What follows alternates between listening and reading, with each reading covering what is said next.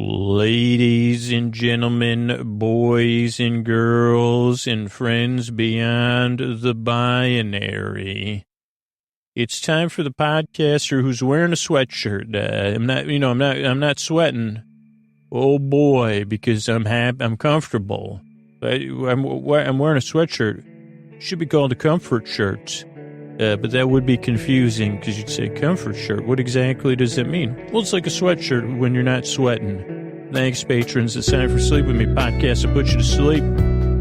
Hey, are you up all night tossing, turning, mind racing, trouble getting to sleep, trouble staying asleep? Well, welcome. This is Sleep With Me, the podcast that puts you to sleep. We do it with a bedtime story.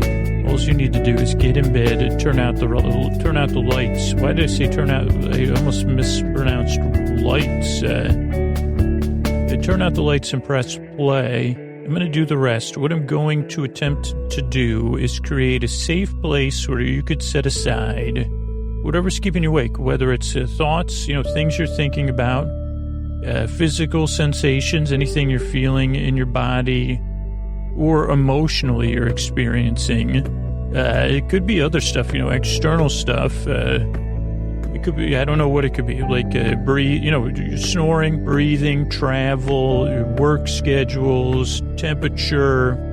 Here's one we would have never predicted. Like, it could be TikTok, like it could be a clock tick-tocking, like maybe you're visiting somewhere. I didn't mean to bring this to your attention, but it is one of those things when I'm in a guest room or, somewhere that I have to usually deal with is the tick-tock of a clock, because my brain won't stop. And then I say, whoa, then I have to deal with it. But nowadays there's also TikTok, which I'm sure, that's the use of TikTok doesn't span generations. I mean, it does. It probably anybody within that's TikTok adjacent, which would be parents, grandparents, pop culture. What is it? What pop culture? Media gadflies. I'm not 100% sure what that means, but they probably are so that's a new TikTok. You see, it's spelled differently. Actually, I don't know how to spell TikTok on the clock. But the TikTok, the app, or whatever, the platform, of course, I'm sorry, TikTok. I didn't mean to refer to you just as an app. That could also, so there's, I don't know. I love it when the language expands. I mean, I don't think it's exactly what people said when it's the expansion of language and meaning. But in this case, you say, well, maybe it's something you could share with a relative. You say, well, the TikToking of a clock's TikTok's been keeping me up. And I say, oh, yeah, oh, boy, can't stop watching it, right? Can't get enough of that sweet. And they say, no, the clock in the other room. And I say, oh, okay.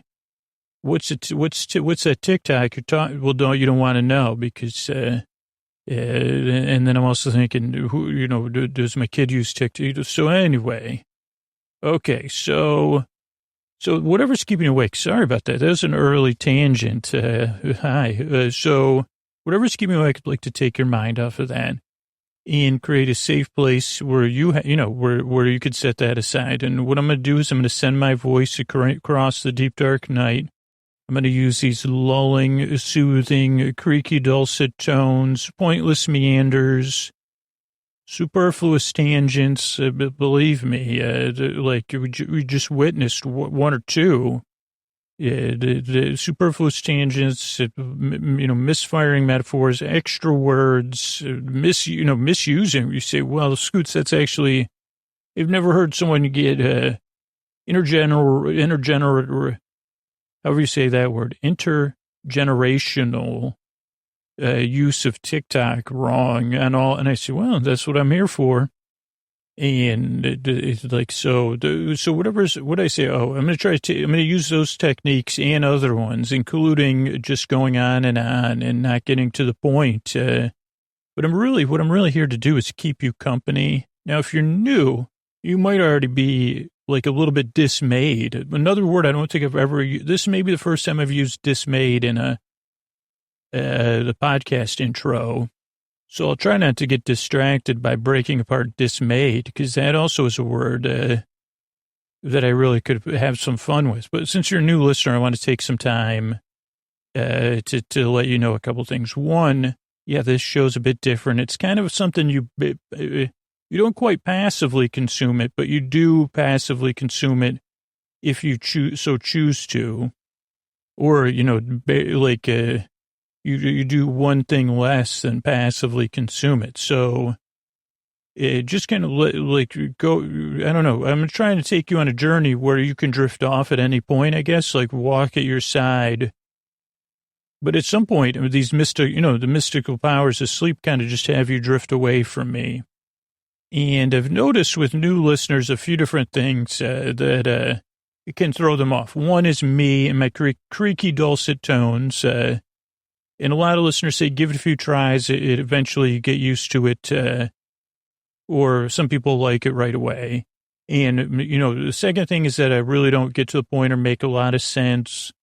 And it's a little bit goofy. So that's another thing. But kind of see how it goes. I'm your friend. I'm your bore friend. I'm just here to keep you. I'm like the bedtime jester without the, without the hat with the bells on it, of course. Or the shoes with the bells on it, because how would that help you sleep?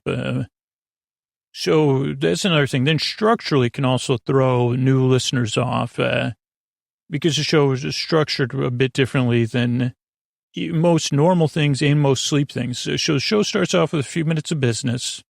That's how we keep it free for everybody. And then there's an intro, which is around 12 to 20 minutes or so of me rambling. But that's what, at least when you're a new listener, you say, well, is it rambling? What is he doing? Is he talking about the podcast?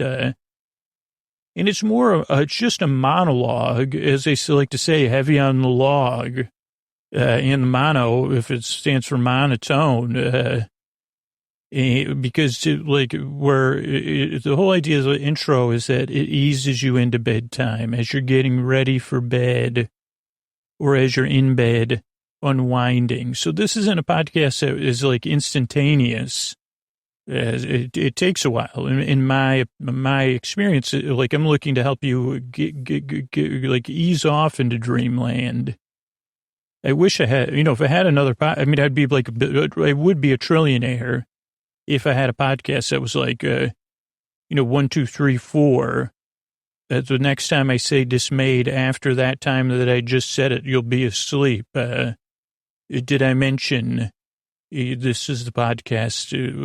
I almost said dismay, which is not what should put you to sleep just when I say dismayed. And that would be the end of the podcast. I mean, that would probably be behind a paywall or something, because you'd say, okay. But so this podcast eases you into bedtime like a friend telling you a story. And keep you company to take your mind off of stuff. So that's the beginning of the show. Then there's some business. Then there's tonight we'll be covering, new show, Mandalorian. So we'll be covering the first episode of the Mandalorian. And, there's so many, Borian fits right in there. So, man, you're boring me, or whatever you want to say. So that's it. So that's the structure of the show. Then there's some thank yous at the end. So that's one thing that can leave you dismayed, just in case that first dismay didn't work. But what else if you're a new listener? This is a podcast you don't need to listen to, so you could just barely kind of listen. Because a couple of questions might come up with Mandalorian. One, are you going to spoil it? And I'd say, well, for episode 1, I will not, I'll spoil some of the plot points and stuff, but not the one, I won't spoil the one thing that would actually spoil the episode. So I won't do that. I haven't watched episode 2 yet, so I don't even know what's coming. So I won't spoil it, but you won't remember. You say, I don't recall I'm mostly talking about the stuff that came up and then researching things that I thought about. So it's not like a critical analysis of The Mandalorian, nor is it I don't know, I haven't recorded the episode yet, so I don't know exactly how it's going to go. I have a lot of notes. I've watched the first episode 4 times, so maybe I'll watch it one more time before I record it. And then while I record it, I'll have it running. So it'll be more of like appreciating the details and getting curious is what I expect. Because there is a lot to take in and saying, well, actually, I did enjoy this. I wasn't expecting it. So don't worry. If you've never seen it, here's the thing. If you don't intend to see it, because some people with the TV things, they say, well, I'm not a fan of that show. And I'd say, well, that means you're perfect for it. Where I say, well, I'm worried about being spoiled. I'd say, well, that's a legitimate worry and concern. But I've rarely heard people say, holy cow, when like ideally you're asleep for it, right? Probably be pretty enjoyable because in this case, it's like a 45-minute, the episode is about 45 minutes, but I'll be talking about for 50. But I'll probably also be talking about some research I did about, what's up with that? So I wouldn't worry, like, it's understandable you'd be concerned, but just kind of see how it goes. I think I always like him, like, I guess I try to look at it from your point, but I don't want you to miss out on some sleepy stuff. So I guess I'm like trying to speak to your concerns in a respectful way. I hope I did that. So that's the structure. What was I saying? You don't need to listen. I think I was saying that.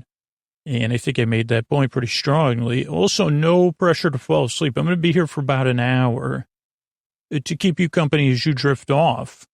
So I guess that's, I'm going to be here to keep you company. Like, so if you can't fall asleep, I'll be here till the very end for you. And if you do fall asleep, that's great too. I'll be here talking whether you're awake or asleep or you listen to the episode in segments. Those are all pretty common things to do. So that's what to expect. The reason why I make the show is, I have trouble falling asleep. But getting to sleep, do you have trouble getting to sleep, staying asleep, the other stuff? Oh, yes, I do. So I make the show because I know how, the reason is because I know how it feels there. That's why I call it the deep, dark night.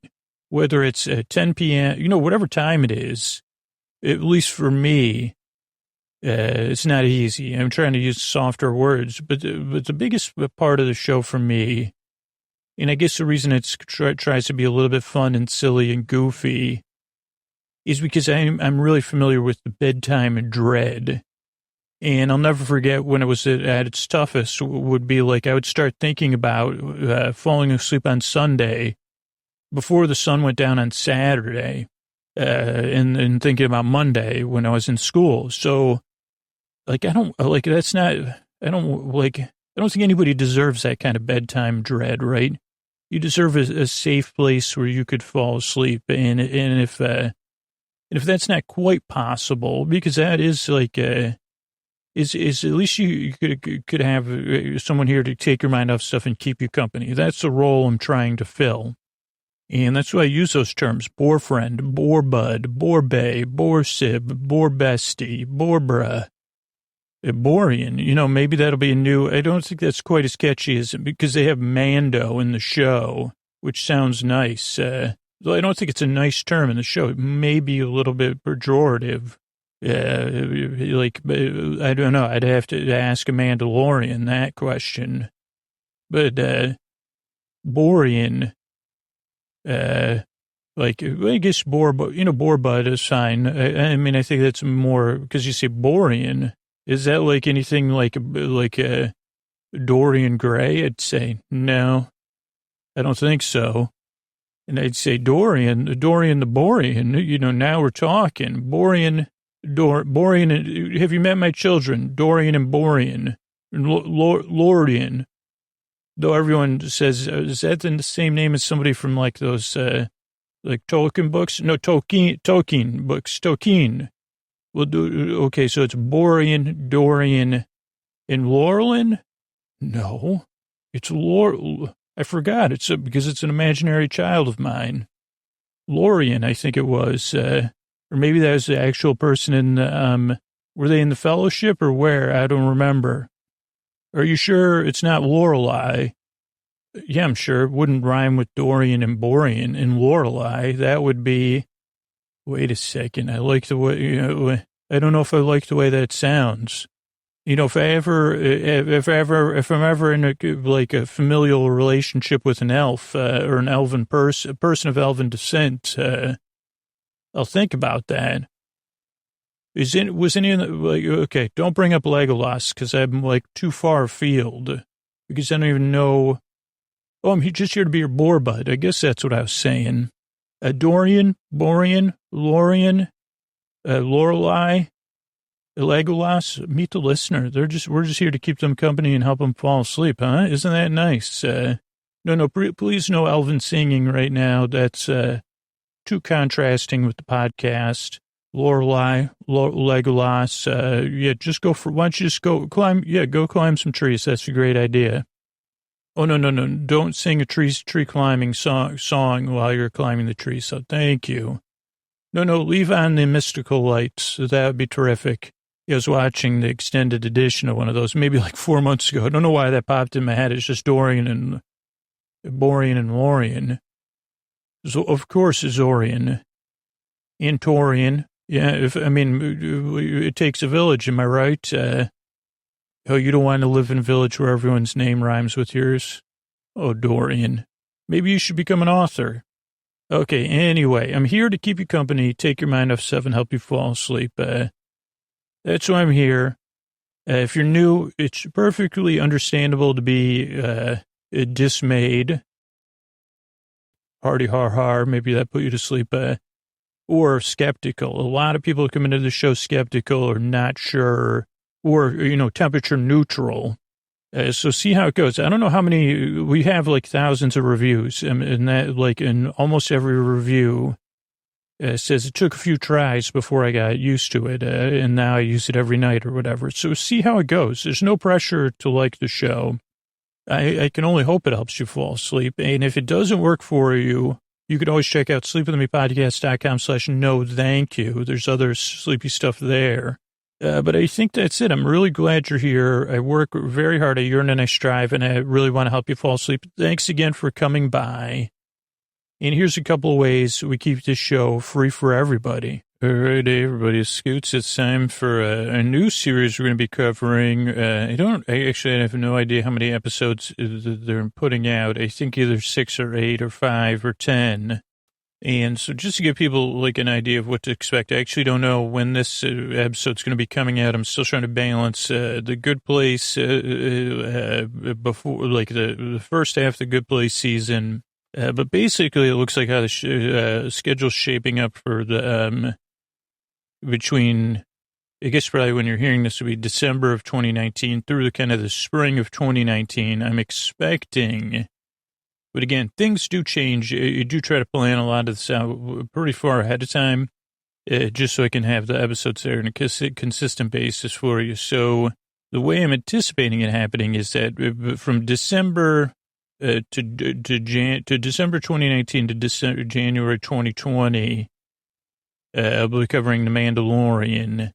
Then when The Good Place, the last 4 episodes of The Good Place run, we'll cover them.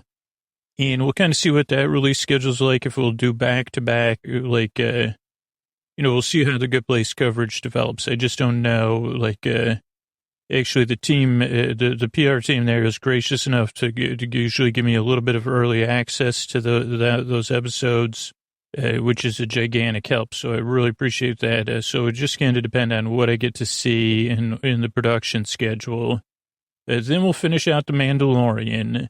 Then we'll do some Trek. I have, I think 4 episodes of Star Trek The Next Generation done. What I'll do is record 2 more, not until probably late winter, early spring of 2020. And then we'll run those 6 Star Trek episodes, and then we'll do about 6 episodes of Doctor Who. And I don't know where that'll leave us, so we'll kind of see. But that's kind of what to expect, I guess, through the summer, actually, and maybe the fall of 2020. And then, depending on how schedules are, we'll do Good Place Season 2, interspersed with Who and Next Generation. I'm anticipating, but I can't be positive about any of that. So I guess that's what's coming up. But tonight what's coming up is we're covering Season 1, Episode 1, or chapter 1. It just has, the only title is chapter 1 of The Mandalorian. It is on Disney Plus, and it's the service that a lot of people are checking out. Again, this will be, you don't need to have seen The Mandalorian. You don't have to be a fan. Whether you are a Star Trek fan, a Star Wars fan, or a fan of neither or both, it shouldn't impact you too much. I'm on, embargo, as far as this, like you kind of learned from the last season of Game of Thrones. I'm on a media embargo. So I'm trying not to consume any, not even media, any commentary about Mandalorian at all. So I really don't know what the critical response has been or the fan response. I mean, I know that it can't be easy making something, Star Wars, it comes with a lot of extra expectations. And I watched the first episode 5 times, I think, either 4 or 5 times. I'm running through it now. And then I've watched for pleasure the second episode. I watched that last night. So, I'm really looking forward to it. And I think it's perfect for the podcast, especially it kind of has a perfect running time. It's a flexible running time. And I think by doing one episode at a time, before I was wondering if we would pack 2 episodes into one episode of Sleep With Me. But I think, and to try to get lined up with the releases. But what I'm going to do is just do a slow spread of these, because there's a lot of stuff I can research, which hasn't been necessarily possible with some of the other series recently. And then, what else? Oh, one other thing I think with the research is I don't think I'm going to do any Star Wars research. I'll just research other subjects. So if I'm wondering about calamari flan, I'm going to leave it to the show to exposit that for me. That one's pretty obvious. Except for is the coins made of ice? I don't think so, because they would have melted. And I don't necessarily looking for the answer, because I think right now the Star Wars related universe is so vast, but I like being taken on the journey that the team behind the Mandalorian's taking me on. So I don't really know a lot about Mandalorians. I would consider myself a fan of Star Wars, but not a super fan. Though, I probably consume more than an average. I would say, yeah, fan, not a passerby. So I've seen all the movies multiple times. I've read some of the extended universe books, but not a lot of them. I've read some of the comic books. I've seen a few episodes of Star Wars Clone Wars, and maybe one episode of one other series, though that may change. I may watch some of those for fun. So with that, let's get into the content here. I'm going to hit play and start reading. What does that say? Ouchful HD new Star Wars. I don't know what that says, but maybe that's a Disney Plus thing. The new Star Wars Marvel type opening, which flashes of helmets. It goes to Vader, BB-8, C-3PO, Kylo, R2, and then maybe a rebel and a trooper, and then Mardo. Oh, I don't know what that says. And then the Star Wars, and then we have a beeping. We see left hand holding something, snow flurries. The title comes up. Oh no, that's tile. I didn't look. I thought that's title, but it's just. I said, huh? It's like one of these tile things. Somebody's looking for their phone or something. I think we see it's a Mandalorian. They put it in their belt. We see about 6 buildings. There's lights on the roof, like a kind of a Arctic village. Yeah, Mandalorian. Then we see this green fish-like person or being, and 2 perfumers or perfume suppliers. They're looking to make a wholesale deal with this fish-like being. The door opens. This hit a WTF. They said, don't let the cold out, because they said you don't have like a airlock, or what I learned just this morning doing the research, a vestibule is a proper term. It really seems inefficient. It was cool, but It just said maybe they could use my consulting on this exoplanet. So we'll talk about those vestibules later. Very cool music right away. And I mean, holy mackerel, music really, and the sound effects. It did, when I was first doing my research, I said, maybe we'll do a side by side with Boba Fett. But I decided against doing too much Star Trek research. But they are different. Very different, I'd say. Mando spills one of the perfumer's drinks. The bartender's stressed out about the whole thing. We kind of get the first hint of this thing called Beskar Steel, which is it seems like it's going to have a lot of meaning in this. And that's kind of some of the armor that the Mandalorian wears. That doesn't say mistletoe, cool lemon more. But I think it's like a cool move. Cool, learn more. Mistletoe, cool, lemon, more. But I think that there's like all these moves. There's like just cool action. Then I said part fishman, heartfelt gratitude, bounty puck. Then 3 minutes and 14 seconds. I'm already past there. Let's get back to that. There's the title at 3:24, 3:15. 309. Look, must be some mistake. I could get you more credit. Oh, I know what it is. There's like, in the windows, there's like bottles and, what are those things called? Like fishing, fishing nets or something, in the window behind the fish dude. That's what it says. Warm or cold. Oh, that's what he says to the fish person. And they put is frozen in carbonite, cold or warm. And then the title. And then there's more music as they're walking off. Gray skies. They go to a taxi stand. And this being we've seen before who works at the taxi stand uses a piccolo or a recorder to call taxis, which I liked. Very efficient. And we learned the Mandalorian does not like working with droids. There's a lot of speeders. We hear the term Ravanax or something.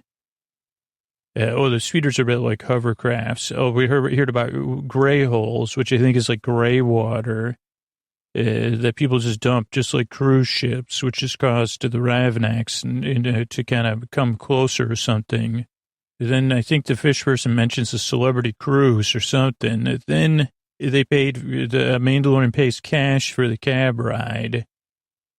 The cab ride goes out. Then it was like a little bit like the movie Beetlejuice with the Ravnak or whatever, which is a tusk-based creature. I think the fish person says, thank Ferric, which must be their god or someone they're thanking. Very nice helmet. They put nothing shocking. Let's see. Then they get on the Mandalorian ship, which is not impressive to the fish person. They make small talk, Razor Crust. I don't know what that was. Free Empire. Do you never take off the helmet? Back tube, which is like their bathroom. It says, can I use your back tube? I got to empty the thorax. You think this was maybe good to establish in the first episode that there's no security cameras, at least on the Mandalorian ship, because, or maybe there is, I guess, I don't know. But the fish guy, he starts wandering around. There's no toilet seat.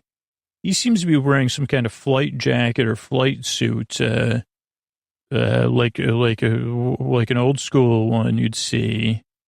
So he talks about Life Day and Solstice. Someone on a podcast said that Life Day's in November. I'm not positive about that. We see all other carbon buddies. The dude says, yeah, I guess I'm not as smooth as I thought it was. And the Mandalorian says, nope. And he says, I got an onboard carbonite machine. Then we head to a new planet, new music. There's cloudy but blue skies. It looks, what does it say? It looks cold. They go to a bar, a throwback Star Wars bar. Very classic Star Wars, very dark. We meet Carl Weathers, who was the head of the guild. He says, "Did you catch them all?" I said, "Holy Pokemon." I couldn't tell, and I needed it. Like, I watched this one time with my daughter. I think he turns in the trackers, actually, like the tile tracker, but I'm not positive. Okay, wait, I'm watching this. This is Razor Crest. That's the style of ship, pretty Empire ship that the Mandalorian flies. So it wasn't too off. I put Razor Crust. Okay, did you catch them all? He says, he says, I don't take Imperial credits. They're worthless. Yeah, we get the idea that times are tough. So he gets paid 50% in calamari flan. Cargo gets offloaded. He says, what jobs do you have? 3 bail jumpers, water smuggler. I can hear a little bit about the guild here. There's a lot of competition that are, non-tradespeople charging, non-guild rates. We learned the highest bounty is 5,000, which isn't even enough to pay for gas. But he does have a puckless job. This is Carl Weathers. Deep pockets. We hear the term chain code a few times in chit. I don't know what this one is. No chain code. Here's the chit. Out showers. I don't know what that means. But he starts walking through the village. It's 13:30. He walks past a dude. I put, nice hat, yo. So that's worth catching. So moving into this part of the episode and kind of, I really enjoyed, and it was in an unexpected way that, and I don't know if a lot of people played role-playing games, either on a computer or in person, but particularly on a computer when you're playing by yourself. This is like an important sequence of, you're in the village, and you go meet with the guild, you get some jobs, and then you make a couple other stops, right? So I really liked this sequence. It just really reminded me that this show also has kind of this fantasy element to it too. The knock on the door. Why choose a pinky box? Droid legs. Why choose a pinky? Wonder what that means. Maybe I'll see in a minute. There we see a box droid on legs. Clearly, was it Imperial? Then we see worn down, dirty stormtroopers. And they say, what in the Werner? Holy cow. Holy Herzog, which is great. I think his name's Grief Kargas. Maybe. Said you were coming. Oh, no, that's Carl Weathers' character, Grief Kargas, I think. Here's the bar sequence. A little bit less dark on this one. You just said, did you catch them all? The holy Pokemon. It is the tracker, it looks like. So to me, that means that we must all have, at this planet, everyone has a chip, I guess, and whatever that other one is, code. What do they say? Code block or whatever, chain code. So let's see. Best in the parsec. We meet Dr. Pershing. Lacks decorum, according to Werner. There's Holy Herzog. I did right there. I like the odds. We learned that the Mandalorian was a really good establishing character within the Star Wars kind of nods, because he says, geez, I like these odds. Doesn't like droids. He shows off. I think Werner Herzog's character's named the Client, I believe. But he shows some real Beskar steel. He says, go get the asset. They talk about pragmatism, no puck, tracking fob, and the last 4 digits of the chain code, which is your date of birth. So that's a convenient if you're, so this, the assets chain code is 50 years old. More Beskar, where that's coming from. And the Herzog's character loves Mandalorian. He says it'll be good for this Beskar to be back in the hands of a Mandalorian or something that restore the natural order of things. So that was cool. Let me see here. They're going through the city. Jawas, maybe that was something. We do see some Jawas. And I said something about a pinky, though. Okay, he's walking through the village. Here comes the dude with the hat. He's going, yep, there he is, guy with the big hat. And Mandalorian looks pretty cool. I haven't seen it with, when I was watching on my TV, it was very dark. My TV might be too dark. Got one of those magic eye doors. He shows like a chit or an ID card. It looked like the Ring doorbell. It was part organic and part real. There's a droid waiting at the door. He follows the droid, I guess. Maybe his pinky was out. I don't know. Maybe I was wondering if he's left-handed. It's a two-legged droid instead of a rolling one. Door opens. We see these rough-looking these stormtroopers. Clearly, they follow the Empire. Oh, grief, Greef, according to the subtitles. Okay. Oh, when he leaves the room, there's one last look at the stormtrooper. We see more of the city. We get more role-playing game type feel action. Because I really like this sequence, because he goes into, the Mandalorian goes into a basement. We hear some surfer guitar. And he goes into, like, their hangout. Like, we see a couple Mandalorians on the left, one on the right. The two on the left are playing a game.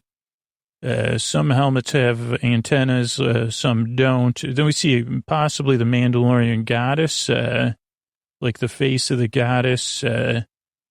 We go into this, like, temple, forge temple, with a silver metalsmith or something. I guess the Beskar Smith. They nod to one another. He turns in, so there's like a tithing almost, like he turns in the cash and the Beskar steel. They talk about the Great Purge. Good that this is back with the tribe. Has your signet been revealed? That's a mysterious thing to me. This is why I don't want to read anymore. Good, she says. Does she say Podrick is in order? I don't know. That's what I wrote. It sounded like it. We'll get there eventually.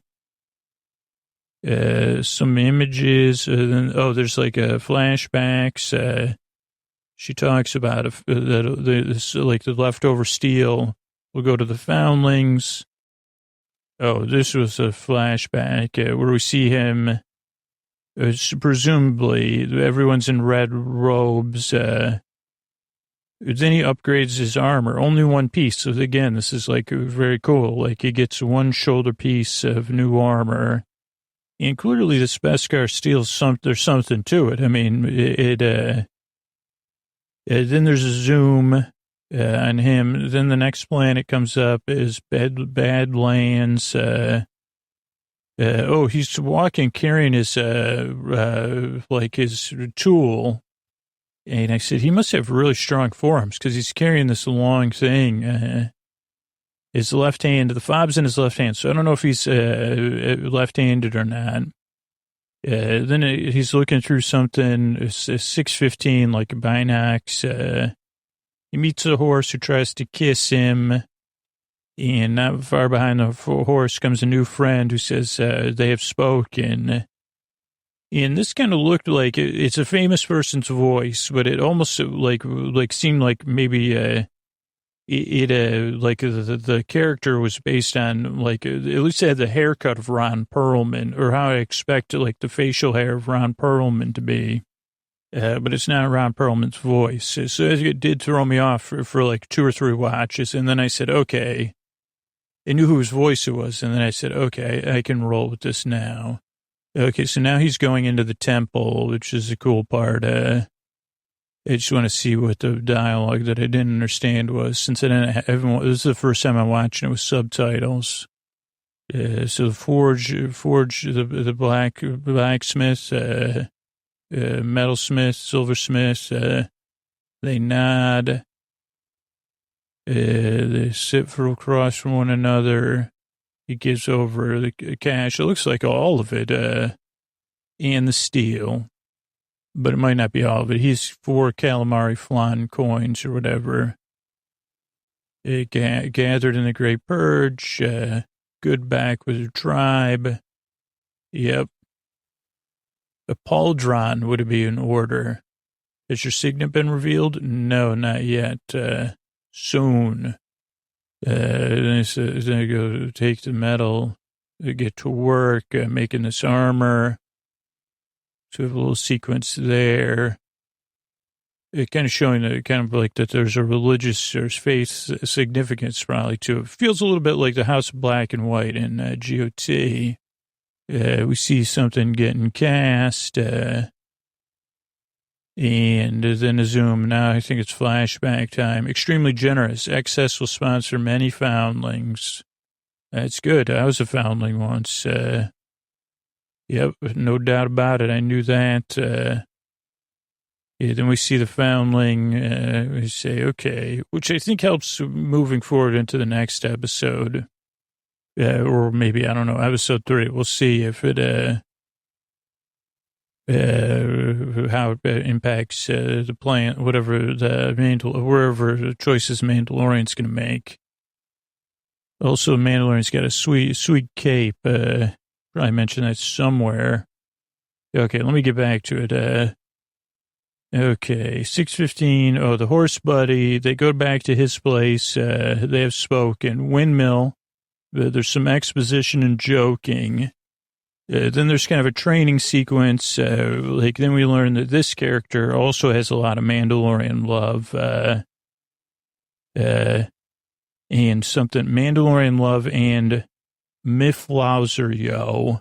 Get to it. I don't even know what that means. Mandalorian love and my Fauser, yo, get to it. Yes, you did it.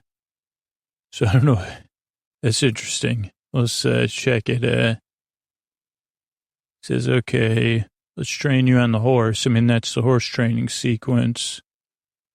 I have spoken. This is the joking sequence here. Training,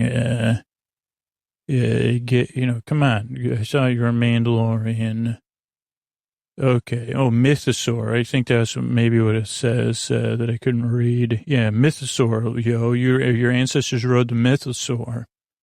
Get to it. Yes, you did it. Then there's journey music.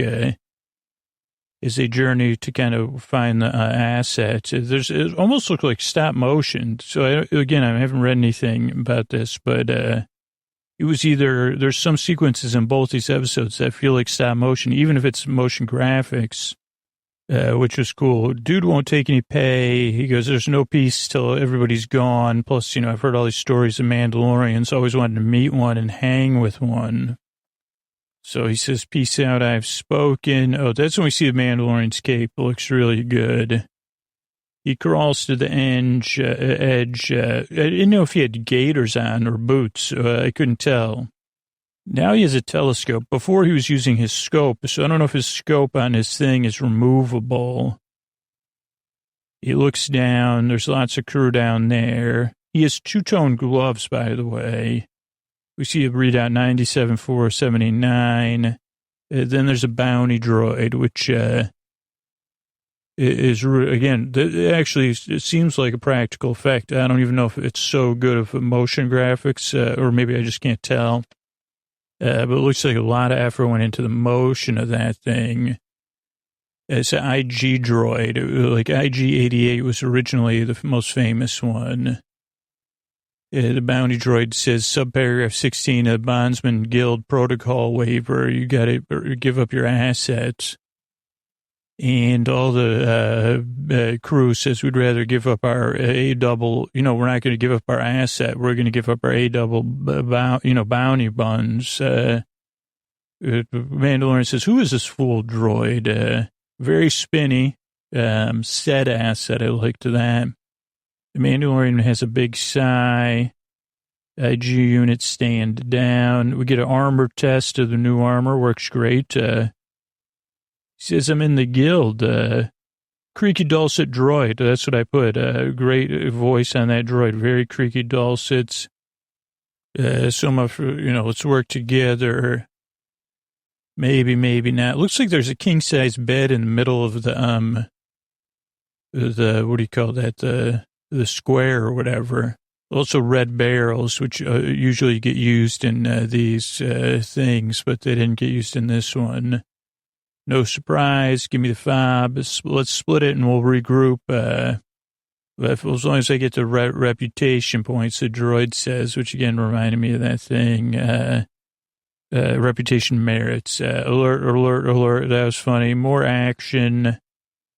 More IG stop motion feel movement. Love the motions. Then it says I got to do some self-care for a little while.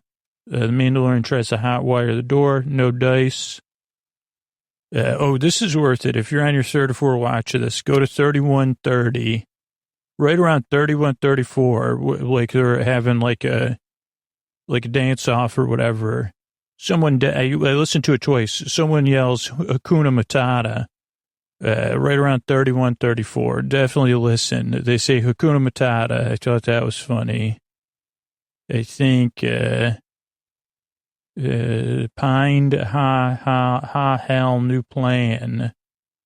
Very Western and video game like. Reminded me of a video game that the second edition the sequel came out recently. About redemption, Red Redemption, it's called. Red Big Farm Redemption, video game sequence, something, Kermitel wiring heroics. Let's see. Basically, Mandalorian makes some moves, they get in, they take out everybody, like the sequence from the video game in the dance-off. Then they get the door open, which is cool. There's sound effects. We see a small cradle with a toy from the Muppet Babies in there. Big cute, that's what I put.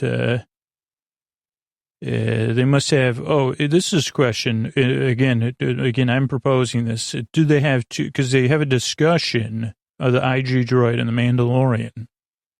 And it makes me wonder if they have two different clients, which would make it even cooler. And also now the flashbacks kind of make a little bit more sense. There's like this E.T. finger move moment, because the Mandalorian sends the IG droid away. To the big farm, kind of. I mean, it seems like the IG droid would be back, but you never know. Then there's credits music, which I love. Absolutely, the credits music and the credits are amazing. And there's this amazing music, and then the paintings. There's 11 paintings, I believe, at the end of the episode, and there's like worth multiple watches. See Mando hanger. My handwriting's really bad on that. So let me see. I think it must be the last one. We saw the Mandalorians hanging out playing games. That was it in one of the paintings.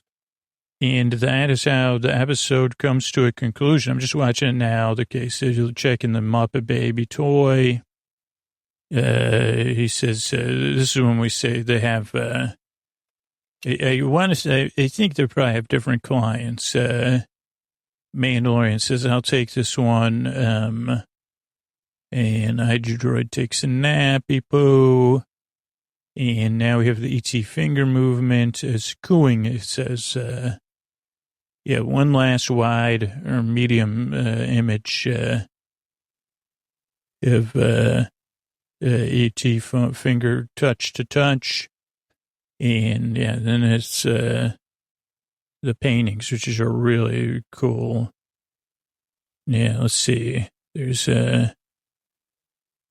we'll see what these paintings hold. They're very whatever they're like pulp fiction-y out of the novels and stuff.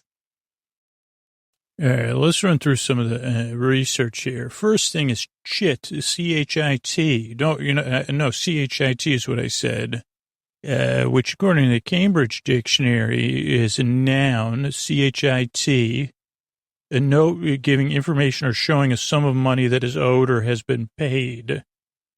Yeah, it's in the U.S. and the U.K. Some a chit, after your flight, or a chit for the dry cleaners. Oh, it can also mean young and silly. Show how much money you owe, and that's it. So that's chit. Now, puck, this is another thing that came up. I said, oh, what about puck? Couple pucks. So we'll start with Wikipedia puck from folklore, also known as Robin Goodfellow, domestic, nature sprite or fairy or not great friend. The etymology, according to Wikipedia, is uncertain. It was pucka in Old English, or puka. Puki in Old Norse, puke in Swedish, Puke. I mean, I'm sure it's pronounced differently. Welsh, Cornish, Irish, and it could have, they're not sure. Oxford English Dictionary favors the Scandinavian, but there's also alternative names, Robin Goodfellow, Hob, maybe that's where Robin came from. Which is Robin Goodfellow in a couple of different plays. Shakespeare may have gotten it from other authors, maybe some Spanish authors. Characteristics, is it a trickster? Oh, no. If you had the knack, a puck might do minor housework for you. Needlework, butter churning. Oh, but knavish tricks. This is a bit like the Cat in the Hat, or a lot of these. You got to leave pucks small gifts, glass of milk or treats. Yeah, but they could be up to no good. They're lonely, so they definitely are looking to acquire friends. Shakespeare's characterization, shrewd and knavish, may have revived flagging interest in puck. That's from A Midsummer's Night Dream. In literature as early as the 16th century, and all the way to, I guess there's, they're even in the new Amazon series, Carnival Row. I haven't seen that yet, but it says it there. So that's one kind of puck. What about a hockey puck? I don't really know too much about him. I mean, one of my roommates was a hockey player. It's a disc of vulcanized rubber, using games just like a ball, ice hockey, also referred to as a flat ball. It used to use balls, but 1870, they used flat pucks of wood or rubber to keep it from leaving the rink of play. They were made first by slicing a ball, then trimming the disc square. The Victoria Hockey Club of Montreal is credited with making the first round pucks. Flat ball comes from Old England. The origin of puck is unsure. It could be a cognate of poke, used in the game of hurling. A Scottish Gaelic puck or Irish pock, to poke or hit a ball, ball. So there's variations, but the standard is a 6-ounce, 170 gram hockey puck, or 4-ounce, 110 for training. Or sometimes people use heavier ones. Then there was, like, in the 90s, they tried to colorize pucks so people would watch more hockey. I don't know if this is when I had my internship. It was like the only time I watched a lot of hockey was when I had an internship. But that was in the 90s, I guess, both those things. So, and then there was a smart puck that Fox used to track it and make it easier. And, major manufacturers of pucks are in Canada, Russia, Czech Republic, and China and Slovakia. So that's a little bit about pucks. How about that? There's also pucks in roller hockey and underwater hockey. Yeah, this is why we do the research. An underwater hockey puck, it differs and it has a lead core to sink into a swimming pool. Wait, there's a game called underwater hockey. I'm sorry, I got to make yep, there's pictures of it. Doesn't look like regular hockey, though. It's a limited contact sport, mainly in the UK. Octopush, it's also called. Yeah, I guess I wouldn't mind playing this game. It started in 1954. I mean, talk about, yeah, so that's just, you learn something new every day. I mean, truth is stranger than fiction. People really play underwater hockey. I don't know, I'm trying to find out. Octopush, Crystal Palace Pool, London. There's a picture of that. 66. I don't know if it's still going on, though. 1980.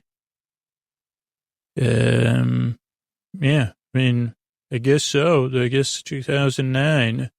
So there's something new. Okay, next is the term guild gets used. So I thought I'd, of course I'm going to use that to use it jumping off to talk about something else. But the guild is usually an association of artists or merchants who oversee the practice of their craft or trade in a particular area. They usually operate in a single city, cover a single trade, kind of like a professional association or trade union, but it also has aspects of a cartel or secret society. Sometimes needed grants or letters, patents from a monarch. They could have guild halls, guild meeting places, and guild members were the only ones allowed to sell their goods or practice their skills within a city. A lot of good fiction, is written on with the guilds. But one of my favorite pieces that really led to this podcast, not content-wise, but inspiration-wise, was the web series The Guild, which I don't want to ruin it. I mean, I've talked about it on the podcast before, but you should just look it up. It was created and written by Felicia Day, who plays Codex, Sid. It started in YouTube in 2007, ran until 2013. Follows the Knights of Good. And I guess, I don't know if I've seen these more recent seasons. I thought I would, I maybe saw season 5, or maybe I'm getting 5 and 6 confused, but really when I saw season 1 and 2, maybe when season 2 or season 3 were running, I was trying to write a YouTube comedy with 2 other people. One of the people refused to watch The Guild, but I said, I just use it as say, this is possible to make something and put it out in the world, write something, and then produce yourself, and then to produce something which in Felicia Day's case was amazing, just very funny, great characters. So do yourself a favor, if you've never watched The Guild, watch it. I guess then you'll fall in love with all the characters, and then you'll know a lot of the performers. So yeah, do yourself a favor, check out The Guild. I'm sure it's still on YouTube. What else? Oh, Pokemon. I don't really know a lot about Pokemon, believe it or not. I think that's what you got to catch them all. It's been around since in 1995. Humans are Pokemon trainers, and they got to catch the Pokemon, which you got to catch them all. It began as Pokemon Red and Green, then Red and Blue, which were games for the original Game Boy. Then it became a media mix franchise, highest grossing media franchise of all time, 90 billion, holy. Second best selling video game series behind Mario, 340 billion mobile downloads. It has a Pokemon Go, which is super popular. I haven't played that, but just because of my addictive personality, I had the Harry Potter one. I had to delete that. It had the movie come out that it was supposed to be really good. I was going to go see it, and I didn't. Did Pokemon Detective Pikachu. So, I'm trying to think. It had a Super Bowl ad, Super Bowl 50. Let's see, there's been animated series, television specials, televisions and film, theatrical performance, a musical, trading card game, trading figure game, music. Okay, hold on. Most importantly, I guess there's a theme park. Oh, it's a traveling theme park. Both are closed, one in Japan and one in Taiwan, 2005, 2006. That would have been cool. So I missed out on that. Okay, but that's a little bit about Pokemon. Okay, what else can we get through here? Let's hovercraft. I'll just mention that's an air cushion vehicle. I always dreamed of riding on a hovercraft. They can they're amphibious. They use blowers to put a large volume of air below the hull, an air cushion that's above atmospheric pressure. And, I looked at the G.I. Joe one. I also just would see people like, it was kind of like a jet ski, like a personal hovercraft. I dreamed, like when I was like a kid, of having my own personal hovercraft. I don't think they ever really caught on, like wide scale. They are still used for travel, civilian, non-commercial. They're used. So there's an extensive Wikipedia article about them. So this is pretty cool. If you want to learn more about hovercrafts, Cash Cab. This is one of the people I get compared that I look like, Ben Bailey, the host of Cash Cab. I've seen ads for it or clips from it. I've never seen the show. I just don't have a lot of time to watch any television, but it's been going since 2005 to 2012, and then new seasons in 2017 and 2018. Oh, no, it says Ben Bailey. I don't know, but Ben Bailey. Oh, no, it was revived. Yeah, Ben Bailey. It's part of a global Cash Cab franchise that started in the UK. Yeah, so let's see. There was a spin-off, Cash Cab After Dark. I wonder who they got that idea from. So that's another thing. I don't know if I guess people say I look like Ben Bailey. Not even like when at my old job, people used to say that. I can kind of see it, but I don't know. He's got nicer hair than me for sure. And then someone actually tweeted to both of us recently, and said, because I think he was having trouble falling asleep. And that was unrelated to looks. So I thought that was funny. Okay, so let's talk about vestibules last. If you live in New York or Chicago, those are the two places I've seen vestibules. And when I lived in New York, I always thought it was cool how almost instantly when it got cold or before it got cold, these vestibules, which was like they would be outside of all the restaurants and bars, or a lot of them. And this is a core question. Why do many New York City restaurants have plastic box-like extension and plastic doors at their entrances? And it's because so the cold air doesn't get let in. But it turns out it's like it went a little deeper. So Eater has an article about it, how restaurants stay warm in the winter, investigating the vestibule that keeps out the cold. And they talk about how, they like, there's like usually a heater in there. So you go in from the cold into a nice warm restaurant, and it's very hospitable. Let's see. Winterizing can change a dining experience. No one wants to sit close to a drafty door. Narrow vestibule erected on the sidewalk. Some cities prefer one style over others. Acrylic and vinyl ones are a fascination in New York. Yeah, I've seen them in Chicago. I don't know if I've seen them anywhere else. New York's obsession with vestibules is what this article is about. And it just talks about it and the heating elements. And actually, I guess there was a New York article from 2005, Ian Parker. So it's really interesting. Vestibule season, they average about 2,400, but they can go up to 25,000. And local laws, I'll link to another article, but yeah, there's even laws. 2 years ago, let's see, maybe restaurants, temporary ones, let's see, vestibules, local laws maybe play a role in keeping them out. I don't know. I think it's a great idea because, especially in New York where no one drives, it's like, it's nice to just get really warm. I don't know. Does it matter? It matters. I think so. Because then you don't have to you only need one door to the restaurant.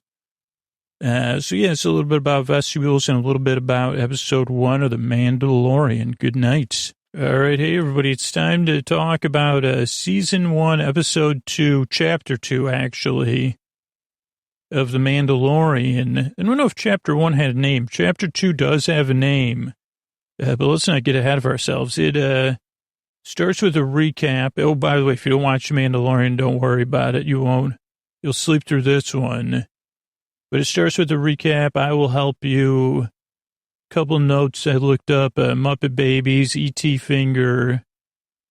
Then there's the Lucasfilm, the new Star Wars kind of Marvel-esque opening. Some drums. Oh, I didn't look at this up because I looked up platypuses too many times, or platypi. But I put a platypus something we see kind of sniffing. Well, I guess if it's a platypus, it wouldn't be sniffing around. Well, I don't know. Can platypuses smell? I don't know. I mean, I know can you smell a platypus? There'll be another children's book one day. I mean, I know it doesn't look really like a platypus, but I got to do it. You know, platypus is one of those things you could talk about. That's a creature you could talk about on a sleep podcast. We see some boots made for walking, and that's just what they do. A canyon. Kind of like a little bit like reminded me of the part of Bryce Canyon I've never been in.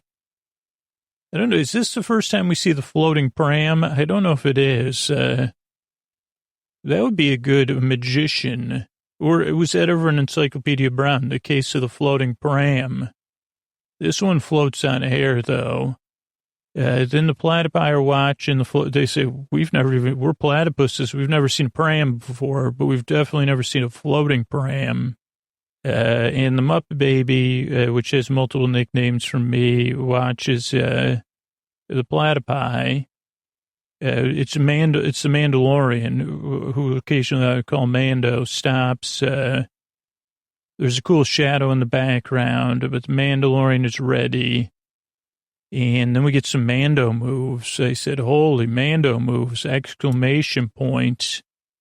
And we get, let's see, Mando moves. Baby's okay, though. A lot more fobs looking for this baby. There's so many Mando moves that the Mandalorian had to breathe, zoom. And then the episode opens, chapter 2, The Child. And right beacon repairs lantern. Okay, this is night. That actually says, and it's not a beacon, it's a lantern. And the Mandalorian's doing some repairs. Yoda-Poo, that's the first one, watches the Mandalorian doing some repairs. And then Yoda-Poo gets out, tries to help. Mandalorian's doing some breathing, a lot of breathing. Yoda-Poo reaches out. He says, get back in your crib, kid. He goes back to work, and then he's trying to fix his breastplate, which also needed to be rewired. Is this the right sequence? I guess, because when is this from? Oh, because this is from, like, the end of the last episode. That's right. Watching too much Mandalorian, that's why. Now it's Kid Yoda who's back. He says, no, I don't need your help. Back in the crib, we see Kid Yoda's baby teeth. Then there's some big music. And you see, what is this big music for? Oh, it's sunrise. And then just a Mando and a baby walking. Then noise music. I don't know what that means, but that'll come in important later in a different way. So I don't know if it was the same noise music. Then we see Jawas, that's Jawas, I believe, scavengers. They have the big tank building because they're scavenging. They strip down the Mandalorian's ship, and they took some of the parts. I guess were already on board the big tank. A crawling fortress, I think is what he calls it later. It has 4 tracks. They take off with what they had. They leave a few Jawas behind. And Mando jumps on board. Cradle in pursuit. That was probably my favorite part. of this part of the episode. You say, got it, Cradle in Pursuit. You say, I'm sorry, did you say, are you in pursuit of a cradle? Like you're going to get one? No. I'm watching a cradle pursuing a Mandalorian climbing on a, whatever it's called, movable fortress. And you say, okay, I don't know. We see the Jawas' internal communication, like their little phone. We hear a ha, ha, ha. There's some rock dodging. But don't worry. Don't come a knocking because this cradle's still coming. It's still moving. This cradle has top speeds. I mean, I guess it doesn't have to be that fast. Rock clock with garbage. Rock climbing. The Mandalorian's doing some rock climbing, kind of like a climbing gym moves. And the Jawas are throwing garbage at him. I didn't write the time down, but it's when the Mandalorian's climbing. There's like a 10 out of 10 level sound effect. I mean, really, this is thoughtful. I mean, it's a piece of metal like flapping down, and it actually has a piece of metal flapping down sound effects. And these are the little things that really, I mean, there's other things that are impressive, but that's really impressive to me. Then there's some helmet. There are a couple. It's a good thing if you're a Mandalorian. There's a reason why you should always wear your helmet, especially when like iceberg lettuce is falling and bouncing off it from the Jawas. They said, "Here, take this cabbage. We're not making any stew later because we want to get you out of here." Even gets prodded. Excuse me, Mandalorian. I'm going to prod you about something. Then he's climbing on this crane, which seems to be easier to break than it should have been. But maybe the Jawas scavenged it from somewhere. And then the Mando gets on board of the top of the ship, like the which would I call it, VIP deck if it had one. And I don't know anything about Jawas. I mean, other than, you know, what I've seen in 2 or 3 movies. But if there was a VIP deck for Jawas, that's where he is, but only for a few seconds. Then they say, you don't have the wristband for this level. And he goes and takes a nap. This one I said, Yoda, who so cute, is watching him nap. He wakes up, him and the movable pram with Yoda, so cute, go back to his ship, not good. There's wires, which is not good. Lots of missing stuff. I mean, Yoda, oh, so cute. His ears move so many times. I don't know if Yoda has his baby. He has a baby fur on a bit on his head that I just noticed. Working stalls. The ship won't start.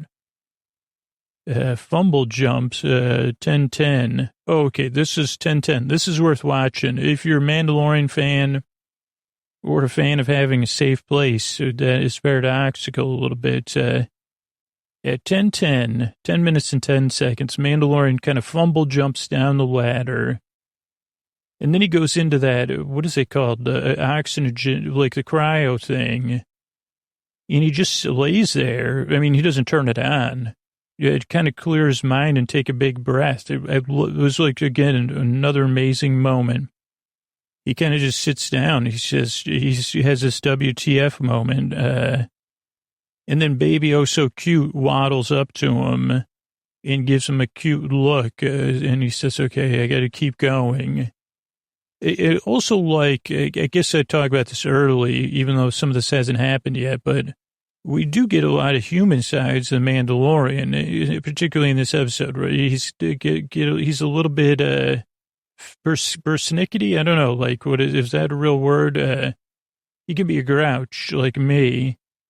Sometimes he needs a little Mando time to think things out. So then they get off the ship. They go for a walk. There's walking music. There's journey wipes, which I don't know if we've seen journey wipes yet. And I'd forgotten about them. I don't even know if they were only in the first Star Wars or what. They're like those old video effects. And I don't even know if that's what they're called. But that could be a brand. We could sell them as Mandalorian journey wipes. They could just be whatever those things are. You know, they like a hot towel, wet one, wet nap, whatever they're called. But we'd call them journey wipes. But it's also a video effect. Now it's sunset, which I thought was a nice touch since it started out in the day. And they go back to Windmill Outpost with at the Ron Perlman estate, even though it's not Ron Perlman's voice. And Baby Yoda, ooh, so cute, says the frogs are tasty. And I really like some of this dialogue. This was the fuss. Mandalorian says, I think it is a child. He says, my ship's destroyed. He goes, nope, stripped and not destroyed. Makes no difference to me. Which is, so the Mandalorian, I put, oh, whoa.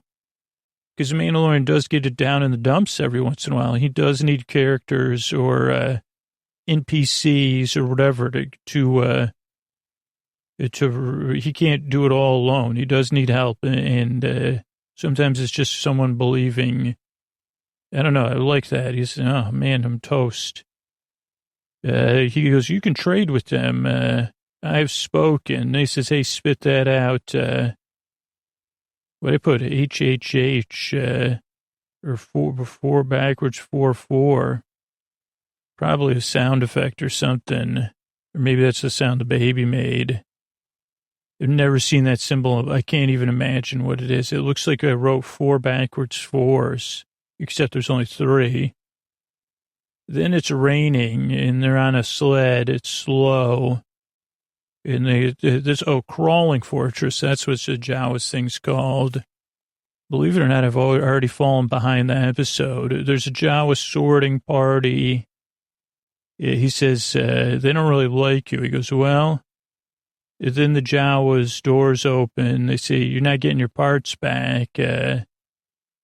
He says, he gets grouchy. I think they said he toodaloo. It might be one of the something in Jawanese. I didn't hear Hakuna Matata in this episode, but that doesn't mean someone didn't say it. Peaceful.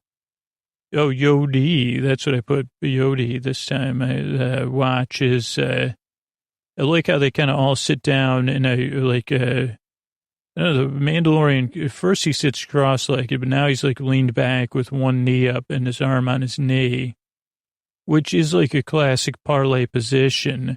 I guess we'll call it for that from now on. You say, what do you, like, getting some of the Bordeaux photography done or whatever? No, I'm in parlay position. I mean, I guess you do, like, I don't think parlay position is so great. I mean, it's great for looking good. You might say, Scoots, what is parlay position? Even though we're in the middle of this episode, I say, okay, sit down on your bottom, on the ground, okay, not on a chair.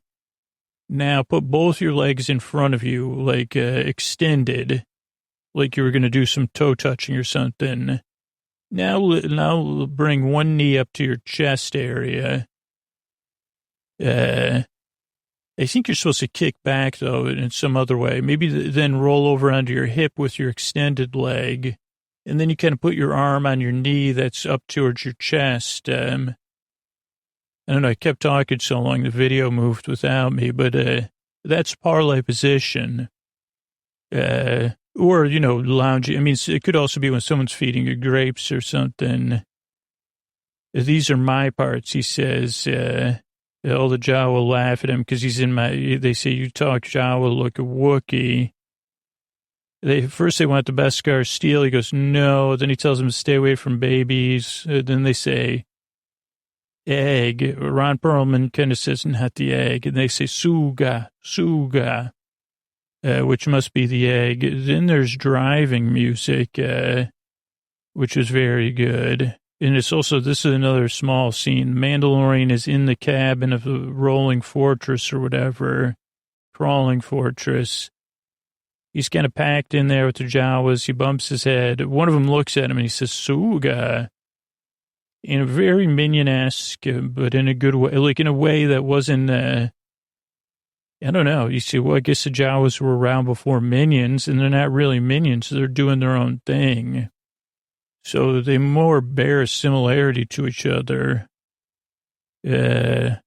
And then he heads out with the baby, which makes sense because I'm not going to leave this baby with anybody. Yeah. So him and the baby and the portable, what would I call it? The floating pram. Did I call it that? That might have been a Scooby-Doo episode, the case of the floating pram.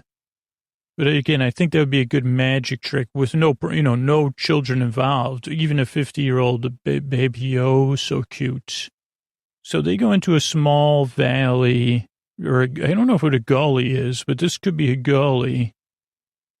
Then we see a little cavey poo, spelunking time, he says. And he says, my lad, stay behind and wait for me. I wouldn't leave you with Jawas, but I will leave you out here in this canyon alone. Just for a moment. He checks his gear. The baby watches. He kind of creeps into the spelunky.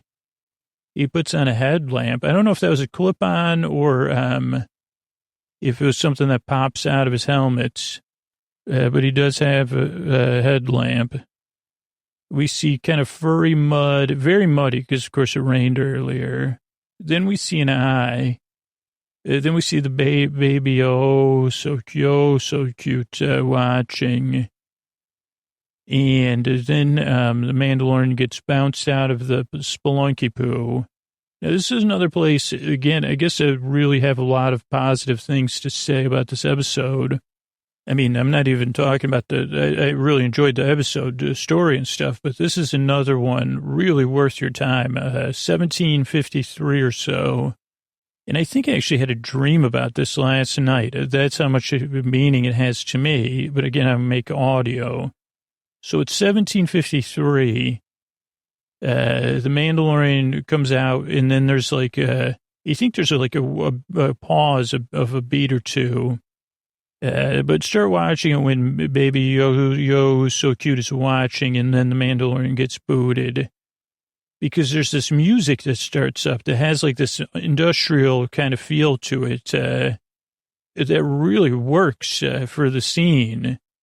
Ian is just cool as I got to say it, AF. I mean, it is working great. It just has like, I remember, I don't know if industrial music's still a thing. It maybe reminds me of like Ministry. I don't know if that's what comes to my mind, but it's not probably that intense just because but it underlies, I don't know, it's just really, really works. I mean, I rewatched it. I mean, believe me, I've seen these episodes quite a few times. And it goes in, it's not in the whole sequence because there's so much action. Because what happens next is, this is like this mud pie dance thing that the Mandalorian does, with Mama Suga, which maybe this is where the idea for that product, Suguru, came from, which you kind of use to fix stuff or clip stuff, or at least I do. But so they do this mud pie dancing where you make mud pies and you do interpretive dance with it. And the Mandalorian, not good at it. So it doesn't go well for the Mandalorian. And every time you don't do a dance that's the other person considers graceful, you have to put a mud pie on your head and let it trickle, So very soon he's covered in mud. And it also involves dancing and mud pie making in the mud. So he gets very tired. He still gets up every time to keep trying. And then, baby Oso Yoda, not Oso Raven, but Oso Yoda helps him with the mud dance. Music starts up again, I think. Then there's like this Metallica. Again, I don't know a lot about music or sound design, but I know when I like it. And not in a way that's, if it's, that I only notice it on the second or third or fourth time I watch the episode, not the first time. But so, also his breastplate got ruined. But so then, he wins the Suga, but even Baby Yoda's tired, so everybody takes a rest and naps. So Yoda sleeps. Mando gets up, he goes back into the cave. Then he gets the Suguru, which is a furry Cadbury egg. Oh, I forgot. It looked like it was something related to Snuffleupagus for Big Bird's imaginary friend.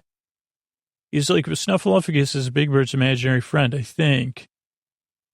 Then the Jawas ready to go. Mando shows up just in time. They say Suga, which made me want to say banana. Then they eat the Cadbury egg. It was just a giant Cadbury egg, like one of those ones they sell where they say, yeah, you could get the world's, it wouldn't be the world's largest one, but, 8-pound Cadbury egg, and it's some ridiculous price, like $129. But that's what you win for the mud pie dance. They only like the yellow part of the Cadbury egg. Mando says, surprised you waited, Ron. And he says, surprised you took so long. Then they do a trip back. Baby sleeps, big load of parts, more good dialogue, especially when you think about this story-wise. He says, explain it to me again. And then Mando gets down again. It reminds me, so Mandalorian kind of reminds me of me, except for he's got a lot of skills and stuff, but his attitude at least. He says, there's no way this is going to work. And he says, Ron promises, if you care to help, there's much work to do. Also, I realize that it happens again with Sunrise, but there's a building sequence with music, which is kind of a standard, the kind of montage. The ship ends up looking really good. They do these last tests. Again, this is another thing I really liked, a little piece of dialogue. The Mandalorian says, I can't thank you enough. And then the guy says, well, you were my guest. And he goes, I could use you for a crew. The guy says, yo, I'm retired. No thanks. And the Mandalorian says, all I can offer is my thanks. I don't know. I really, and I think, I don't know if this is true, but when you think about the difficulty of the acting and the direction and the writing of having a character who may never take their helmet off, we just don't know, and wanting us to identify with the character, these moments are really important, I think. And it won me over. I think I already, because the first episode, the first time of this series, you might say, wow, this is going to be tough to have this deeper emotional connection to this main character. So I don't know. I think these are very creative choices. I'm impressed in a way that I just enjoy. So anyway, and then he says, I have good luck with the child. I've spoken. As Mando watches him get off. And then the theme music builds. I put Baby on board.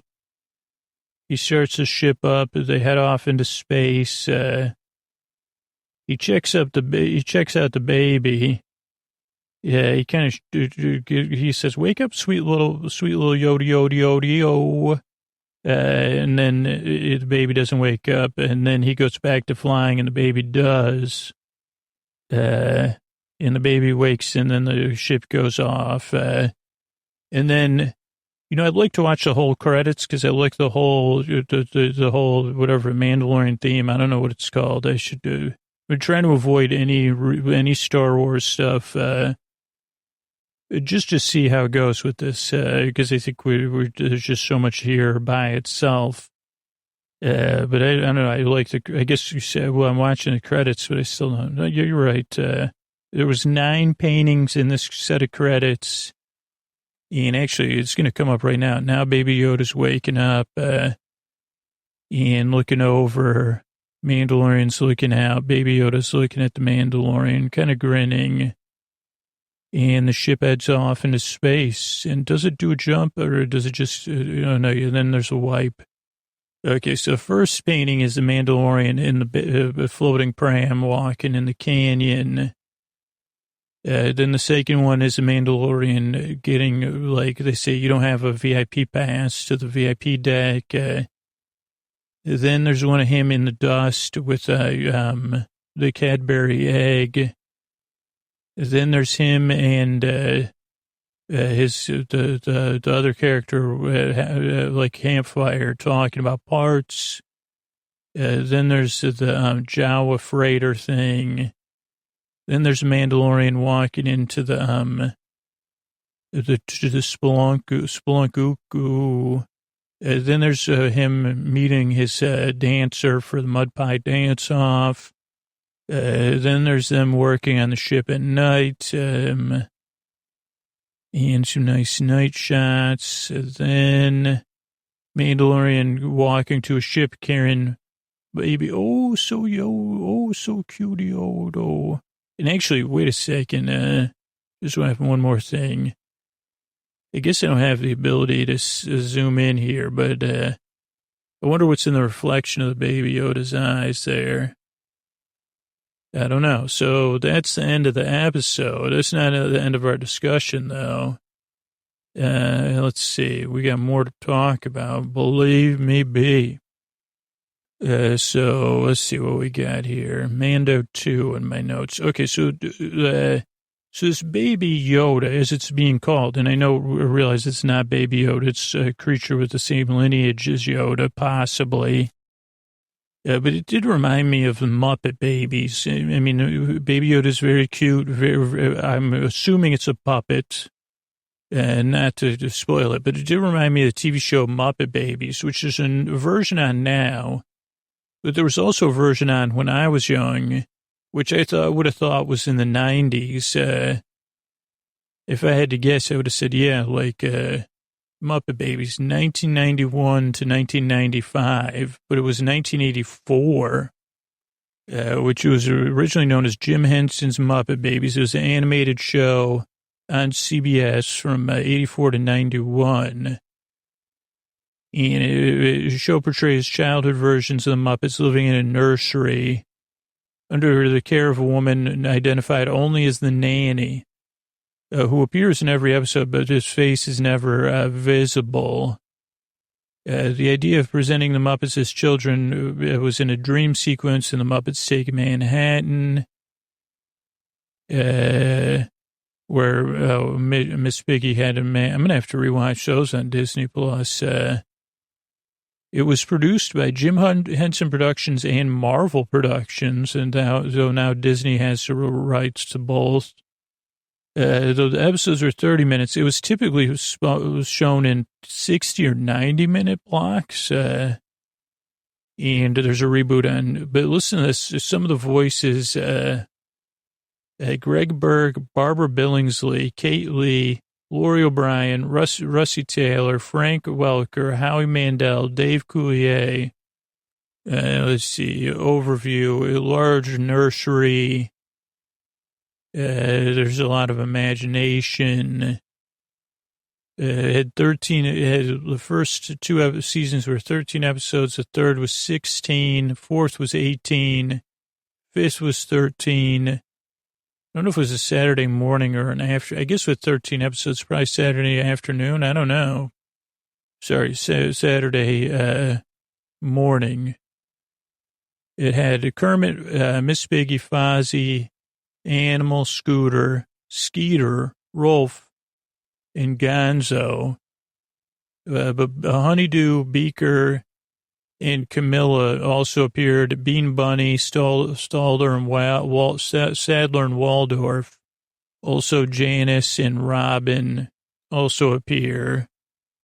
Let's see, production. This is all from Wikipedia. That's our main source for everything. Muppets Take Manhattan in 84 was the third-length Muppet film. As we said, let's see. They turned the idea in a half-hour cartoon program in order for 107 episodes. They used two different companies in Japan and Korea. Let's see, productions. It was highly popular, ran on CBS. The height of its popularity ran in 2 or 3 episode blocks. For a brief run its second season, it became known as Muppets Babies, and there was another show that came after that like Little Muppet Platypus, and we even had to replace the Garbage Pail Kids. That was, I guess, a show. relaunching popular cartoon characters as young. It started a trend of relaunching cartoon characters as babies. I mean, I definitely remember. I mean, I could sing you the thing. I'll have to watch the new one. Let's see. There's no announced plans of DVD releases, but I wonder if the old one is on Disney Disney Plus. So this is a Disney Plus, or that's the old one. Now the other one just started in 2018, and it's computer animated on Disney Junior. It targeted at children 4 to 7. It's a reboot. I don't know what that means. But it does have Kermit, Piggy, Fozzie, Gonzo, and Animal. Also has Nanny and Summer Penguin. That's a new Muppet. Second season came out this summer, so probably be in a third season. Let's see what else we could use. Jenny Slate is one of the voices. Wow, that's cool. That's real cool. I wonder, let's see who she voices. Miss Nanny. Wow. I don't know. This is, I guess, an ABC. So this is an ABC one. That's impressive. It's cool that some of these people get to be, on the Muppets. Let's see, Disney Junior. I don't know. We'll see if season 3, I would presume it would get, Okay, speaking of the 80s, though, there's a few shots of the Mandalorian kind of reaching his finger out towards baby. Oh, so cute. So it made me look up the movie E.T., which I thought I was going to look up last episode. I guess I didn't. It came out in 1982. And I don't know if people still watch E.T. I know, I think my daughter watched it with her mom, but I'm always like, I don't think, I've seen like clips of it, but I haven't seen the movie in a long time. And I guess I'd prefer to just see it as the whole movie. It was a science fiction movie about a kid who finds an extraterrestrial and learns to love. I think Drew Barrymore, Henry Thomas, Peter Coyote, Dee Wallace, Elliot's the kid, and E.T. is the extraterrestrial. It was a Steven Spielberg movie produced by Kathleen Kennedy, Universal and Amblin. It cost, the budget was $10.5 million. It made $792. It got re-released in 1995 and 2002. I don't think I went and saw it in 2002. That's too bad. And it was the highest grossing film of all time until Jurassic Park in 1993. I won't talk about the plot, but it's about phone and home. Call your mother already. That's what, just like with the voice memos, I say, call your mother. Carl Rambaldi was the, helped create E.T. and look, and Kathleen Kennedy helped to work on E.T.'s eyes, the look of them. Filming began in 1981. It was filmed under cover name so that no one would try to copy the plot. Culver City is where a lot of it was shot. Music, John Williams' music. I guess there was like a few different, I guess there's a famous script of like the E.T. 2 or whatever. And then there's the E.T. ride, which one day we'll do an episode about. We probably should do that before the ride closes. So I'll have to do that at some point. And I'll phone home. But yeah, released, it was previewed in Houston because maybe that's where it takes place. And it opened with $11 million, which is funny nowadays. It had the top spot, and then it was a holiday season re-release. Ended up surpassing Star Wars. Oh, wow. It also had Reese's Pieces in there, which I think are awesome anyway. I didn't need E.T. to tell me that. Though I don't think I had them. Gandhi won the Academy Award that year.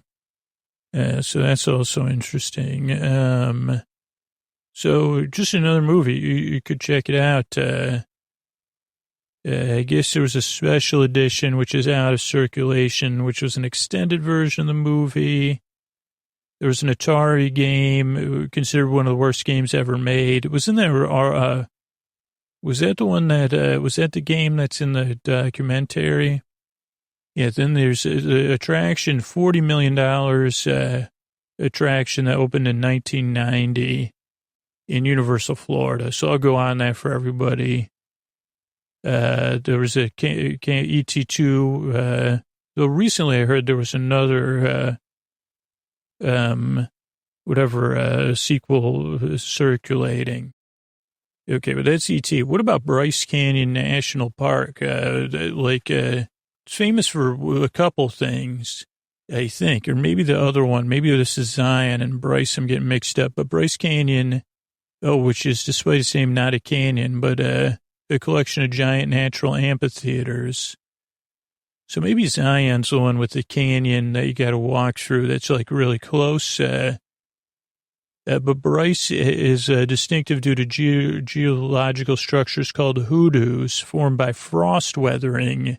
It's really beautiful. Red, orange, and white colors of the rocks, spectacular views. It sits at a much higher elevation than nearby Zion National Park. It was settled by Mormon pioneers in the 1850s. It's in Garfield and Kane County, Utah, in the Colorado Plateau Geographic Province. Yeah, it is very beautiful. I guess I was thinking that there's a hike. It must be a Zion, so that you could go through, but you have to you have to reserve it. I think you're used to. Definitely something to check out. I guess they have a lodge. I think I went there. I don't remember going to any lodge or anything. I just remember going and looking at it. It's very beautiful. It has natural arches, something called Thor's Hammer, extensive fir forests. You could go snowshoeing or horseback riding.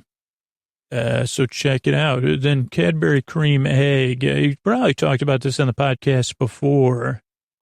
It's only been around since 1971. Here's the most interesting fact. It's at the end of the Wikipedia article. It says, where is it? Something about B.J. Novak. I really like this. That B.J. Novak brought to attention, Conan O'Brien in 2007, that the Cadbury cream eggs have decreased in size, even though Cadbury states they're the same size. And it's pretty significant, 5 grams. So that's one thing. It's a Cadbury cream egg. I think I used to always want one. And they were either too expensive or something for kids to have. Then when I finally got one, I realized I didn't like it, but now I do like it. Like, I probably only have like one every couple of years. It's a dessert, chocolate shell with fondant filling. And it gets sold between New Year's and Easter in the UK. 200 million in sales. In 2016, though, they stopped using dairy milk chocolate and used a cheaper substitute. So I don't know if they changed that decision. But count me out, I guess. The Hershey makes them in the U.S., and Cadbury in the UK, Cadbury Adams in Canada. Hershey's got the local rights here in the U.S., it was previously manufactured in New Zealand, but now they're imported from the UK. So it's a little bit confusing. They were first manufactured by the Cadbury brothers in 1923, but the current form was introduced in 1963. And they're usually sold individually. You've probably seen them. I mean, you know what they are, but they're manufactured in Dundee from 1983 to 2009. Let's see, manufacturing process, varieties. I want to find more about this change. Oh, there's the change. Oh, yeah, they replaced it with standard cocoa mix chocolate and reduced the packaging from 6 eggs to 5 without lowering the price. And they said they think they lost $12 million in sales. So, yeah, and I'll link to it. There's a lot more about it, but it just reminded me of that. And then the last thing is Baby on Board reminded me of the Simpsons episode with the Homer's Barbershop Quartet. It was season 5, episode 1. So it kicked off the season. It was 1993. Also has George Harrison and David Crosby in the episode. Let's see. Written by Jeff Martin, directed by Mark Kirtland. It features the Barbershop Quartet with Homer, the B-Sharps, but it kind of follows the Beatles story, or parallels the Beatles story. Let's see, Bart. It goes into the past, and Homer's Barbershop Quartet, an album where he was nationally famous. Him and the Barbershop Quartet. How they, reached success and it all fell apart. And their number one hit was Baby on Board, which is it reminds me of, so one of the writers for The Simpsons suggested they create an episode based on a Barbershop Quartet as a parody of the Beatles. So Jeff Martin wrote it. Mark Kirkland, who's a big Beatles fan, directed the episode and made sure the references were accurate. Let's see. Animators liked creating the Beatles gags, enjoyed the music, synchronized everything and with the animation and fell in love with it. A little bit inspired by the Beatles film Let It Be. Let's see. B-Sharp's singing voices were provided by the 4 members of the Dapper Dan. So the Barbershop Quartet that used to be at Disneyland, I think they got replaced, unfortunately. Because Martin had seen one of their performances and enjoyed it. Wow, I didn't know that. That's really cool. And the regular actors kind of provided backup. George Harrison was the second Beatle to be in a Simpsons episode. Ringo Starr was in an earlier one. Let's see. But it was a secret that he was coming in. Even though, the creators did come to watch. Oh, I guess Matt Groening did not know it was a secret, though. There's a lot of effort. It's a really good episode. And now you can watch that on the same. It's interesting. It wasn't on purpose, but you can watch it on Disney Plus. So that's funny. It's like, can we watch this episode of The Simpsons, the first Muppet Babies, the second Muppet Babies, and Mandalorian? I don't know about the first Muppet Babies. I will say something I've been watching random episodes of is Gummy Bears, which was a kind of like a Smurfs knockoff that Disney made, but that I was always a big fan of. I don't know why. And I don't know why I preferred the Gummy Bears over the Smurfs. I'm trying to figure that out now by watching it. It's not interesting enough for me to watch an episode 5 times, so to do it as a podcast episode. But yeah, it's just, so that's another thing to check out. I guess I'm not getting paid for this, but, that is on Disney Plus. I went to a random season of, what was the name of the show? Oh, Gummy Bears. There's another great theme song.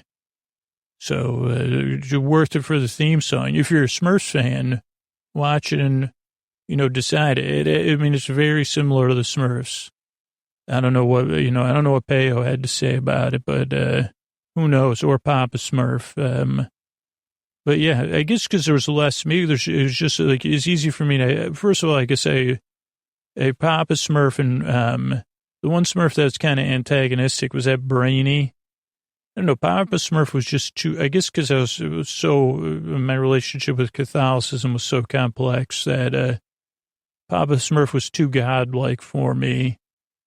And then Brainy Smurf or whatever, whoever the Smurf was that wasn't nice, Judgy Smurf, I don't know, that one made me uncomfortable too. And something about the Gummy Bears makeup made me comfortable. And I think there was a Christopher Robin vibe where there was a boy or something they hung out with. And then they drank like juice and they could bounce everywhere, gummy bear juice. So it's a little bonus, a little bit about the gummy bears, bouncing here and there, and a little bit of everywhere. Because, you know, the gummy bears, the show, it was high adventure beyond compare. The name of the show was The Gummy Bears. Good night, everybody.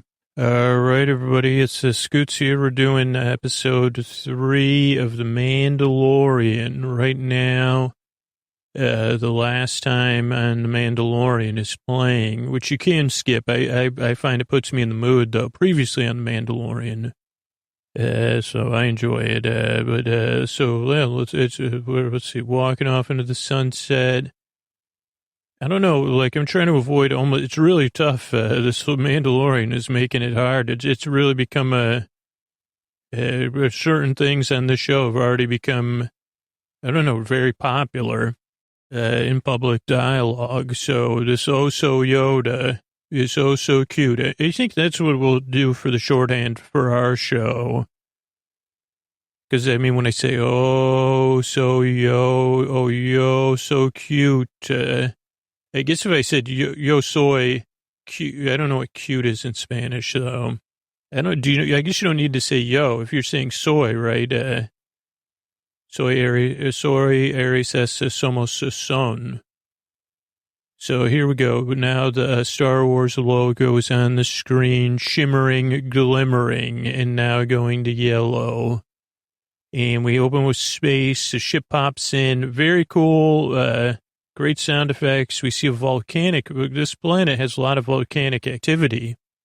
And great sound effects and lighting on the ship. A lot of red light, a lot of buttons and stuff. What else we got? Lights, buttons. The baby wants to play ball. So Yoda says, hey, really great moves. I'm watching Yoda climb out now. Mandalorian takes a FaceTime from Reef. I forgot his name. But I think I know he has Reef in his name. Maybe. Let's see. Chirp. Oh, there's good ship chirping sound effects, too. Mando, wonderful news. The client's very antsy. Then Mando sees, so baby, so Yoda takes the ball, like a knob, a silver knob off the ship, tries to play with it. Mando says, not a toy. Reminded me of Lionel Kitty City. But he says, get back in your bassinet, buddy. So Scoots can use some alliteration. Ship goes out of orbit. There's big music. Ship lands and where else but a landing pad? And actually like a landing. No, yeah, I guess it is a landing pad. No, more like landing mud. We noticed some yellow paint on the ship. At least I did for the first time. What else we got here? Great weather today. By the way, here, whatever we are, not sure, because Scooch doesn't do any reading about keeps it clean. But weather's great today on whatever planet we're at. Other probably volcanic activities unrelated to the weather anyway. Maybe a snow speeder, some sort of speeder lands. Baby Yoda, so Yoda checks that out. Great people watching. I would love to be in a floating bassinet myself.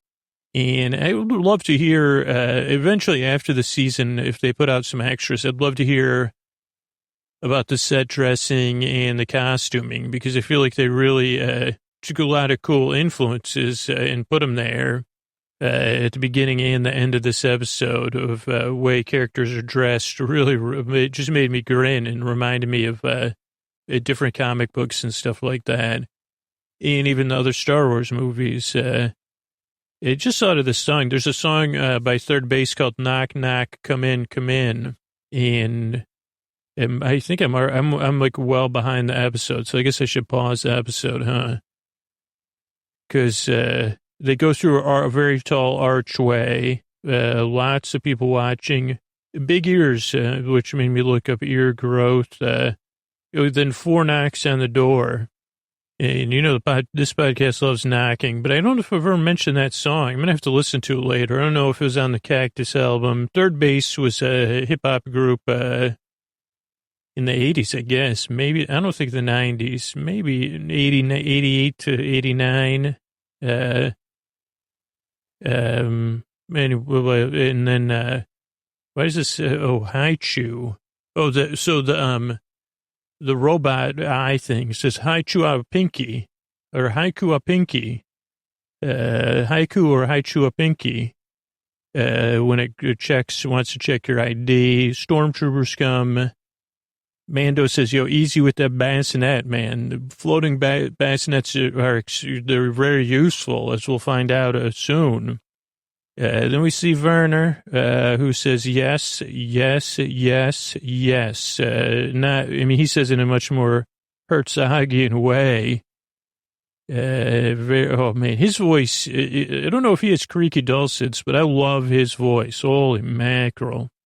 I'm more used to him, narrate. I don't know if anybody's seen Incident at Loch Ness. That one, I don't know, was that really, I always think about the dinner scene at the beginning, and I always thought it's like, that really is a place, so that's just something I was thinking about. They do a baby scan, and they say, this baby's coming up cute as heck. Holy moly. It's at the holy moly level of cuteness, according to the scanner. So we're trying to, we're trying to reboot the Muppet, something like a long time ago, before the Muppet Babies. We're pre-booting it. Does not lie. Oh, the baby doesn't like being scanned, though. It says, how you got to scan me to be cute? I am. I am what I am. I'm so Yoda. I wish we had another term. I don't know, what species Yoda is. I guess we could say Herzogian, but that would be even more confusing. You say, Werner says, your reputation was not unwarranted. Very impatient or something. And he says, to the winner goes the spoils, which I thought, isn't it to the victor goes the spoils? And I just thought about this. Is that like a lyric from like Waterloo, or is that actually an entire song from ABBA? I think it's an entire song. A winner takes it all. Whoops. It is, I guess. Maybe that is a lyric, and the winner takes it all. It is, or maybe it's in Waterloo. I don't know. Maybe I'll listen to that later. I guess I got a playlist for this episode. Two songs so far. But I don't like to, correct Herzog. But I said, isn't it Victor?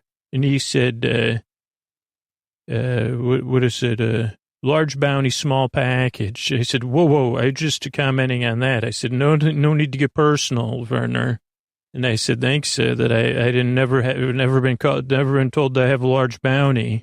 And he said, I was talking about so Yoda. Mando says, bye-bye, baby, was Oso goes off the screen. We'll just say Oso. That's the easy way, because that works. Can we agree on that? Great. Then we start to see this crack in the armor. It was funny. And also it made me think of like Boba Fett. One, how does Boba Fett feel about Boba Balls? And is it Boba Fett, or do I just have Boba Balls on the brain? There's some great alliteration. Holy moly. Boba Balls on the brain, Alec, for 4,000. Oh, it's a daily double. Terrific. But Mando says, what are your plans for the child or whatever? And Werner says, you've taken payment. So mind your own P's and Q's. And he said, according to the code, you've already forgotten everything. And then I WTF to this just because of, don't quite understand enough of the Mandalorian history. And that's why I WTF it, because finding a Mandalorian in these trying times is more difficult than finding the steel. And I said, well, actually, there's like a underground club with like 46 Mandalorians doing nothing. And you just happen to be on this planet that I guess only one man. That's why it's the Mandalorian. He's the Mandalorian that gets to go outside and do stuff, not the only Mandalorian. He's like the Mandalorian. Like he pops his collar when it's said. I mean, if he had a collar to pop, that's what would happen. Or if he had a lock, I don't think he'd ever pop and lock anything. Oh boy. So finding the steel. And I said, yeah, okay, I already said that.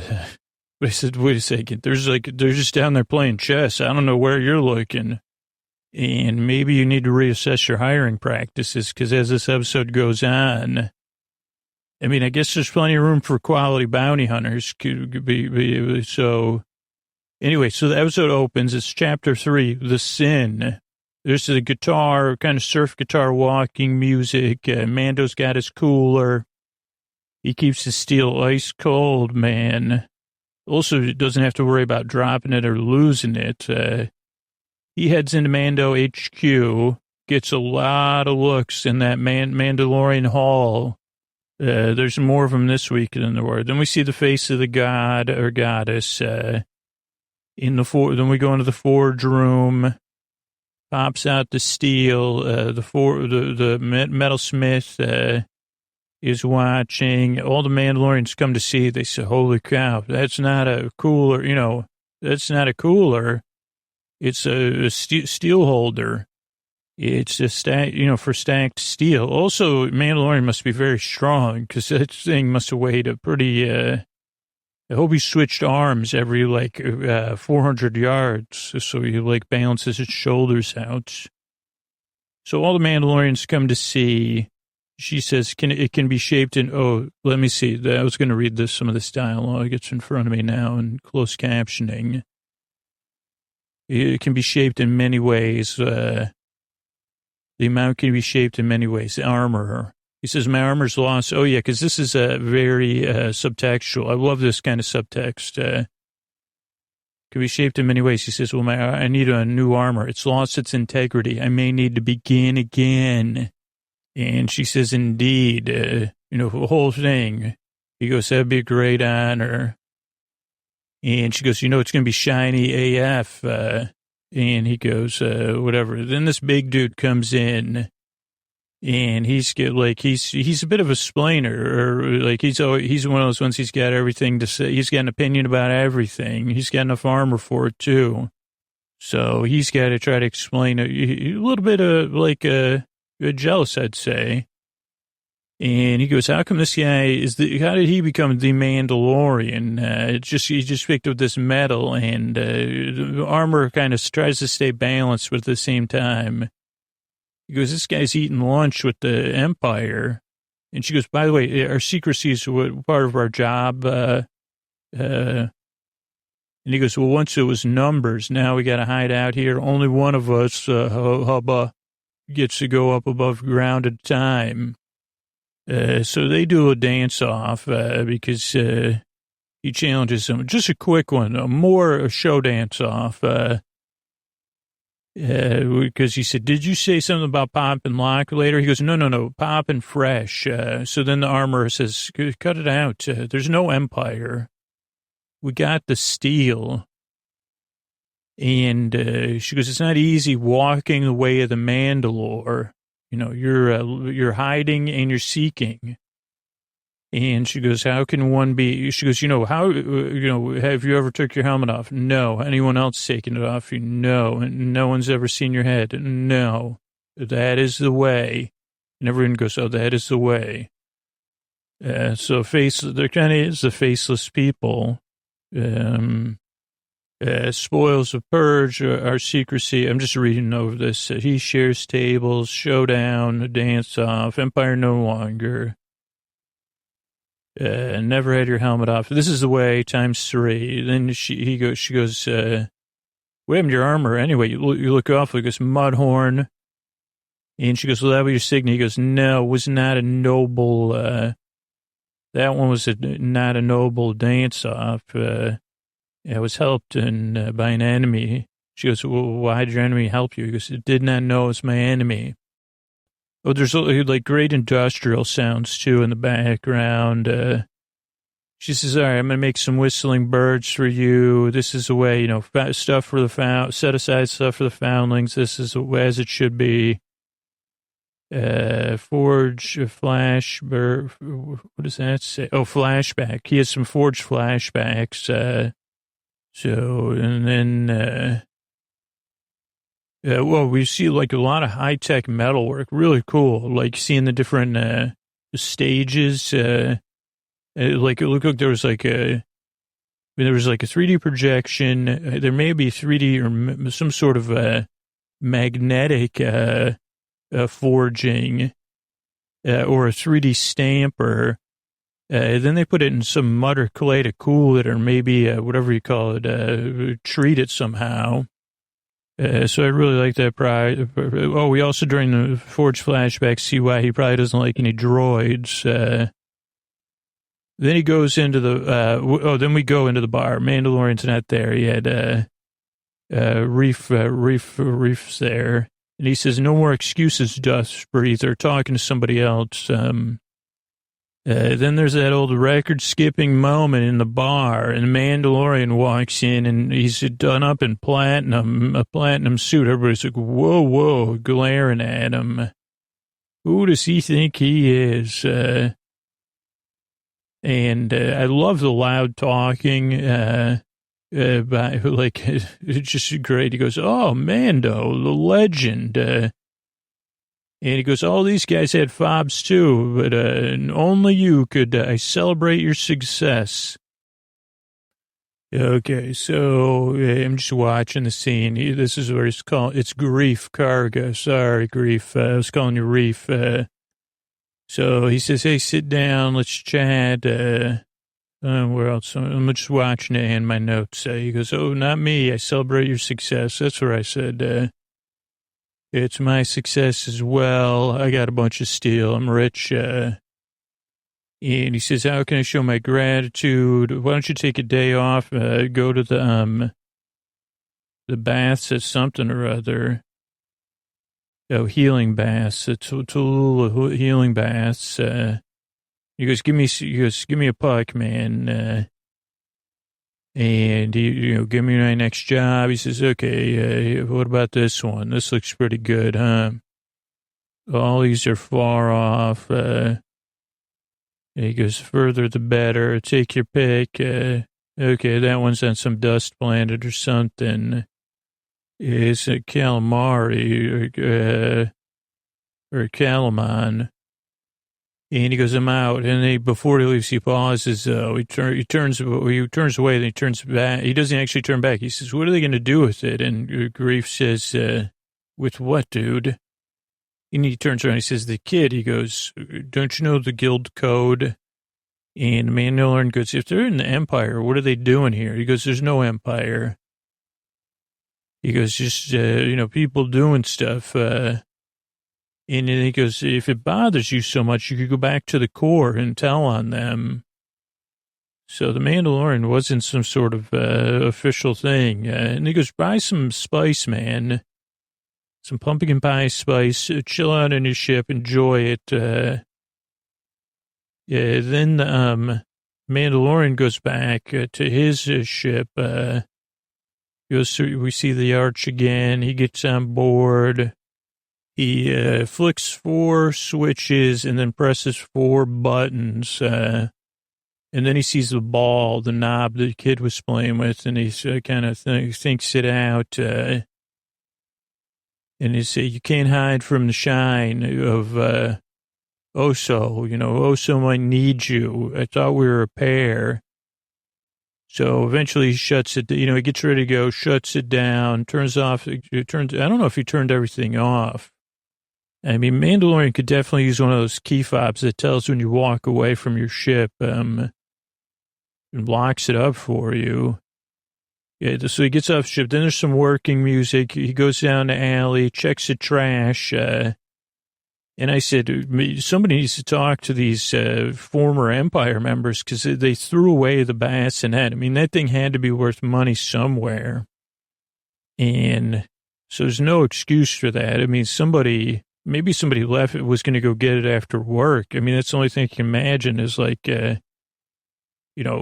hey, 4471 QP, we're going for a drink. They're doing it in their stormtrooper voice. You going to join us? I'll meet you there. I need to walk it off. Thinking about my cutie poo out on Alpha Centauri.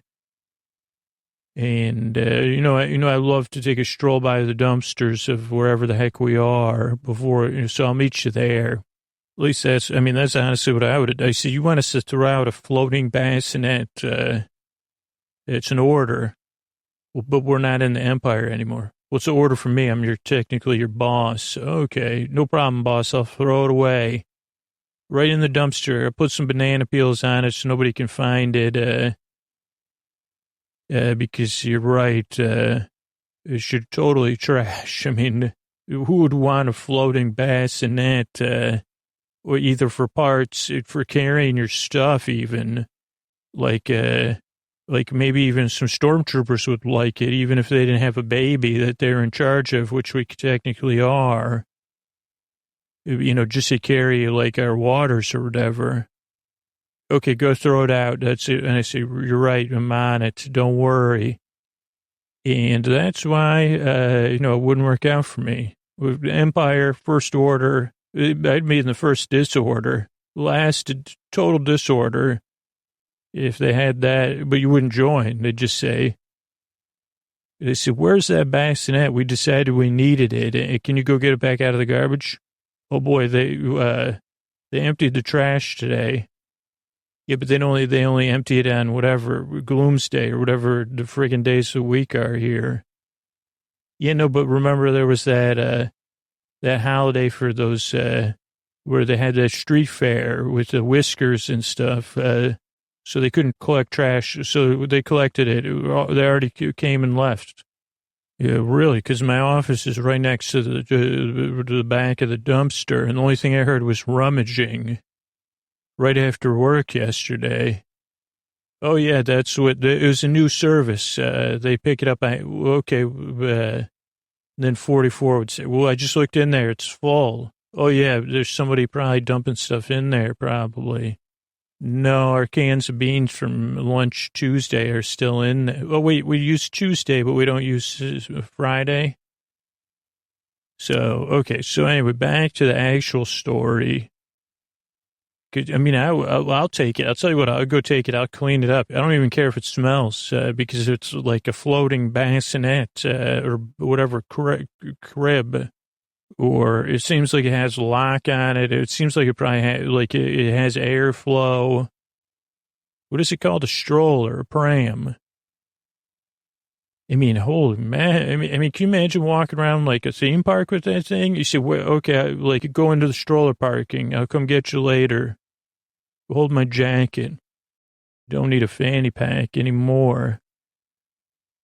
All right. So then the Mandalorian, after he listened to my tangent, uses a thermal listening device. He listens into the client and the scientist, and he says, "You better hurry up, man. Get the cuteness. What are you doing? This is for our version of Instagram. We gotta go." So they're debating. Then Mandalorian rolls up on the Ring doorbell, takes it out. Stormtroopers come to the door to look around.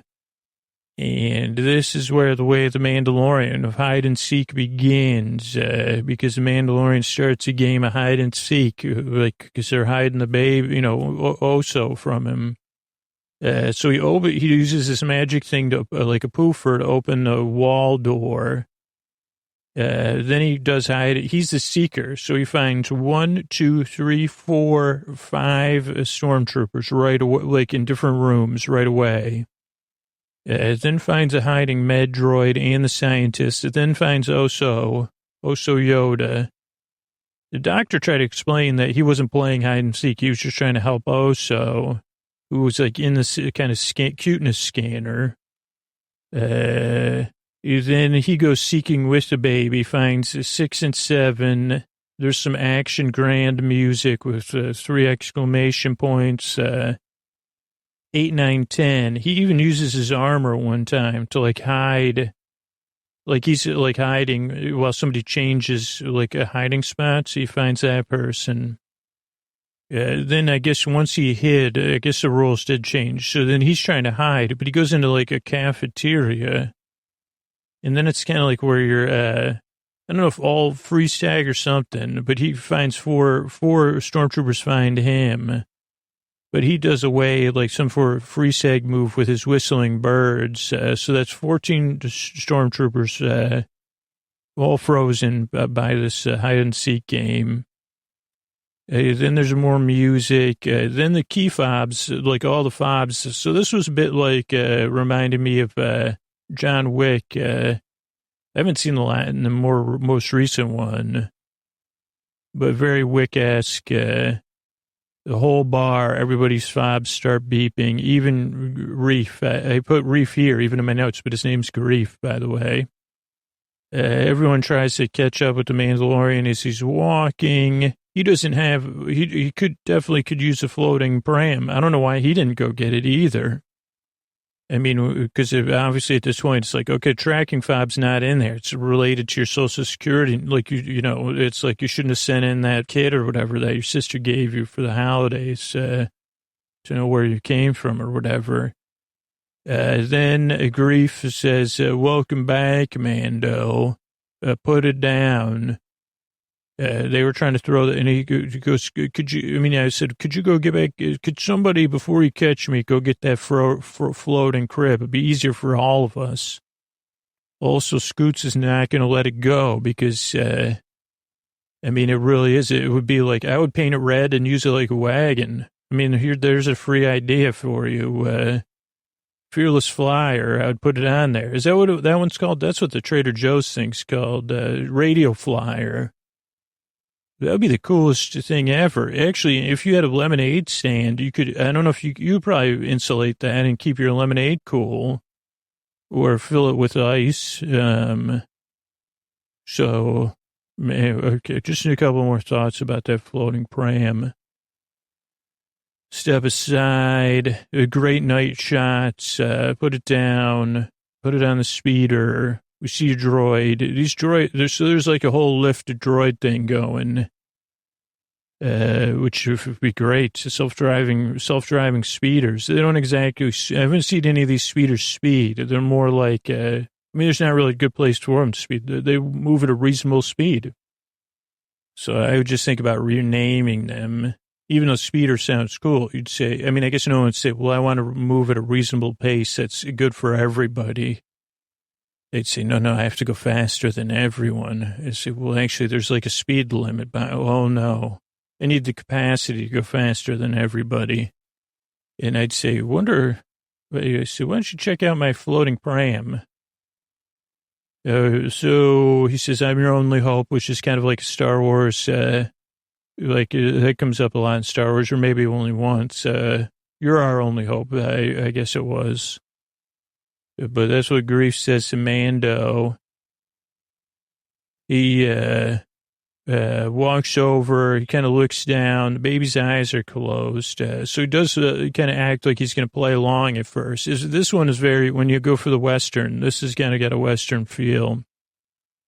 Like a fantasy kind of first half. He looks down, the baby's eyes are closed. And then he says, hide and seek, he calls it. And then he hides. He manages to find, I don't exactly know the rules of this game, because again, I'm not from this planet. Don't even know what the planet's called. I mean, it's some sort of tag, hide and seek game. But he managed to catch 7 people, tells the droid to drive, Grief shuts the driver down.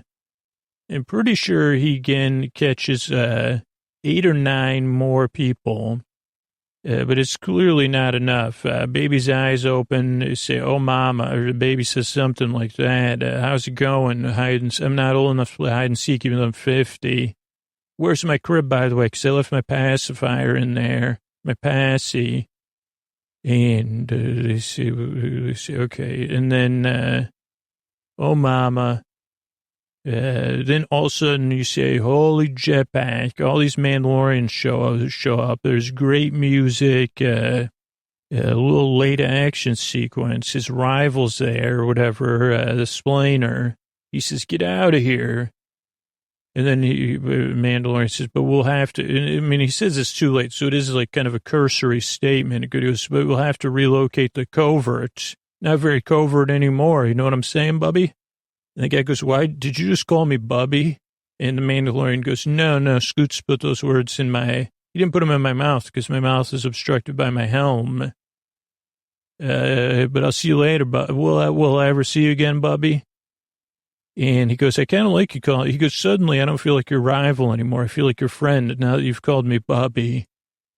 And very sleepy in his sleep. What do you call that baby? He goes, it's for oh so cute or oh so Yoda. It's also a tribute to Raven Simone because Bran.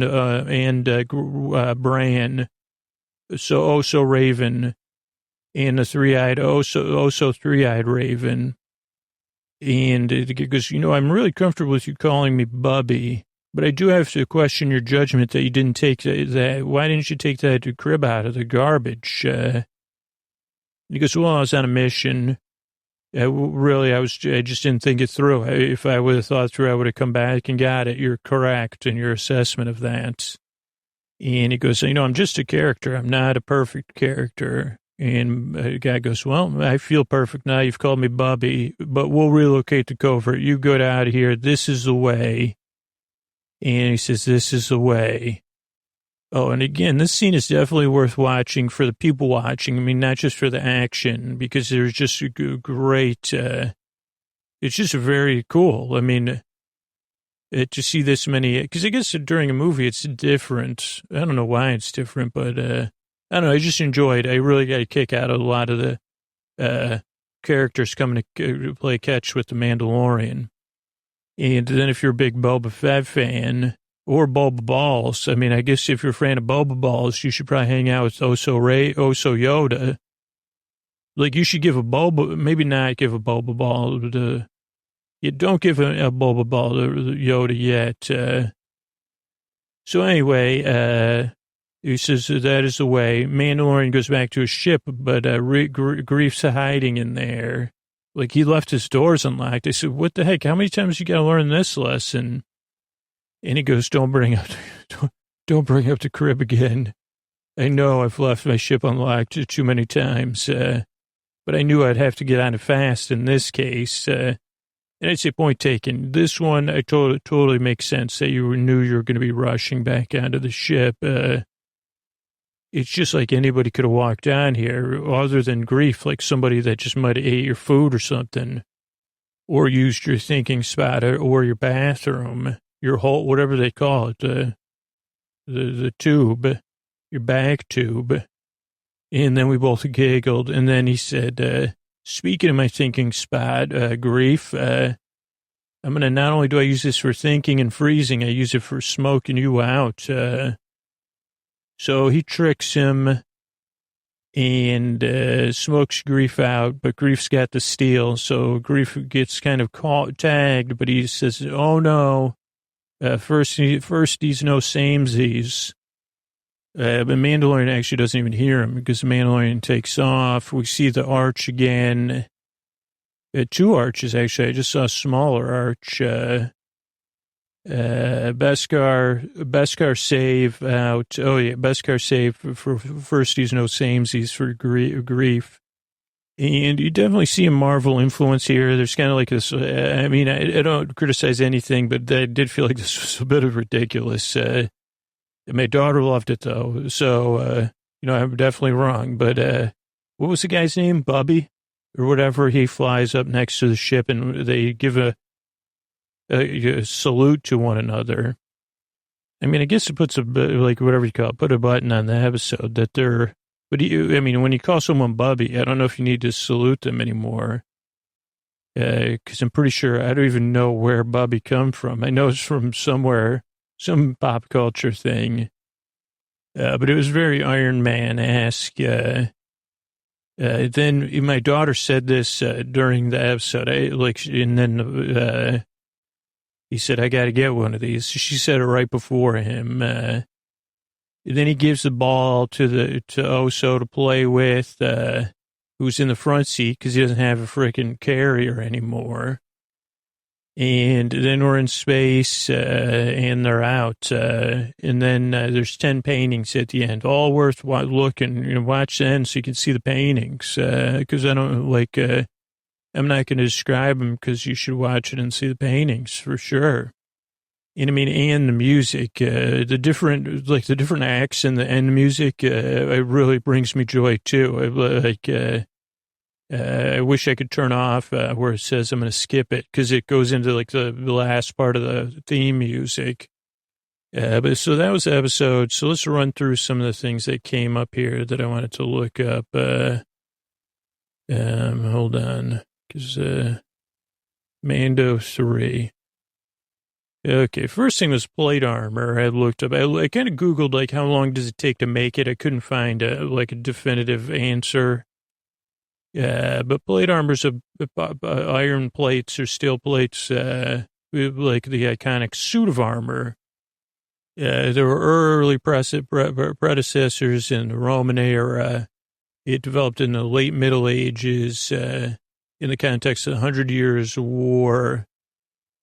From the coat of plates worn over suits of mail. It reached its peak in the 15th and 16th centuries. A full suit of armor, referred to it as a panoply, Panoply, P-L-Y. It was thus a feature of the very end of the Middle Ages in the Renaissance period, association with the medieval knight and jousting. Full suits of Gothic plated armor. This is all from Wikipedia. Worn on the battlefields of the Burgundian and Italian wars, heavily cavalry, Swiss. It declined in the 17th century, except for nobility. You know, they wore it, so they could strut their stuff. But yeah, did it get renewed during the Napoleonic Wars a little bit? It's a really long article on it here, but I mean that's what that's what Mando's wearing is plate armor. Next up is Haichu, Hi-Chew, because that's what that ring doorbell said. Haichu, I want a pinky or whatever. Now this is popular in the Bay Area. I don't know about other places. It's been around since 1975, but re-released in its current shape in 1996. It's from a Japanese candy company. It wanted to create an edible chewing gum so you didn't have to take the gum out of your mouth. This is from Wikipedia. First it was caramel with flavoring, a chewy caramel with flavoring, and those were called chulets. That was 1931. They're wrapped in, I don't know if you've seen them in the United States. That's where, not that everybody listens in the U.S., but this is Wikipedia. And this is where my experience with Haichu occurred. There's 14 flavors: watermelon, strawberry, green apple, dragon fruit, mango, grape, peach, banana, melon, cherry, kiwi, acai. And in Hawaii, pineapple and lilikoi. They also have sours and bites. And they're very popular. I don't know. I mean, I guess like they're a bit like Starburst. If you say Scoots have never had a Haichu, what can you compare it to? It's like a bit like Starburst. They're just cool. I would say they're cooler. It is not kosher or halal or vegetarian though. Just a heads up. Or maybe that was. They said it is gluten free.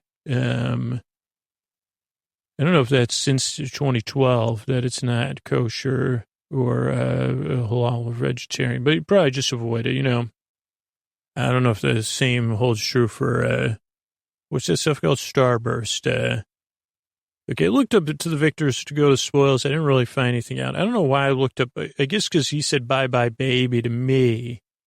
I know there's a musical and a movie called Bye Bye Birdie. Never seen it. A little bit, I just never seen it, I guess. It's a musical comedy, stage production and film. In the movie stars Dick Van Dyke, his feature film debut, really, 1963. Reprising his Broadway role, Maureen Stapleton, Janet Leigh, Rosie De Leon, Paul Lind, Bobby Rydell. Is he the one that founded Rydell High? And Anne Margaret. It was inspired by the success of Elvis Presley when he was drafted into the Army. Wow, I didn't even know anything about the plot of this. This is all from Wikipedia, by the way. But really, I might see this. Jesse Pearson plays the role of teen idol, whose character's name is a wordplay on country singer Conway Twitty. The teen pop idol, his manager, Colonel Tom Parker, rejected the idea. Oh no, that was Presley. It was the first choice, but they said, no, not playing any parodies of Elvis. Elvis isn't playing a parody of himself. Ed Sullivan appears. The film's credited with making Anne Margaret a star, leading to her appearance in Viva Las Vegas. So that's interesting. I have no idea. It made $13.1 million at the box office in 1963. It sounds pretty great. It's got looks like it has 15 musical numbers, and I'm sure some people are big. It's got a Rotten Tomatoes rating of 89%. So that's Bye Bye Birdie. Naval Whistle. This one, like, there was some whistling at the beginning or like sound effects, and it's called the Boatswain's Call or the boatswain's whistle. It's a pipe or a non-diaphragm type of whistle used on naval ships. This is also from Wikipedia. Narrow tube, which directs air over a metal sphere, the buoy, with a hole in the top. And you can open and close your hand to change the pitch over the hole. The rest of the pipe consists of a keel. It was used to pass commands to the crew when the voice couldn't be heard because the sea's so loud. It has a very high pitch and could be heard over the crew's voices or the weather. It's now used also as in traditional bugle calls, in ceremonies in some modern navies. It's the official badge of the quartermaster, chief boatswain's mate, and let's see. Yeah, so it's just a little bit. I just thought it was interesting. I don't know. I mean, there's a lot of flourishes in The Mandalorian that I'm really enjoying. And I do enjoy the sets, the costuming, and the sound effects and the music is important to me. Okay, the last thing is, I don't know if I know I saw a lot of ads for this place when I was a kid. I don't know if they actually had any in Syracuse where I grew up. But all those you that grew up on WPIX in the New York City area, Lionel Kitty City, which turns a frown upside down. And it's been a while since I talked about it, but so I looked it up on Wikipedia. It started in the 60s. In the 80s, it had 150 stores under the name Lionel Kitty City, Lionel Play World, and Lionel Toy Warehouse. That's Lionel. But it was cut back in the 80s. Then it made a comeback in the 90s. In the 90s, as the fourth largest toy retailer. Then it contracted again because it's so hard to deal with the big toy company, which isn't around anymore. It tried to merge with another toy company. That didn't work. I don't know if it has anything to do with Lionel Trains, though. I mean, I just remember Lionel Kitty City turns your frown upside down. It looks like one of the logos I saw when I was Googling it was of a kangaroo, which I know listeners probably told me the name of the kangaroo. Maybe it was Kanga. I don't know.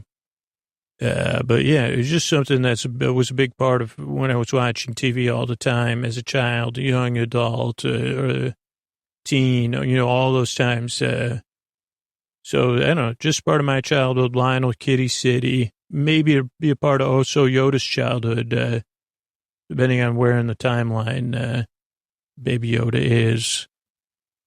And I think that's it. Good night. All right, hey everybody, it's time for me to talk about Chapter 4 of The Mandalorian. This is a man that's going to be boring years, and I'm finally in a position where I haven't seen the next episode. I guess it came out this morning, it looks like. I knew they came out on Fridays. I didn't realize they came out Friday mornings, but I haven't seen it or heard anything about it, so that's good.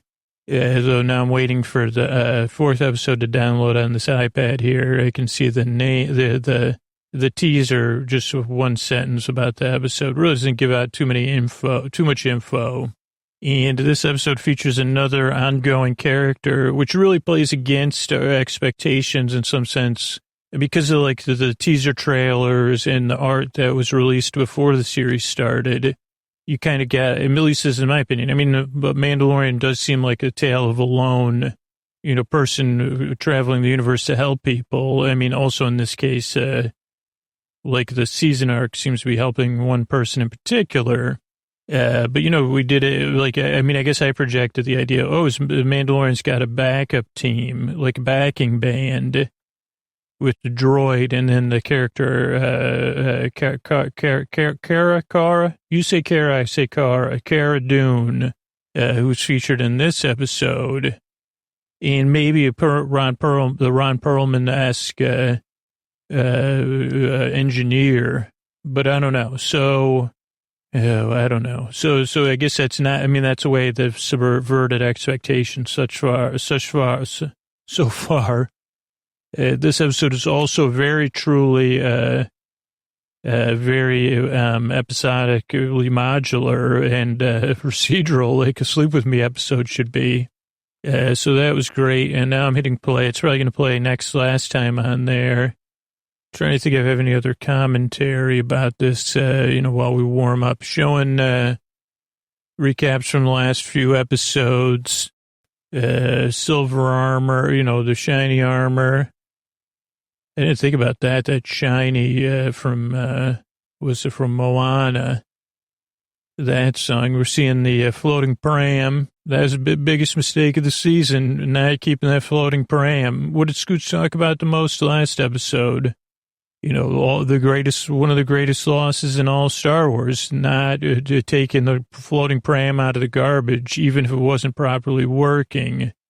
I mean, here's the thing. I guess they could say, well, actually, one of the stormtroopers, GP-44-44-5, but actually they're not stormtroopers anymore. So it's like, Zeke, just wear former stormtrooper or a person who acquired the stormtrooper armor, in a mud pie making dance.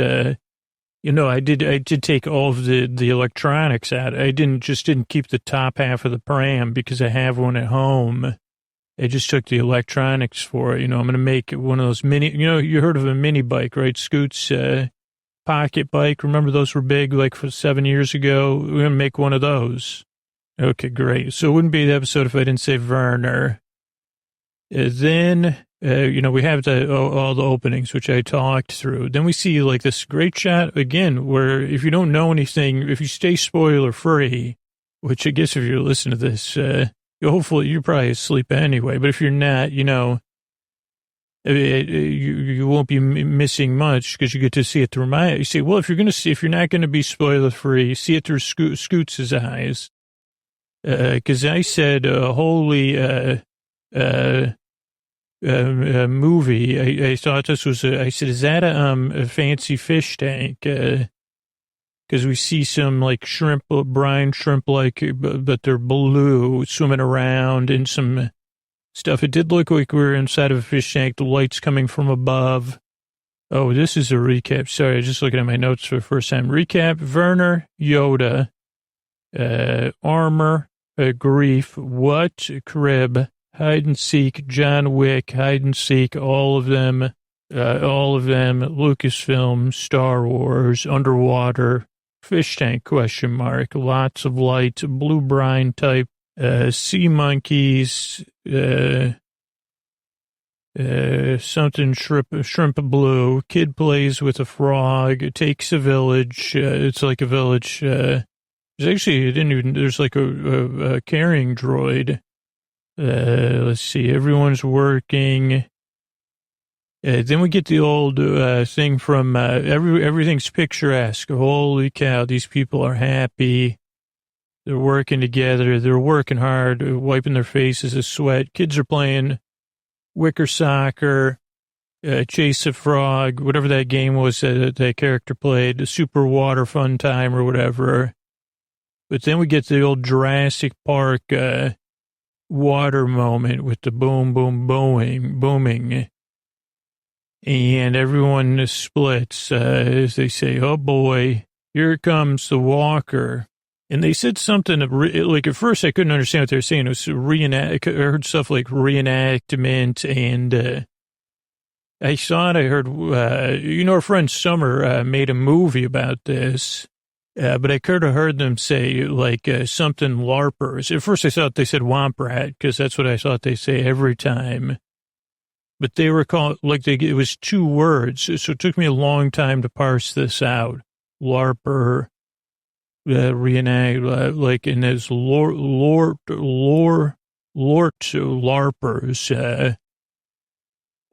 which is just, again, this is just my interpretation, but these were Lord of the Rings, like a live action role player, reenactor kind of people. And I'll tell you what, they weren't in the Fellowship, they were in the Puppy Ship, I don't know if they were on Team I think they were like original Sauron,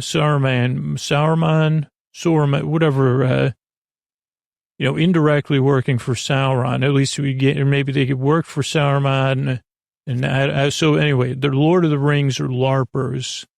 So Lord of the Rings, LARP, live action role players, but they play like in a way where they don't ask the other people at the village if they wanted to play. They say, we need extras for our LARPing. And they just show up. Believe me, don't worry. The Mandalorian will help us parse and sort this out. Oh, that was the other thing I forgot is that the great news is that I was talking about. The Mystery Bard wrote did a TikTok and a day song, Baby Yoda Lullaby. And I'm so busy with the podcast, I don't know how big virally it went, but it's great news for the Mystery Bard. By the time you hear this, it'll be months later, but I'll try to link to it. Let's get it going. So where were we? Okay, Lord of the Rings, well, they also think they want to shrimp. This is really a stretch, but Lord of the Rings LARPers got to eat. That's one of the things the leader says, so they're also taking the shrimp for like a buffet, which is ridiculous, So they're particularly focusing on one mother and her daughter, they're particularly impacted by the thing. It's Chapter 4, Sanctuary, Mandalorian. Then we see the ship in space. Then we see this is if you want to talk about So Cute, and this has gotten a lot of meme treatment, but, for like 80s or radio stations in the car with Dad. But Oso's pressing buttons. And again, I guess I got to do another commentary here. Not to go off it's my job is going tangents, right? And I could tell you that if I would have known about Baby Oso before the season started, there would have been a part of me that was like, oh boy, they're going to be in trouble there. Like, how you can't that's going to be tough to pull off. So I really have to salute everybody involved in The Mandalorian for successfully pulling this off. First of all, for not hyping it. So even, this is one situation where whatever the marketing and creative discussions were, they ended up for the best. And it's had a much greater impact, but also just how hard it is, just to make something that parents and kids can watch and enjoy together, that has something that it actually is cute, like Oso, but that isn't smarmy, I guess. You know what I'm saying? And the main, the closest parallel I can draw, because you say I haven't seen Mandalorian, Scoots, I need more, I said, don't worry, I got you covered, is Olaf, the snowman that likes warm hugs from the first Frozen. And you think about it, again, I heard about Olaf before the movie came out, and I think it was on a podcast and someone was critical of the idea. And I can't honestly remember at the time if I was like, I'm interested, or I was agreeing and saying, whoa boy, sounds like a big mistake. And even the Olaf art might have gotten leaked out ahead of time, maybe on purpose in a marketing way. Anyway, first of all, because I was just thinking about this with like a Frozen 2, and the holiday season is when I'm recording this, is like the idea of a reinvention of a living snow person. Whoa, boy, that is, I mean, I realize this is like 2014 or whatever, but the idea of taking something that's somewhat iconic and plussing it and reinventing it and kind of making its own, man, and then perfect casting, Josh Gad, and then, great songwriting, great writing. I don't know, but that's the closest thing I can say. I guess from someone that makes stuff, I say, how did they pull Olaf off? I mean, even before they got Josh Gad, I mean, again, you say, okay, it was all these stages. It all worked out great. And I'd say the same for Oso. So I guess that's just my meandering way of saying, well done. Okay, so pressing buttons, he says stop, and then Oso rebels, and he puts Oso in his lap. Then he pulls up a map. They're going to plant something sorghum. They said, isn't that like something to do with like wheat or something? I said, or bran? Backwater. You see the affinity though, even though the Mandalorian can be very Scooter-esque or Drew-like, cold, distant. He does get cutesy. He says, we're going to lay low. What do you think that, you little womp rat? No one will find us. Then the ship, Mandalorian ship, goes over our village. It gets lots of eyes from the villagers, which again, as far as like the slow reveals or semi-slow in a 40-minute episode, I said, what's going to happen next? I mean, clearly there's like this A-team, procedural element, but you say, how's this going to come together? Then we get more Oso-ness because he says the Mandalorian, I mean, this is bad. To talk about bad ideas, though. He says, why don't you stay behind on the ship, Oso? And everyone that was watching in the world said, what are you thinking, Mandalorian? Obviously, you're not, because he's going to put that ball in his mouth or something. Or, press with so many, you don't have like, your ship is not childproof. But at least this child is so smart, it can advocate for itself. Because, I mean, by the way, kids can't, but this baby happens to be 50. So that's why. So the baby says, even though I'm still, my developmental stages are not the same as a human or most mammals, I'm going to come with you because I can't be trusted on my own. And I said, man, I wish I could advocate for my needs like that. And the Mandalorian says, well, I'm glad you spoke to your needs. I don't agree. So he sighs. That's when he says, don't come with me. Oh, no, then he sighs and says, come on. Then they go walking. They go to like a kebab and noodles bar, which, hello, Disney. I know you got some other shops at your Disney theme parks or whatever, but kebab and noodles bar would be good. You could put this outdoors somewhere even. And yeah, I guess you could still charge whatever, $8,000 for like a bowl of noodles. So it's a kebab. Yeah, but there's wooden dirt floors. We kind of get an idea of not primitive environment, but a basic environment. I don't mean Eleanor basic. I mean, wooden dirt floors. Oso meets a cat. Then we see a grouchy soldier in the background. And we get a bone broth shout out. You heard it here first years ago when I talked about sipping broth becoming a thing. And I even got turned down by a sipping broth sponsor, or, I never heard back from them when they said, but that's true. They said, I was the one that invented sipping broth, except for the people, 4,000 years ago that did it. Mando doesn't eat. This also was like, like where you, it's a small way to keep people on the edge of their seat, these different scenes.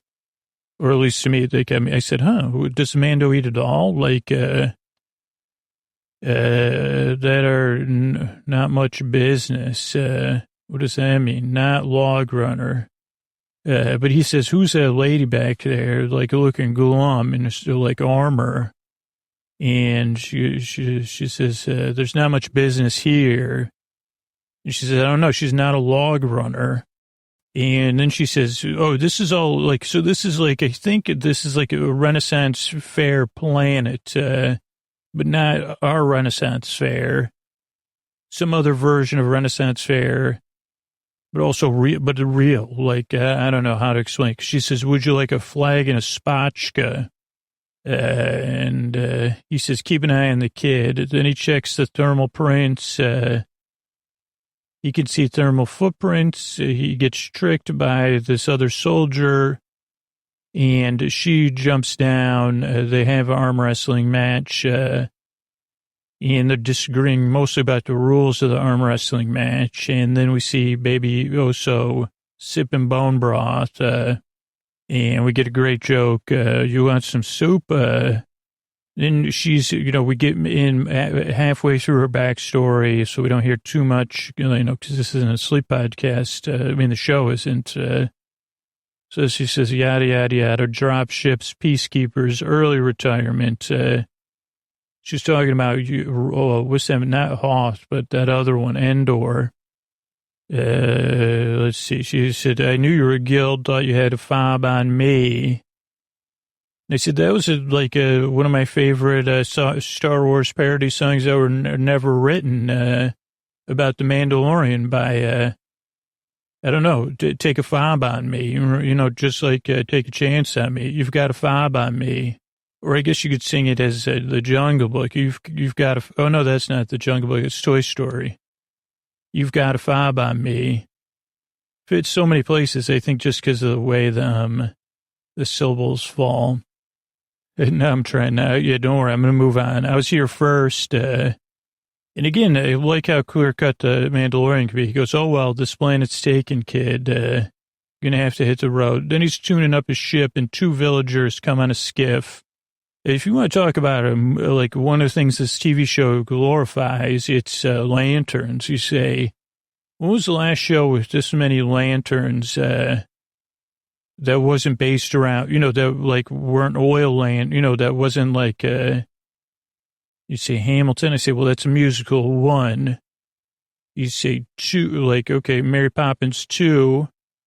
And you say, well, were those lamps or lanterns? I'm talking about lanterns, not lamps. You see, this thing has some, if you're into lanterns, or I don't know, maybe there's somebody they'll come out like one of those people. They say, well, we can't. Our kids today, we can't watch this stuff. It's full of lanterns. And then next thing you know, there's going to be moths coming by. When I was a kid, we sat in the dark, and you say, no, actually didn't, because you probably had lanterns then, too. Okay, he says, excuse me, raiders, they say, he says, yeah, they call them raiders. He said, no, empire. They said, Lord Larpers. And he said, what is that, some sort of dance? Lord Larper. And they go, no, Lord Larpers they're bugging us. We got money to pay you. And he says, well, not enough to deal with a Lord Larper. And they go, no, it's a group, not just one person. And the Mandalorian's like, no way. You're not going to get me. You don't have enough money in the world to pay me to deal with any Lord Larpers. And, he says, how many lulls would a Lord Larper larp if a Lord Larper could larp larps? And they say, well, we grow krill and brew spotchka, man. He goes, not enough. They said, we'll give you more after the next harvest. And they say, one of the actors in this is somebody I really love. Eugene Cordero, and I have a feeling he'll be a big star. I don't know. I just always enjoy seeing him on the screen. It just has a really nice, especially when he plays this character where he's a little bit flummoxed. But he has like this good nature to him. I don't know. He's also very funny. I mean, not in this one, he adds a tiny bit of humor, but not too much. So I don't know. He's also good at adding like subtle humor. So, okay, where was I? Okay, Eugene Cordero. Okay, so they say we live in the middle of nowhere. He says, you live in the middle of nowhere? Where's that? And they go, in the middle of nowhere, down the road a ways. And the Mandalorian goes, He goes, do you have a lot of lanterns? And they say, well, we got one right here. And he says, okay, you still got that money though? Let's see. He goes, where? And they go, or what do you do? They go, on a farm. We're farmers. Weren't you listening? Yeah. He goes, you have lodging. Again, I love how the language they use for the Mandalorian. And at first, they also, I think it was, I don't know if it was Eugene or someone else that said, you just took us a whole day to get here. Now we got to go all the way home. And then, I loved, weren't you listening? We live on a farm. We're farmers. Okay, so he says, good. Come to hell. Okay, something. He goes, okay, let's load up the skiff. One more thing. Give me those credits. And then we see him drop the credits at Cara Dune's thing. He says, I'm going to be one more thing. Give me those credits. I'm watching it now. She's just kicking it against a tree by the fire. And he goes, you ready for round 2? And she goes, Then they're on the skiff. She goes, then they kind of say, okay, what are we doing? Lore larders or something. She goes, what? And he goes, like, they're going to give you a place to stay, and will be a deterrent, a pretty good deal. Nothing lives out here. You can handle it. I can handle it. And she goes, Lorp larders? And he goes, no, Lorp larders, one of the guys says. Then again, you get this super cuteness. Is there a word like, people used to say H-A-W-T or whatever, hot. Oh, yeah, this is like K-E-W-T, cute. Let me see what the time frame stamp is. 1327. Mando kicks back, and then Oso kicks back. Super cute. Holy moly. Mando. Oso looks at the stars for a second, though. Then they wake up. They're there. Kids come running. They're happy to see everybody. Happy to see us, even one of them says. In Oso. They love Oso. It's a farm. Then we're in a room where the blinds are getting put up by like what is kind of like teased out as like a romantic interest for the Mandalorian. She goes, hello, please come in. Sorry, you got to sleep in the barn. He goes, this one is nice. He also is very robotic again. He says, thank you, that's very kind. Her daughter tries to sneak in and makes Mando a little jumpy. She says, we don't get a lot of visitors. Says, thank you, and nods. Also at 15:20, let me see. It's coming up in a minute. She says, yeah, I stacked some blankets. That's very kind, old Mando says. Now he's jumpy. Winta's the name of the daughter. Mando she says, oh, this man's here to help us. Get rid of those lorp larpers. Yeah, she's protect us from the lorp larders, taking our shrimp and just making us larp with them when we don't even want to. Let's give our guests some room. Mando's standing there. There's some shot I wanted to note. 15:20. Oh, there it is. Oh boy, no wonder I said noted. It's actually 15:28. It's a overhead shot of the farm. It really is cool. Then, oh yeah, good shot from the sky. Then Mando's getting ready sequence. Not really sequence. He's just getting dressed. Knock, knock, come in. We see that Oso has their own crib. Winter says, can I feed him? He says, sure. Can I play with him? Sure, but a little bit more grouchy. And this is how I parent. She goes to go outside. He goes, I don't think that's a good idea. And then the woman says, it'll be fine. And he says, I don't think it'll. She goes, it'll be fine. She goes, I brought you some food. He goes, that's very thoughtful of you. This is what I'm like with all interactions, oh, okay, that's very thoughtful of you. And she says, she goes, I'll leave it here. Oh, then he says, yeah, that's very thoughtful. But she stays for a second, kind of looking after him. She goes, can I ask you something? You ever take that helmet off? Or she goes, when's the last time you took it off? He goes, yesterday. She goes, like in front of somebody else. He goes, when I was like their kid's age. So we get some more backstory. He goes, this is the way. She goes, isn't it lonely? She goes, I could tell you got it. And I say, if you only knew what kind of face was under that helmet, holy mackerel. It's flawless, I'd say. I mean, no offense to Antonio, because he's not here, but you'd say, who gives Antonio Banderas a run for their money? And I'd say, well, one day, if you ever see a helmless Mandalorian, you'll find out. But she's strikingly beautiful too. So to say, holy cow, and you see, that's your, like if they did stay together, they'd be like, but that's your child, that green thing that looks like a lorplarder.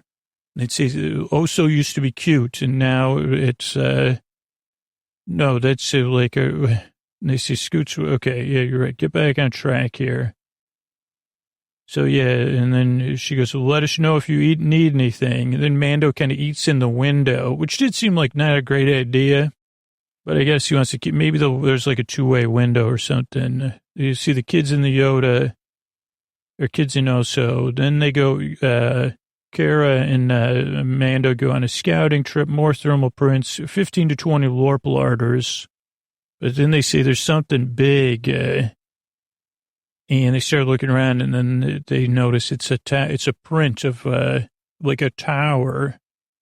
And she goes, is that Sauron's tower or Sauron's tower? And Mando goes, I always got those two mixed up. And he goes, was that played by Christopher Guest? And Cara Dune says, no, not Christopher Guest. Not Christopher Walken either.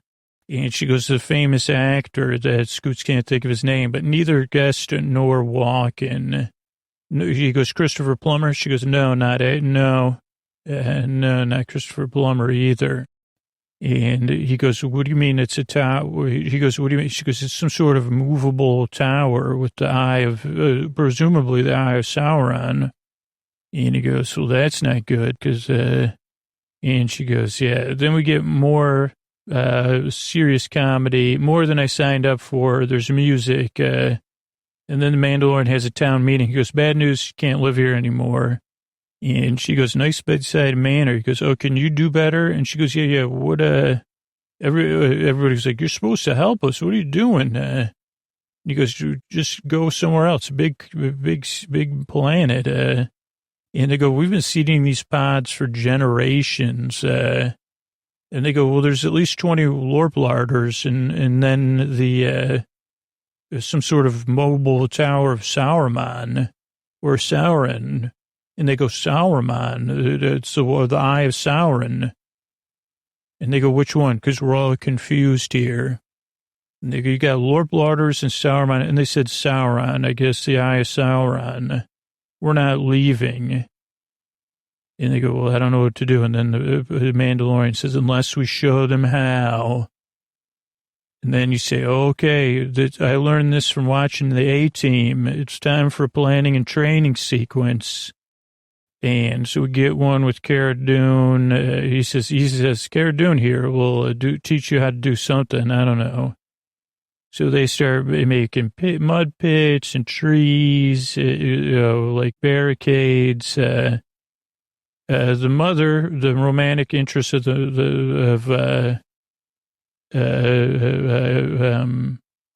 O'Mara, she's good at squirt guns. Which they're going to use the old ice water and squirt guns. There's nothing the lorplarder hates more than than cold squirt guns. And then they have a pit for the eye of Sauron to put it out. It's a bit bad news bears to start. That's part of a training sequence, though, and then they get better. They also have a moment alone, which is on screen right now. where it's like, what's going to happen here? And he goes, we got to go out in the woods now. Also, Cara Dune rolls by when the Mandalorian and Omer are having the moment.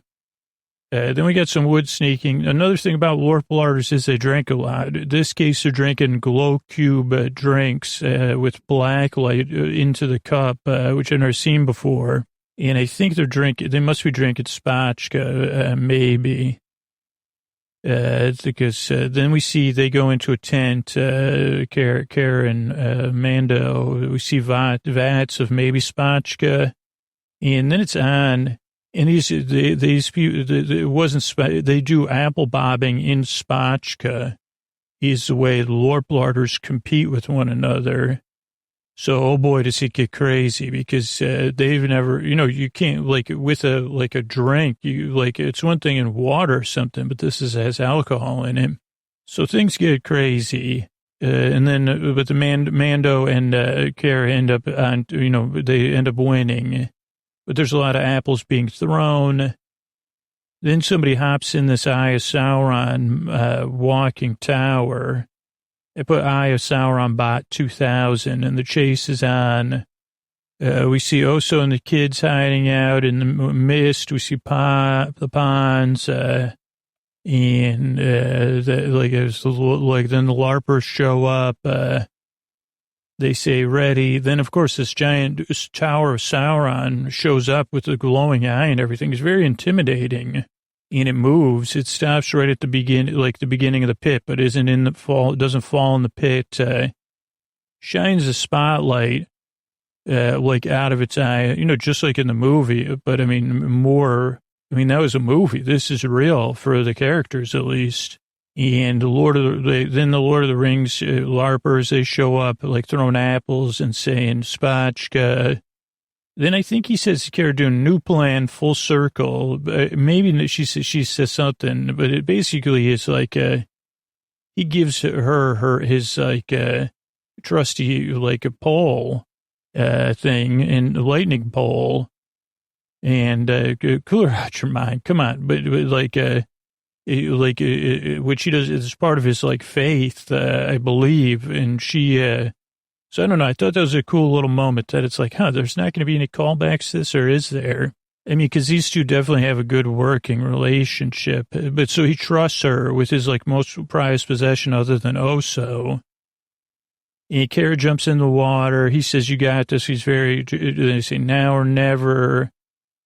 Then she says, take the bait, you big Eye of Sauron, you hunk of junk. Then it gets stuck in the mud, and they splash the water, put the Eye of Sauron out. And they say, we don't even need one ring to rule you all.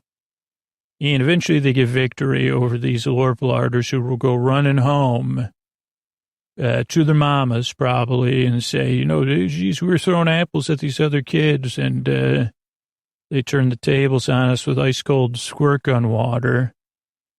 There's cheers. They say, was that the plan? Something like that. Then we see Oso and the frog, playing with the frog. The kids are like, that's gross. So I think Oso has Oso's first experience with humor, with going in the first stage performance. Rosso says, the kids liked it when I put a frog in my mouth and then spat it back out. Or did they not like it? It's tough to tell, but Oso liked it, which is almost, so Oso may become a stand-up comedian or a sleep podcaster. It makes kids laugh. 33. This was a nice scene because, so a couple weeks have gone by, according to the dialogue, and Cara and Mando are just kicking it, literally. This is at 33. They are kicking it at the doors of one of their cabins. Cara's sitting down, Mando's standing up, leaning, against a wall, which, he does so well. And then O'Mara shows up. Let's follow the dialogue here. Right now I'm at where baby Oso is the frog. The kids are laughing. Oh, even Oso smiled, and the frog was happy. Omer brings Kara a drink. She goes, you want something? And Mandalorian goes, maybe later. She smiles and is like, your son's so happy. He goes, yeah, he is. She says, fits right in. And the Mandalorian watched her walk off. Cara Dune does the eyebrow thing. And she goes, well, what happens if you take your helmet off? You get in trouble? He goes, no, you just can never put it back on again. And she kind of looks at him like, are you saying figuratively or metaphorically? And she goes, that's it. And she goes, you could just take off the helmet and settle down here with your kid, drink spatchka, maybe, but like she goes, I have a feeling you're as handsome as she, you're both handsome people when it's a compliment. And she goes, what are you thinking, dude? I don't know. She just has this great performative amusement, like a best friend. I mean, she's like, and he goes, we really raised some heck here a couple of weeks ago with those Lorplarders that might have gotten on one of their newsletters or something. And he goes, we better move on. And she goes, well, I wouldn't want to tell your kid the bad news. And they're playing catch the brine shrimp. And he goes, I'm leaving him here. And she gives him a side eye. He goes, with me, it's no life for a kid. And he goes, he's safe here, better chance at a life. And she goes, well, he's not going to be happy about it because he loves, you're his papa. And he goes, we'll get over it. We all do. And she goes, that sounds like something, she goes, that doesn't sound like something a modern generation would say. It sounds something old school. Yeah, big Kara smile. If I've been calling her something else, Cara Dune, or Kira Dune, maybe. Let's see, she's awful at the very end. Then we see this elephant type, member of the guild. And then the Mandalorian rolls up on Omer. He says, actually, she has on rubber, whatever those things are called, waders. He says, can I have a moment to speak with you? She goes, sure. And let's see what he says. He says, it's very nice here. She goes, yeah, I've lived here my whole life. And he goes, I think it's clear he's happy here. She says, well, what about you? And he goes, me? No, I'll never be. She goes, are you happy here? And he doesn't even say anything. She goes, well, it'd be nice if you stayed. The community likes you. She goes, you could pack your armor away. Maybe kiss someone. You and your boy could have a good life. He could be a kid for a while. I mean, that one cuts deep, She goes, wouldn't that be nice? Really well done. He goes, it would. So you could, I don't know, in the fifth watch, this is why I do these shows. It really stood up. Then she holds his helmet like she's going to take it off. Pack us away, good life. Then he says, I don't belong here. And she goes, he goes, he does, though. And she goes, I understand. And she says, I could look after him like he's one of my own. Then we hear the beeping. We see the member of the guild, like their tile fob and everything. But then we see Kira Dune. She deals with this member of the guild, says, go back, fobless. Tracking. And they say, who is he tracking? You or the kid or me? He goes, the kid. And then Oso's looking on as they start packing up to go away. So this is kind of, because they say, yeah, they must have the kid's child. There's nothing we can do. So then we have Oso making an Oso cute face. Mandalorian's packing up a skiff, packing it twice, autopilot skiff, I guess. Kara says, you don't want an escort? He goes, nah. I goes, we're going to just head right to my ship, the Razor Crest. Must be the name of his ship. They do a hand five until our paths cross again. The kids are pretty upset to see Oso go. Winter is going to miss Oso. Mandalorian says goodbye to O'Mara. She goes, thanks. He just nods his head, and she kind of smiles at him. Oso gets a big hug. He says some cute stuff to the kid. I mean, who knows what he's saying? Maybe he's saying stuff in some sort of Force language, too. I mean, he is 50 years old, so if they were playing any games, he would have a distinct advantage. Even catch the brine shrimp. Mando sets everything up in the skiff. Actually, we have like a pretty long, like 5 or 10 second sequence of him, everybody just watching and looking on. A lot of nodding. I wonder if Pedro Pascal like has to do neck exercises. He must. Then we get a close-up of Oso's face. It's awful but sad and inquisitive and cute. Oh, so cute. And it ends. We get the wonderful surprise. This episode was directed by Bryce Dallas Howard. I mean, this one I didn't. I knew she directed an episode this season. And I don't know, I was having trouble counting the paintings, so I don't know if there was 9 or 10 paintings at the end, but definitely worth watching. And let's look up a couple things quick from this episode here. Let's see. Still came up Lionel Kitty City. So Bryce Dallas Howard, I'll put that in the show notes.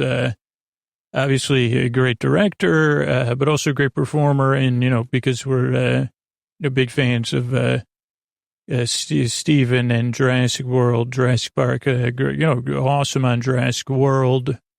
So wouldn't it be nice, it gets said, and that's like, I talked about this on the podcast before, like, for me, one of my pinnacle moments of consuming film was the first time I saw the movie Roger and Me, and maybe like the second time or third time I saw it too, and then Hamper, Ben Hamper, I think, is saying talking about the song, Wouldn't It Be Nice?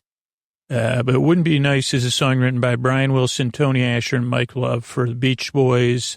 Came out on Pet Sounds in 1966. This is from Wikipedia. It was put out as a single 2 months before the album's release with God Only Knows as a B-side. Whoa, boy, what a record.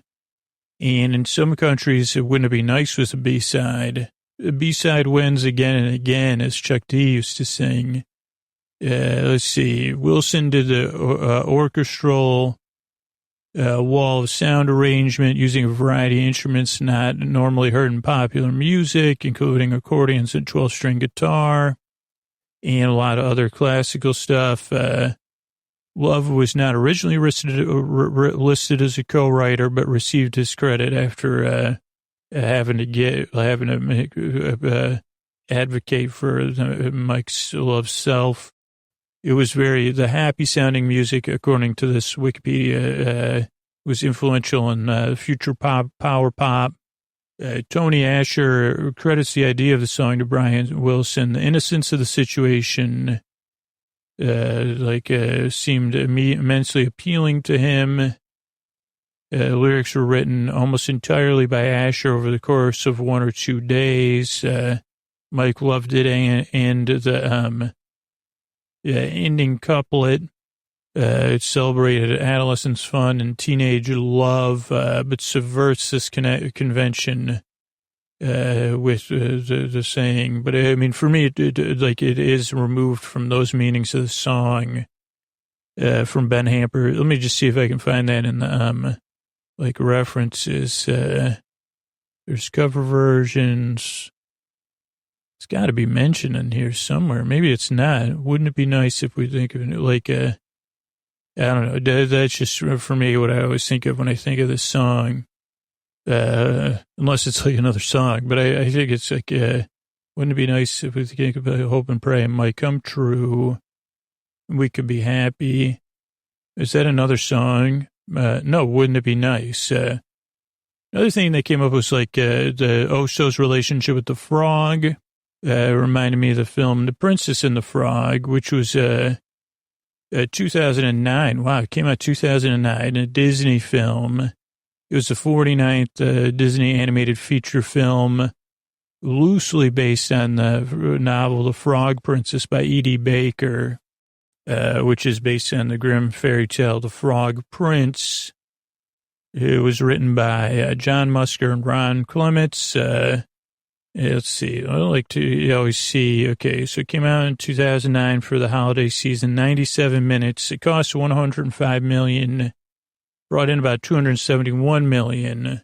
It takes place in New Orleans, stars Tiana, and I don't want to talk about the plot because since probably on Disney Plus too. But yeah, I always love stuff that's based on it. Let's see. Disney had once announced, this is early development, that Home on the Range would be their last traditionally animated film. Then in 2006, they acquired Pixar, and many animators had been laid off from traditional animation units, but they got rehired back onto the project. They also brought back Clements and Musker, who had worked on The Great Mouse Detective, The Little Mermaid, Aladdin, Hercules, and Treasure Planet. And they started everything. And yeah, it's definitely a beloved Disney film. Cara Dune made me think of Dune, the novel, which this was interesting. So I guess I thought I'd talked about, maybe I've talked about Dune, the movie, but I don't think I ever looked up this Wikipedia article about Dune, a 1965 science fiction novel, originally published as 2 separate serials.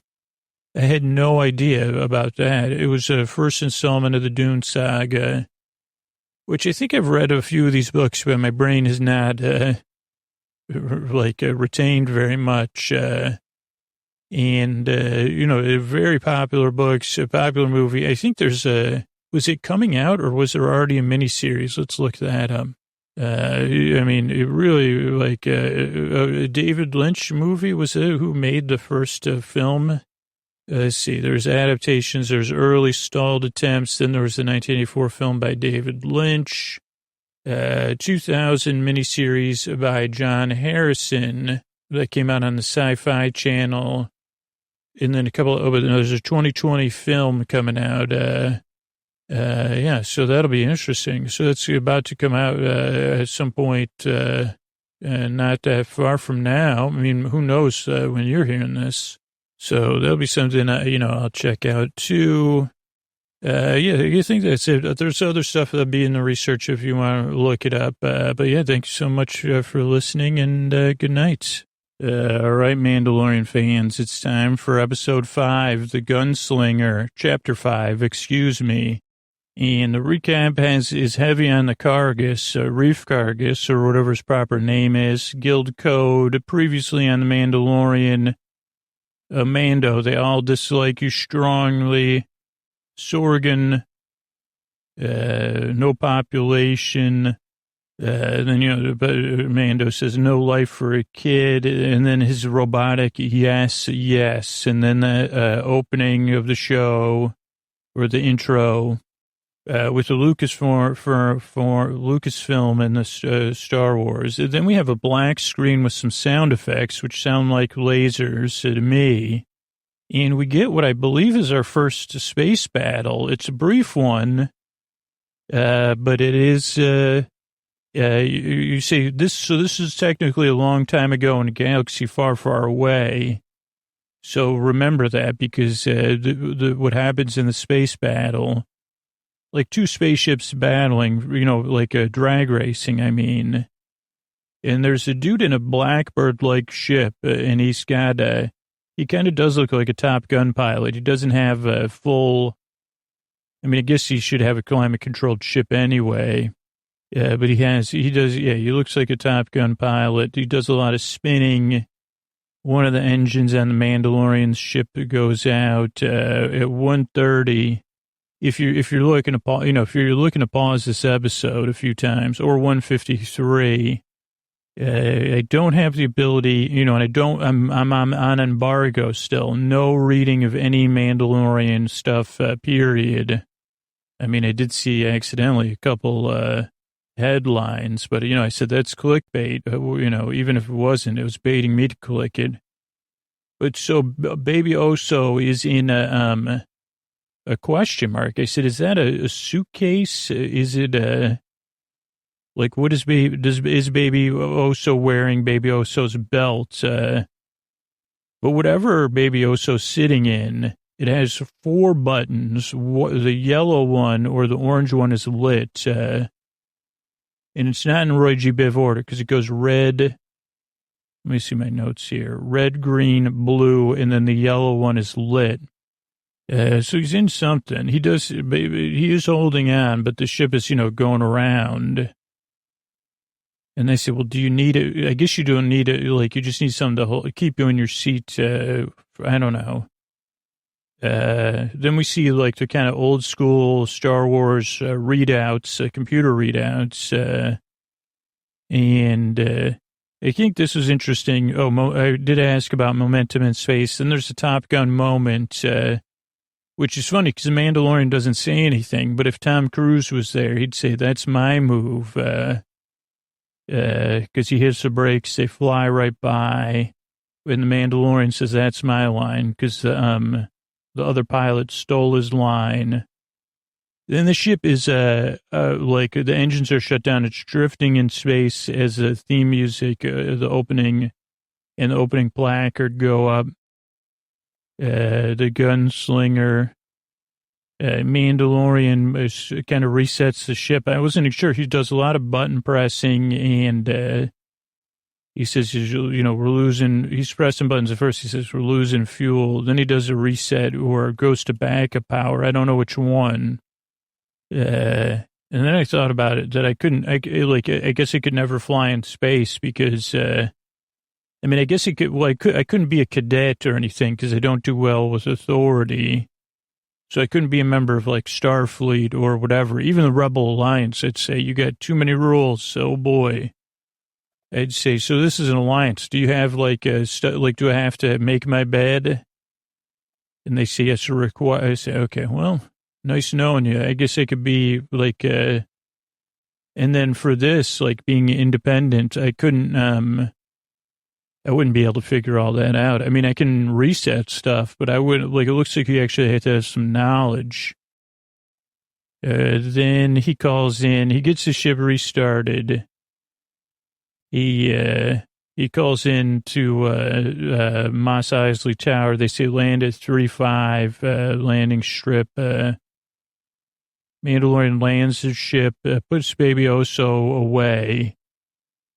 Which, this one, you say, dude, what, come on, man. Mandalorian, you're just going to put the baby in it, put baby, haven't you learned your lesson yet?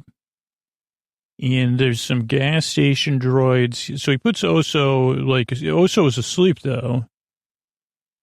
And he puts him in one of those things, Oso's a little kid, and there was plenty. It was a perfectly good environment for the time being, but not to get off the ship. But again, the Mandalorian is in a tough spot because he's got to keep it all secret.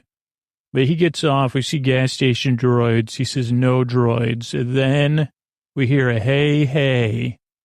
And we said, I said, holy Sedaris, you got to be kidding me. Yeah. At first, I actually didn't say holy Sedaris. It took me a few minutes. I just said, whoever this is they casted is absolutely amazing. And then I realized who it was. It's Amy Sedaris. So she's delightful in this episode. I don't even know what else to say other than, probably beyond delightful, maybe. So, hey, holy Sedaris, strangers with candy, so good. He has 500 credits he could give her. She goes, oh, that's good for the landing pad. And she goes, what do you think? She asks the droids. She spent too much time with these droids. They think she'd be the first to admit it.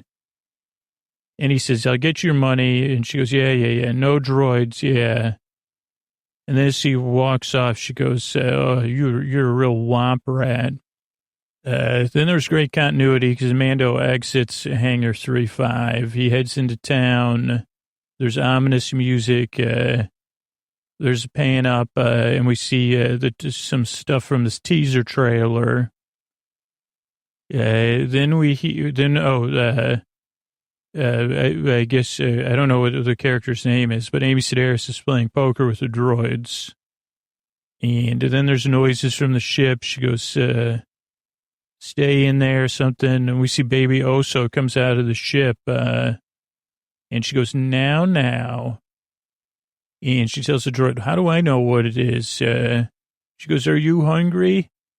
And then she goes, here's the plan. I'll look after you, and then I'll charge, that Mandalorian for babysitting, a ton of dough and tip. She calls him Bright Eyes, which I liked a lot. So very, very nice scene. And also, I think, they couldn't have known what the audience reaction was going to be to this show or this season or Baby Oso. But she definitely represents the audience. I mean, I feel like the overall reaction to Baby Oso in some sense, in everybody's dream, to babysit Baby Oso. So yeah, she says, oh, Bright Eyes. Then we switch to Mando going through town. It's a mess. And yeah, there's a lot of, the one headline I said something fan service. And I said, I wish I didn't read that, but I don't even, there's a lot of familiar locations and stuff. So, I mean, you say, oh, cool, I kind of recognize this, or I kind of recognize that. It looks like they use propane at the cantina. So he goes into the cantina, I think the original one. He says, hey, droid. And the droid goes, hey is for horses. And he says, hey, droid. And he goes, hey is for horse. He goes, I'm not a hey droid. My father figure was a hey droid. I'm a barkeep droid. If you want a hey droid, go to the stables. And he says, what in the heck? And then he goes, I need work. And the dude goes, guild cannot operate on Tatooine. And he goes, I'm not in the guild. He goes, it does not improve your situation. And then we see a stranger holding a coin. And at first he's, bathed in kind of shadow. He's kicking his feet up like Han Solo-esque. And he says, think again, tin can. And he goes, you're looking for work? Have a seat, my friend. And this is at 8:43. And I honestly didn't know this, but I did. My first reaction when he was bathed in shadow was holy Cannavale. Probably not pronouncing that, but I thought it was Bobby Cannavale, who's kind of done a little bit of everything in the past 15 to 20 years. And it's pretty much always a bright spot or an interesting spot, an interesting character or just a bright spot. And, most people, I think his brightest moment was in The Station Agent. But so, just as far as like bright, human brightness. So then then Mandalorian goes over and it's not Bobby Cannavale. It may be his son. No, I'm not positive it's son. I'm just playing, I looked it up, but his name's Toro Callahan. Toro Callahan. And he goes, I picked up a bounty puck mid-rim, and Fennec Shand, gonna go get her out beyond the Dune Sea. And the Mandalorian says, well, good luck with that. I'll see you later, because Fennec Shand, because he thinks it's gonna be easy. And the Mandalorian says, it ain't going to be easy. And he goes, well, I thought you needed work. He goes, well, how long you been with the guild? He goes, don't worry about it. He goes, well, Fennec Shan's, total, she's tougher than tough and not possible. And then he goes to leave. And I don't know if he feels bad for the kid because the kid says, so listen, man, this is my first job. And you could keep all the money. Maybe it's just that he can keep all the money. He goes, but I need this job to get into the guild. He says, I can't do it alone. And the Mandalorian says, all right, meet me at hangar 3-5 in a half hour with 2 speeder bikes and give me a tracking fob. But obviously there's no trust there because, so this brings up 2 questions. One of which I think is like a little bit of fan fiction. One is how much they get paid that this kid could go get 2 speeder bikes and still get a return on, that it makes sense. The other thing is that this kid is like a a Bountifarian or whatever. Trustafarian, like a Trustafarian was someone that toured with bands but had a trust fund. That was a term. And this kid does seem like a Trustabountifarian because everything he's got is new, and it just seemed like he had money to spend. So it'd be interesting. I mean, his backstory would be mildly interesting. But the Mandalorian goes back to his ship, no baby Oso, so he kind of flips. There was also one of those two-legged droids that always looks lost. He goes, oh, no, I left my Oso alone again. Hey. And then Amy Sedaris says, you woke it up, dude. And he goes, oh, she goes, not so fast. You got an awful lot to learn about raising a young one. And then there's a couple looks exchanged. Then she goes, anyway, almost got your ship, working on the ship without droids. You got any money? Mandalorian grabs a backpack of all things, like kind of an old school one. Like what do you call that? What's that material called? Canvas, a tan canvas one. And he goes, but then of course he says, thank you.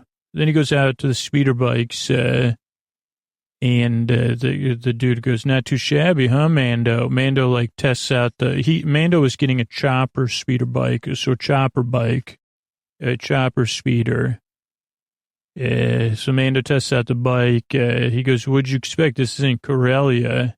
And he goes, ma'am, the kid. Oh boy, I got to pause it to tell you that 1238 is like a place to pause. There's just this beautiful 1234. This music starts, and then there's these great desert shots. There's an overhead shot now and later that are just simple shots, but I really thought they were just breathtaking in their simpleness. I don't know, and just the lines and stuff. Then they stop, and the Mandalorian says, oh, heads up. He goes, what is it? He goes, Tusken Raiders.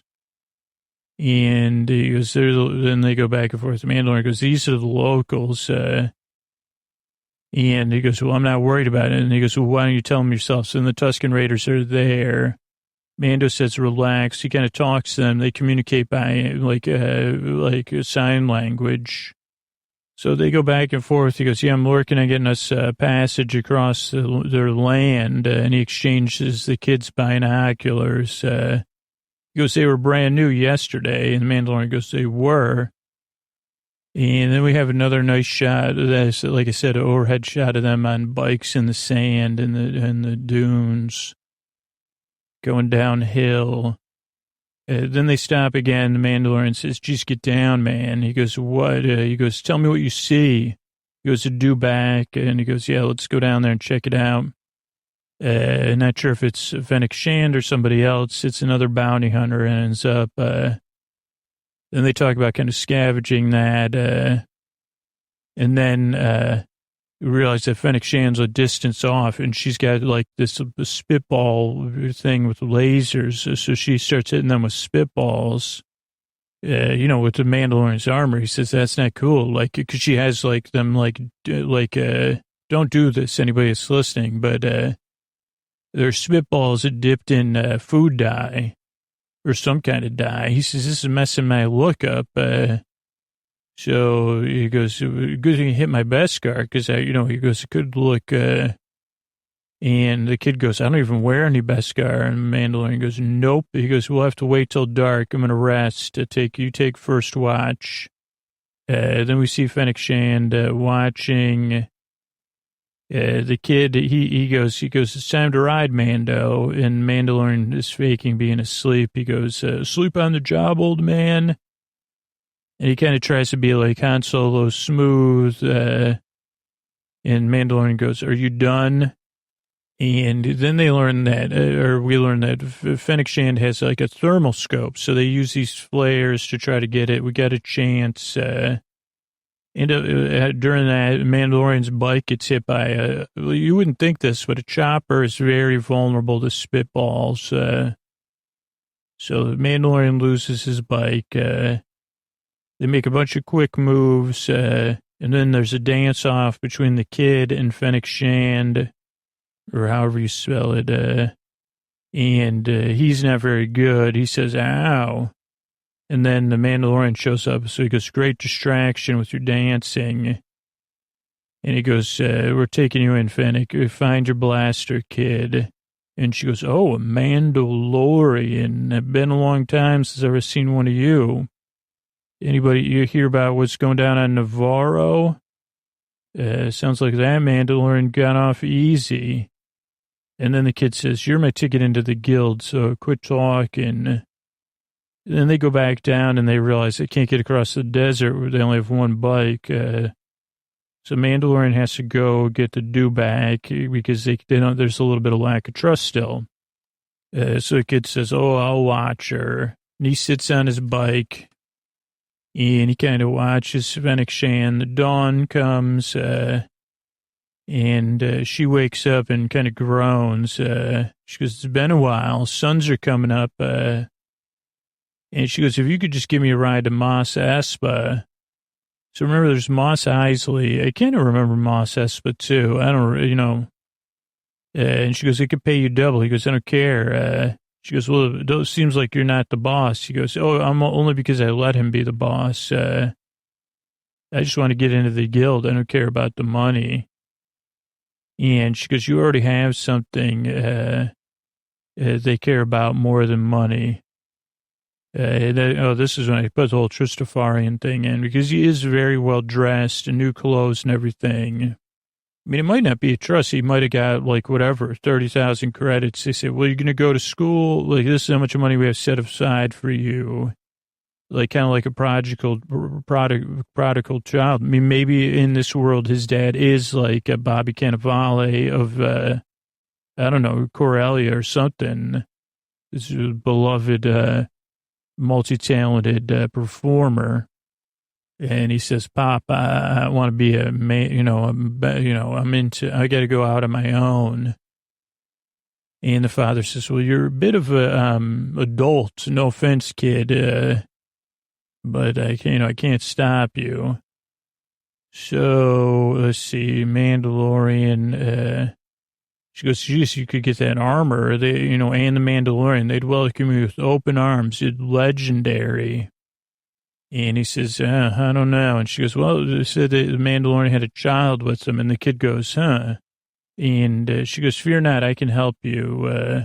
Make a deal for yourself. And then they go kind of face to face. And the kid goes, that was some good advice. Who wouldn't want to be a legend? Thanks for the tip. And then he spitballs Fennec Shand.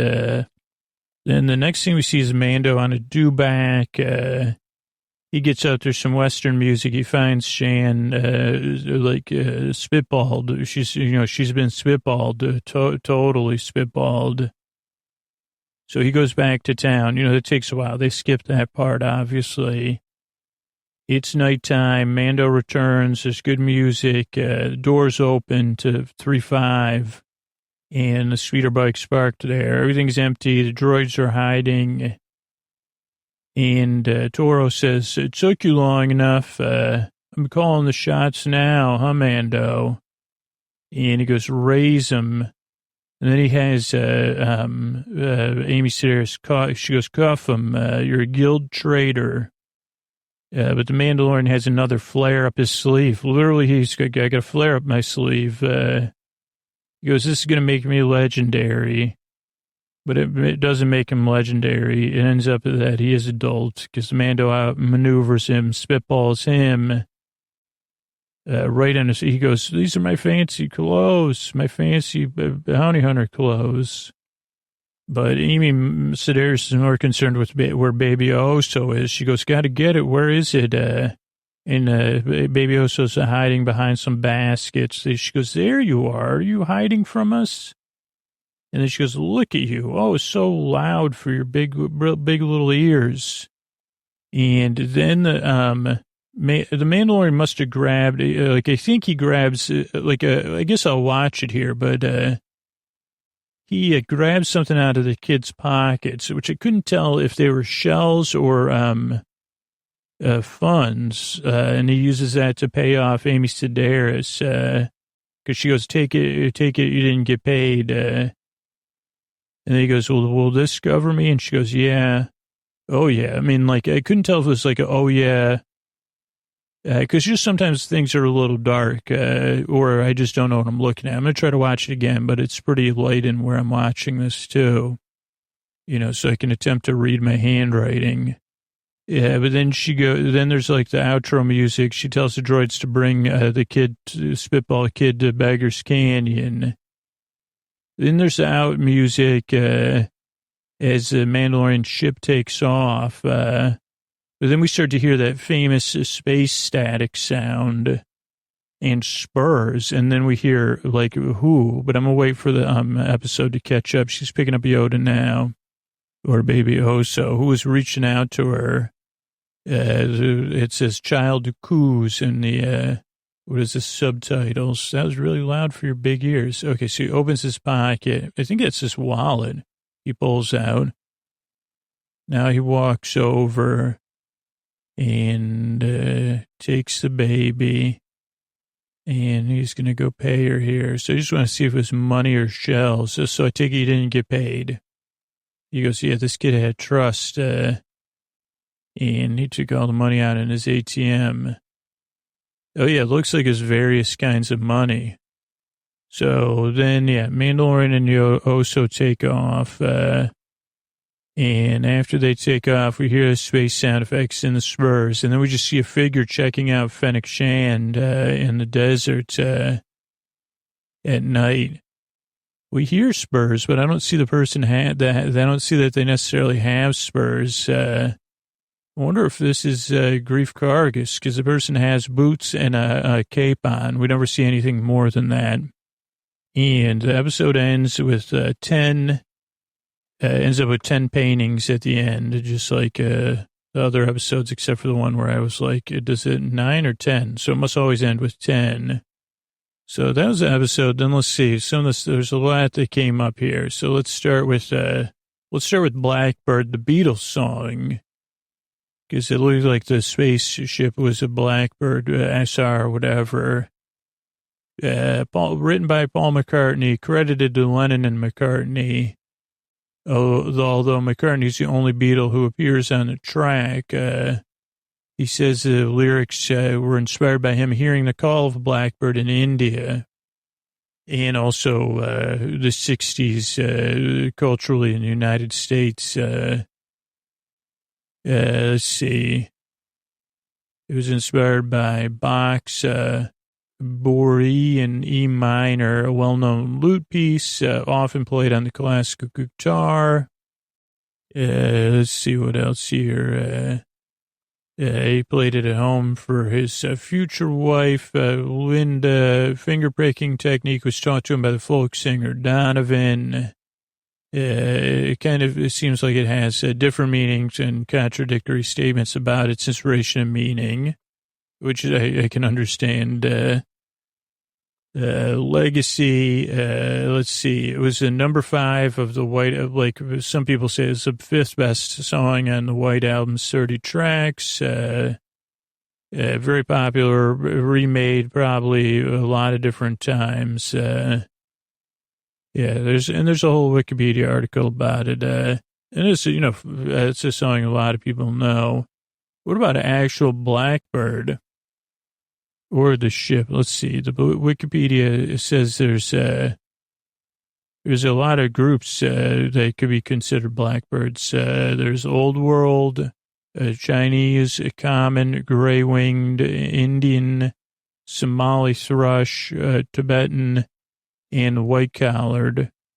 Oh, there's 2 groups. It says Old World blackbirds and New World blackbirds. And then there's a lot of stuff, film, theater, TV. What about the places consuming, air, the SR-71. It was a long-range, high-altitude Mach 3 aircraft. Made by Lockheed and Skunk Works. Clarence Kelly Johnson was responsible for many of the innovative concepts. Introduced in 1966, retired in 1999. So I had a 33-year run. Took over for the U2. Let's see. Yeah, so a little bit, it was one of those things that butterfly in the sky that could fly twice as high. But it did look a lot like the ship the person was flying, at least to me. And it was kind of supposed to be stealthy. So that, I don't know, that's a little bit about the black. Speaking of flying, we'll do that next. Oh, well, this is flying in space. This is from Khan Academy. I Googled, is there momentum in space? And this came up. Momentum is a word we hear colloquially and in everyday life. Momentum is a measurement of mass and motion, and how much mass is in how much motion, usually given the symbol P. And, link to this, because I don't have the exact, so there's impulse. This talks about a lot about calculating it. Momentum in space. So many people are familiar with astronauts in orbit. They appear to effortlessly push around objects. Because astronauts and objects are both in free fall, they don't have to contend with gravity.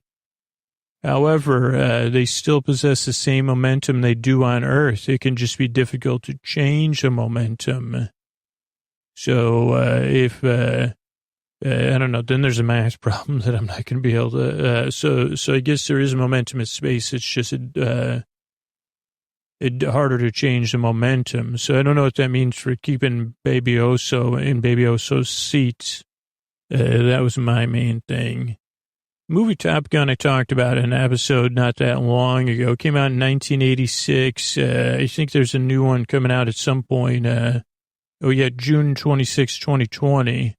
It has Tom Cruise, Kelly McGillis, Val Kilmer, Anthony Edwards, Tom Skerritt, and many more. It is a popular movie. I mean, I talked about it in an episode, but it just had a little, there was a little nod to it in this one. Now, I know a lot of listeners are big Stephen King fans, and a lot of them have read the Dark Tower series.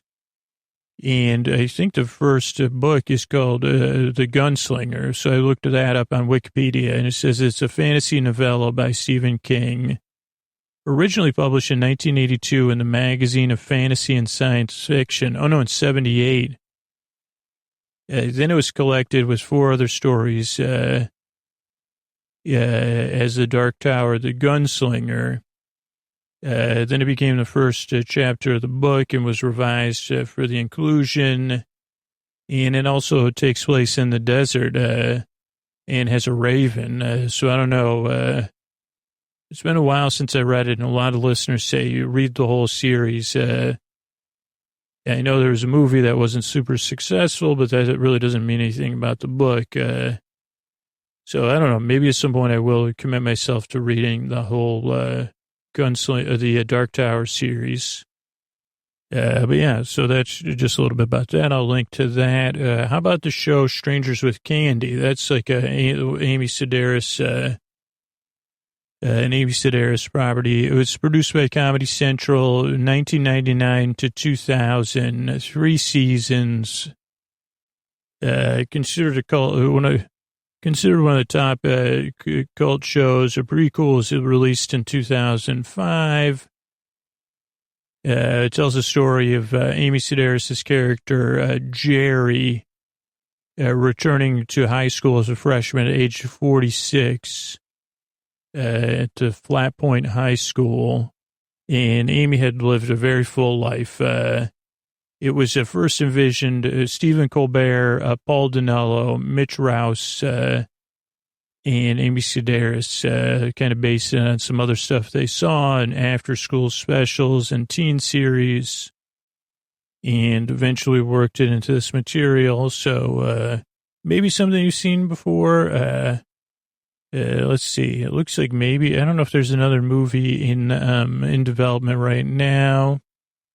But definitely something worth checking out. I mean, if you're unfamiliar with the real brilliant work of Amy Sedaris, I mean, kind of pretty much everywhere, TV, stage, voiceover, film, Alpha in the holiday season. She's written a lot of stuff, playwright. So, Amy even had according to Wikipedia, a cupcake and cheese ball business, Dusty Food Cupcakes. So I don't know, just again, someone that I've always admired and looked up to, and say, man, like, I don't know, that's just someone that's, it really impresses me. You know, someone I haven't heard of in a while, but that's probably my fault. It's Bright Eyes, Connor, or I can't say it, Connor, Connor, I can't ever say it's the last name, but Bright Eyes was a band with Connor, who I think played everything. Maybe on tour they had other ones, from Omaha, Nebraska. This was like kind of like 90s indie rock. I guess I can't believe it's 90s indie rock. I'm wide awake. It's morning. No, okay. So I guess that was in 2004. So I'm trying to just think of like what is like or what's going on now. People's Key. So still recording 2008, 2011. Usually it's Mike Mugas, Connor, and then Nate Walcott. You know, kind of like a indie singer-songwriter vibe, I guess, is my memory. And let's see what Connor's doing. What else? Like, I'll click over there. Singer-songwriter, yeah, a bunch of other bands. Currently, Better Oblivion Community Center. And playing solo. So, Connor Orbs, I think it's Oberst, but I always think it's like, it's not Oberst, I don't think. But yeah, that's what Bright Eyes made me think of. Then speaking of music, I think, actually, Amy Sedaris told Baby Yoda now. So I said, well, let me look that up. That's a song by, Radiohead, right? No, it's the There. And it's actually one of the songs I really like. It was on 2003's Hail to the Thief. It was also, they performed an early version during a webcast in 2000. Before the album, it's a rock song with layered percussion building to a loud climax. Influenced by Sushi and the Banshees and Pixies. York said the song was supposed to be comforting. It's all right. You're just imagining it. So yeah, there. The whole idea is saying, hey, I'm here to put you to sleep. There. So, and actually on the single, it looks like there was a song there where bluebirds fly or something. Okay, another thing was Bobby Cannavale, but what really made me think of, like, it made me think of the movie The Station Agent, which is if it's a movie, if you haven't seen this movie, you do yourself a favor and track it down. I got to see it in the theater. It's 2003 comedy drama. Tom McCarthy wrote and directed it. Peter Dinklage is the star of the film. I mean, without a doubt. It takes place when Peter Dinklage's character, who kind of like is a bit like Scoots in real life, says, geez, I'd like to be alone and, just mind my own business. So he moves into an abandoned train station. He purchases it. And there's also like this niche thing. I mean, this was before the internet was super huge, but because he's like a train chaser, I think, or somebody who likes to take videos of trains and share them on the internet. I mean, I guess the internet was a thing, but Patricia Clarkson, Michelle Williams, and Bobby Cannavale and John Slattery are also all in the movie. It only cost independent film, $500,000 to make. Finbar McBride is a character that Peter Dinklage plays. Then he meets, it's just great. You just got to see the movie. I guess I don't want to describe it anymore, but Bobby Cannavale. There's a little bit of surrealism, too. at least with Bobby Cannavale's character, Joe. And I mean, it is like one of those movies that will make you, take you on multiple emotional journeys, really make you feel. I mean, really make you feel a lot. So yeah, do yourself a favor. Let's see what Robert Ebert always said. Oh, and Elvis Mitchell. Wow, two of my favorites. Elvis Mitchell said, Tom McCarthy has such an appreciation for quiet that it occupies the same space as a character in this film. A delicate, thoughtful, and often hilarious take on loneliness. It's the kind of appetizing movie you want to share with others. This is all from the Wikipedia page, by the way. And then Roger Ebert said, this is a comedy, but it's also sad. And it's simply a story about trying to figure out what you love to do and then trying to figure out how to do it. It's a great relief. The Station Agent is not one of those movies in which the problem is that the characters have not slept with each other and the solution is that they do. It's more about the enormous unrealized fears and angers that throb beneath the surfaces of their lives. So definitely a movie worth checking out. Speaking, you say, Scoots, I don't know who Bobby Cannavale is. I said, whoa, really? And I will say that sometimes he is like too handsome and charming, and I do get jealous of him in certain roles. And I say, I've had enough of you, Cannavale, with your jawline and your smile and your kind eyes. But he really is a delight. I mean, without a doubt, especially if the Station Agent, I think, was a big breakthrough in my opinion. But he's been on movies, TV. I mean, he's even in Marvel movies, so he's kind of everywhere. Mr. Robot, I'm a fan of that show, but probably a lot of listeners are.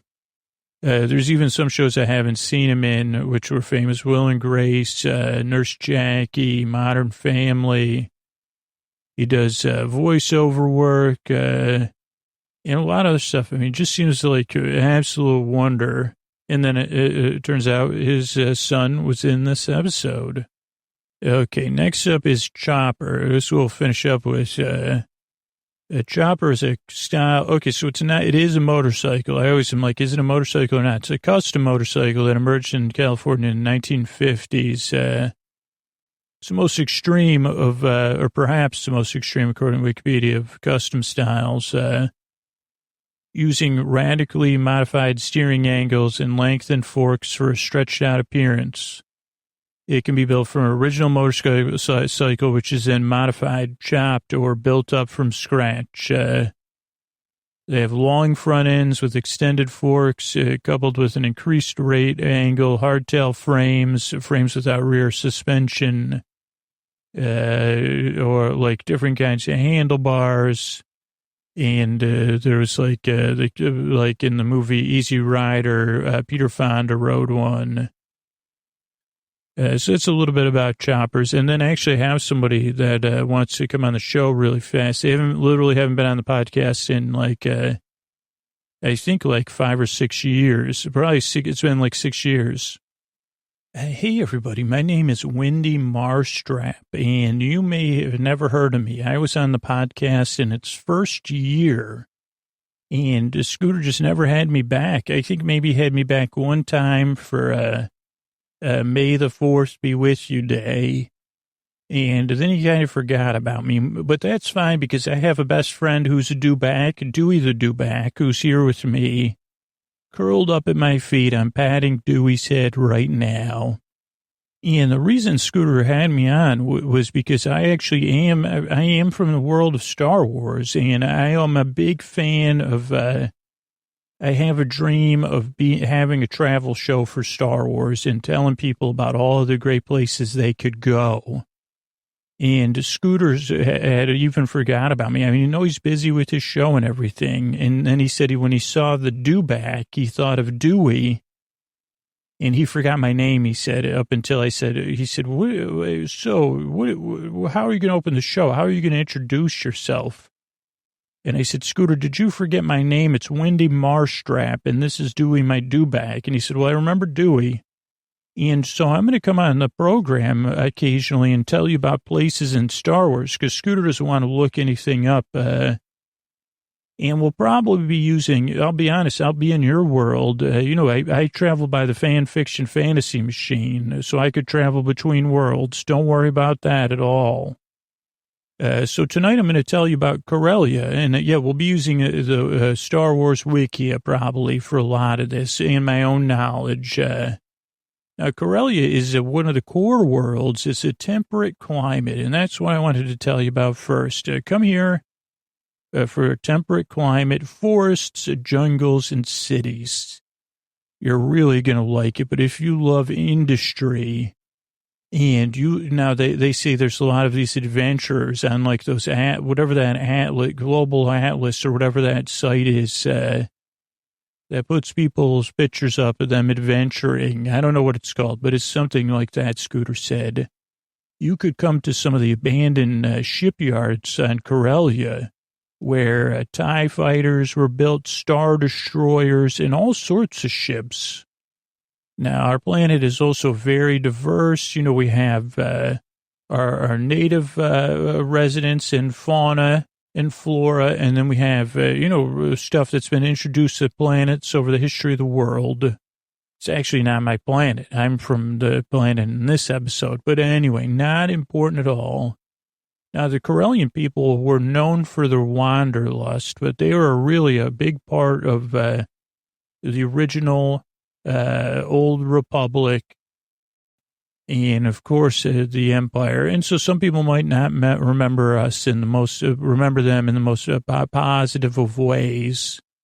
And you might say, what's our most favorite, what's the most famous resident of Corellia?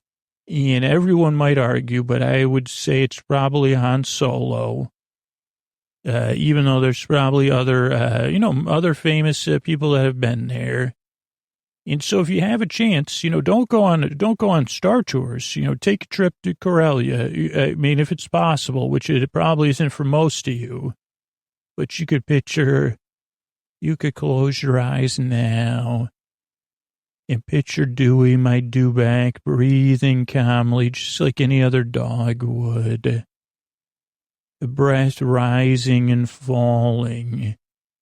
And maybe we're all resting somewhere on Corellia. Maybe it's in a nice hotel overlooking the shipyards. Maybe we'll go on a tour there later.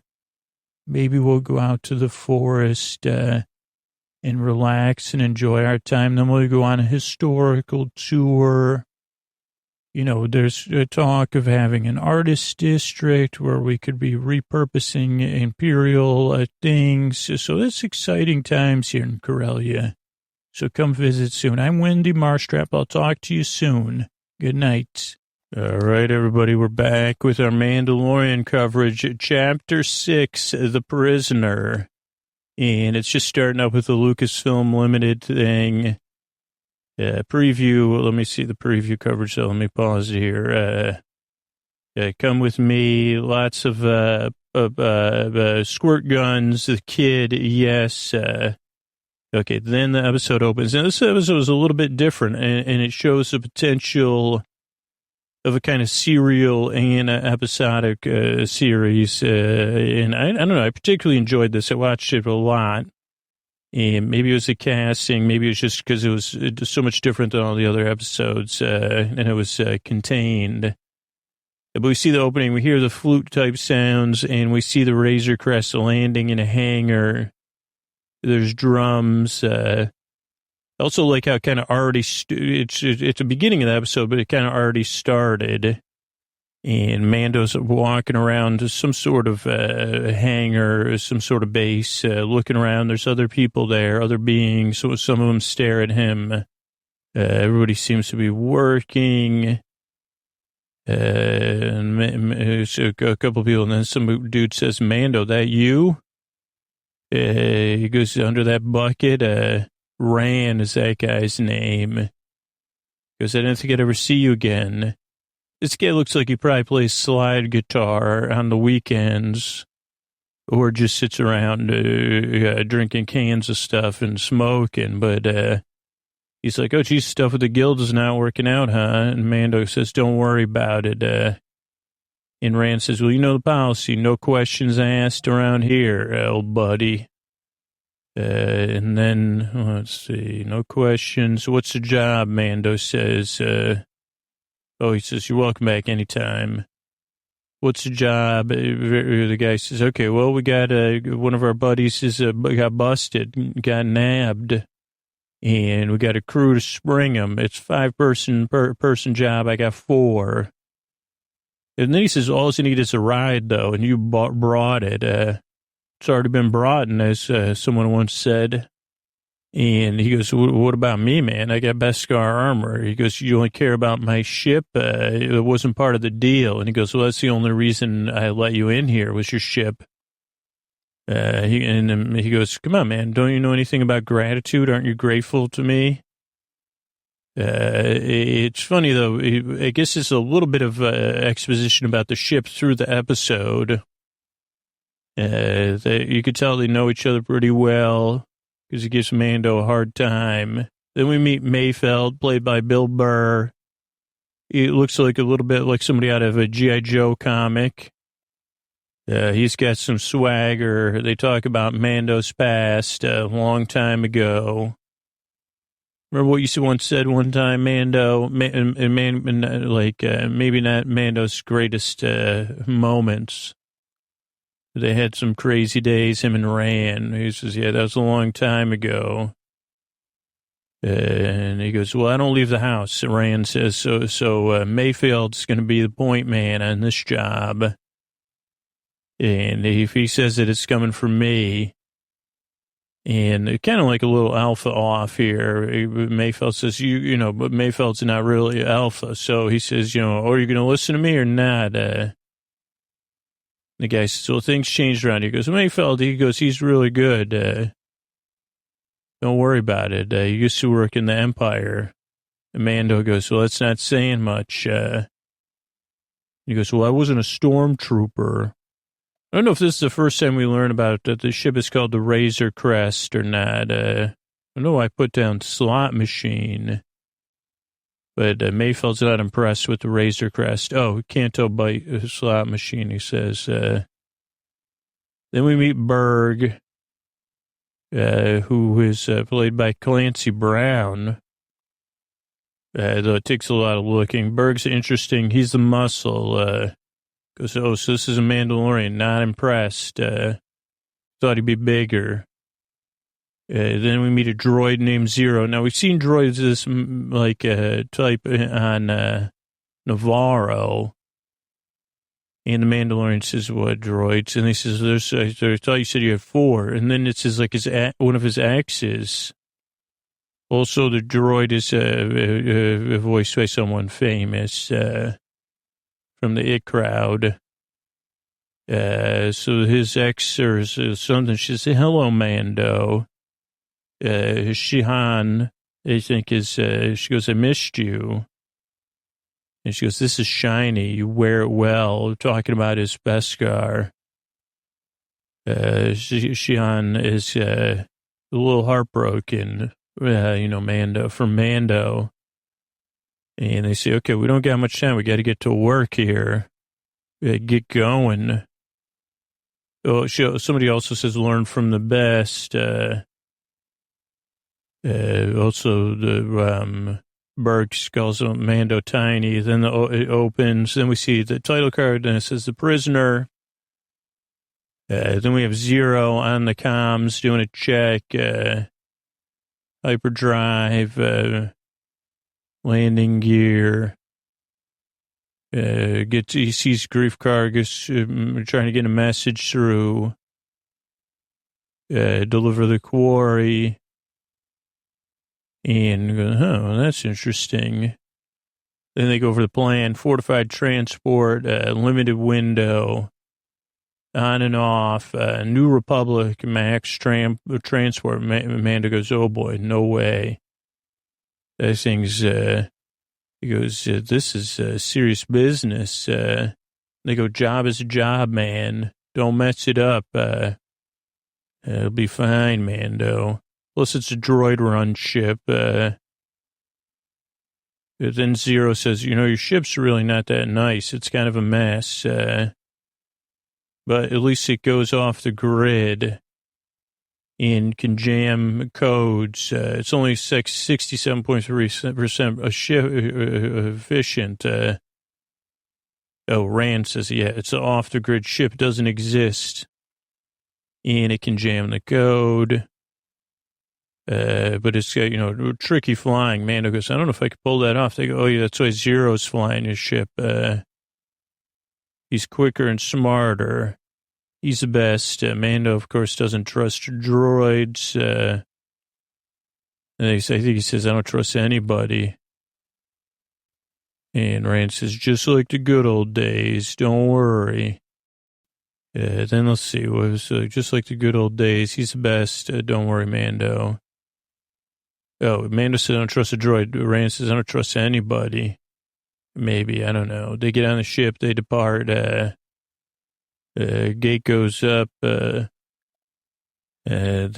Mando and Zero, I think, are in the, Rand kind of does like, hey, see you, buddy. Yeah, thingamajig. They head into hyperspace eventually. So we see that it's kind of like a space, not a, what do they call that? A spaceport or something, or a satellite. We get a view of Berg pacing, Mayfeld and Shihan chilling. Everybody getting on each other's nerves. Is Mando watching Zeros fly the ship? He says, you could go below, man. I'm going to go into hyperspace. I got it from here. Let's see. Then down below, Berg opens Mando's safe and laughs. Mando appears down there and closes the door. He says, that's not not for you to be going through, man. Oh, actually, he just jumped down. He didn't appear down there. Uses his remote control to close it. Berg doesn't like that. Like, we get it. It's your personal space. Then they start kind of messing around. They go, why do we even need this suit? I think Berg says that. They go, yeah, well, don't worry. We'll get it done. They say, oh, you're so great. They're like talking about Mando and his presence. They go, oh, they're all laughing at him right now. And then talking about him like he's not there. Gee, Shihan, is he good? She goes, well, what about Elzak 3? Mando goes, I did what I had to do. She goes, you liked it, though. She goes, I know who you really are. And they go, well, what about the helmet? So then they try to get him to take, this is the way. They go, well, we want to see your face. We don't necessarily trust you. And so then we have a little dance off. And then Oso gets revealed in Oso's hiding spot. They go, what is this, a pet or something? Man goes, yeah, something like that. It's a pet. He goes, you're really odd, man. Also, Mayfeld has Berg do his work for him. And they go, Jesus, he goes, what's this code of yours? Certainly is interesting. Mayfeld says he doesn't have patience for a pet. They go, geez, I can't believe you'd have a pet. Maybe that code of yours has made you soft. Oh, Shihan says that. Yeah, I don't have the temperament for pets, Mayfeld says. But then he he picks up Baby Oso. Because maybe I'll try again, Mando, try some balance, not being, not being overprotective, so they don't know how much he values Oso. But then they arrive, they're dropping out of hyperspace, commencing final approach. They got to do some wild moves in the ship, which seems to have some gravity, because everybody gets tossed around. Oso gets put away, and they land on the ship, and they say, okay, whoa, Zero commence extraction. Like, we didn't even get a proper countdown. And they go, geez, are we ready? He goes, oh, yeah, it's scrambling our signature. And I hacked in the computer, Zero says. And we got a job to do. Then Mando has to hack into the door or whatever, pick the lock, which everyone does. But everyone's making eyes while he's doing it. They're also a little bit jumpy. And then Mayfeld has to go first after you. We see some Daleks. So it's it did have a Doctor Who feel to this episode a couple times. And then the nod kind of with the Dalek type robots. I did wonder about the handheld communicators that are still like the lip balm things. But, what are you going to do? They say, get us to control room 0, sublevel 3. Oh, then Mando looks after Oso, then jumps down. Then he says, I know the drill, bio trackers are on. Watch out for the droids. So they start moving. We see Zero's watching them. They start going down these hallways. All are kind of these white hallways. We see some forest friends that are all like the ship's like a little bit like a hostel. Everybody's sleeping there in their bunks from all different worlds. Also, somebody says, I don't like this, which reminded me of a paranoid android, or maybe, they say, geez, are you paranoid, Mando? Left at the next juncture, and they see one of those little rolling bots, and Berg doesn't like it. He says, oh, little puppy. And, of course, he chases after it, which sends the droids in to check on them. There's a showdown, and Mando's not there. And he slides up behind them, like he does, like, it's a little bit like, there's like, interesting, because I didn't point this out earlier, but everybody's on ice skates. I forgot that part. And so now there's like ice skating and everybody's trying to skate. It's like a combination of hockey and figure skating. And Mando comes up behind and does like 3 triple sow cows and a triple Lutz, and it's over. Everybody's impressed. But they're impressed, but then they're not. They try to act like they're not, and they walk away. They go, clean up your mess. They don't treat them with any respect. But again, we get a hint of Mando's capabilities. And then Zero goes, okay, you've been detected. Also, I think I see an organic signature somewhere, or something comes up. Then there's a standoff. Where they have the organic signature, which is like a person, because they thought they were only going to be figure skating with droids, and they realized that they thought that maybe it'd be like it's a human judge, so they try to say, well, geez, if you're going to be judging the rest of our figure skating, you can't. They say, are you sure you're not? And they say, well, I'm representing the droids. I'm like just like in the height of the Cold War. With figure skating, they say, well, how are you a judge if you're on the side of the droids? You're supposed to be judging fairly. And this judge just says, no, I'm for Republic droids, period. So this is, and they say, you know what, I'm going to call in the IOC or whatever. So he hits an alarm. They say, easy, egghead, nice shoes. Mando tries to take over, asks the judge, says, well, let's not tick off the judge, because this was before they dropped the top and lowest score. He says, what's your name? Davin or something, Davin. Meanwhile, they find out where the person they're trying to get out is. Why don't you both be quiet? There's blinking. Zero to Mayfeld, you got 20 minutes. They say, fine, we only need 5. We see Mando run on skates, which was interesting. Berg tosses the Daleks. He does like this Dalek hammer throw. Then they open up. They get the guy they're rescuing, Quinn, I think is his name. And he goes, geez, here he is, the man who left me behind. My one-time skating training partner left me behind, at this, in 96 Olympics or something. I mean, this is in another world, so I'm just kind of translating. And they say, Mando, you're going to have to stay. You get a timeout. You have to stay in this skating thinking room. We're going to go get flowers and teddy bears tossed to us and get out of here and deliver the quarry.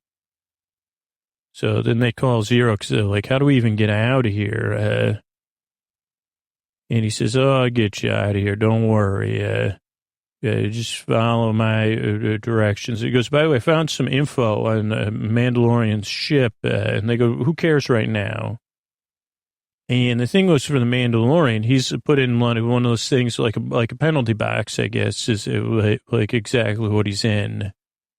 They just call it something different. He actually uses actual elbow grease to get out. Then Zero notices this. We see Zero at the controls, and then Mando goes into the control room, like where the judges watch, because they watch all of these video screens, and he starts pressing buttons, like shutting down, releasing Zambonis, all that stuff. They say, Zero says, geez, you have a potential problem.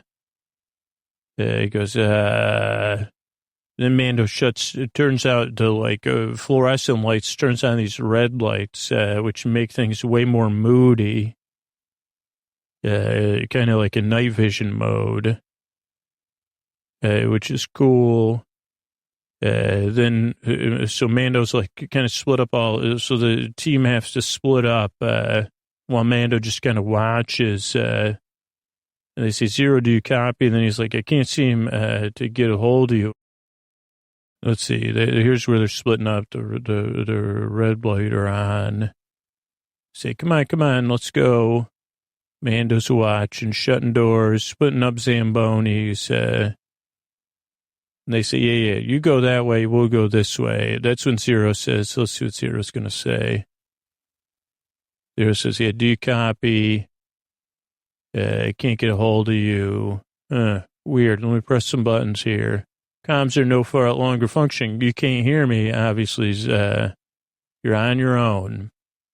Then we hear Oso, and Zero sees Oso and says, curious. Then they back on the ship, they say, find Mando. Then we go back to Zero and Oso making contact. They decide to play hide and seek on the ship. And I think he says, do you have a name? Mayfeld calls, oh no, that's the dude. This kind of guy reminded me a little bit of like that he could have been played by David Bowie, this other character that they rescued. He goes, oh, do you have a name? Mayfeld says, yeah, he's obviously like from a rich family. 'Cause he says, do you even have a name? He goes, Mayfeld. He goes, well, you're going to get me off the ship, Mayfeld. He goes, what about your sister? Is she on as his sister? He goes, I don't go, just get me off the ship, man. I don't really care about that stuff.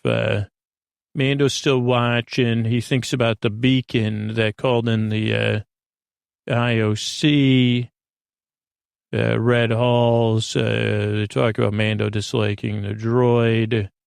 Mayfeld keeps calling Zero, but he calls him ZZZ. Yeah, let's see. So he picks up the beacon. Says, I don't need no IOC coming here to reevaluate everything. And we got the hallways, Mayfeld and the Bowie-esque dude. I don't know why. I said, reminds me of David Bowie. Not exactly sure why. Yeah, Mayfeld's calling ZZ.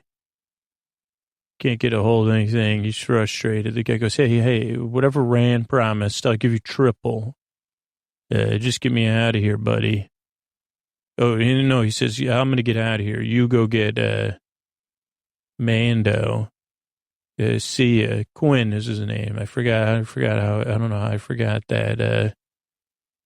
So he sends Mayfeld off after Mando. Then we have this really cool sequence. Everybody looking for Mando. There's great music. And also the Zero and Oso are playing hide and seek. But Oso says, I don't know if Zero is going to play fair. Then we have the Ran. This was like a Bond, like a brief, like it was a sequence from a Bond movie, I felt like, in a good way. Because Rand says, well, I'm going to play the hockey version of this figure skating hockey game and not the figure skating version. And so he uses a lot of hockey moves on Mando, who's not quite ready for it. And also Mando uses all these James Bond-esque gadgets, which don't work. And also Rand is interested in seeing, or not Rand, Berg is interested in seeing Mando's face. But then he sees, they do like a thing where Mando says, look through door number 1. And then he says, look through door number 2.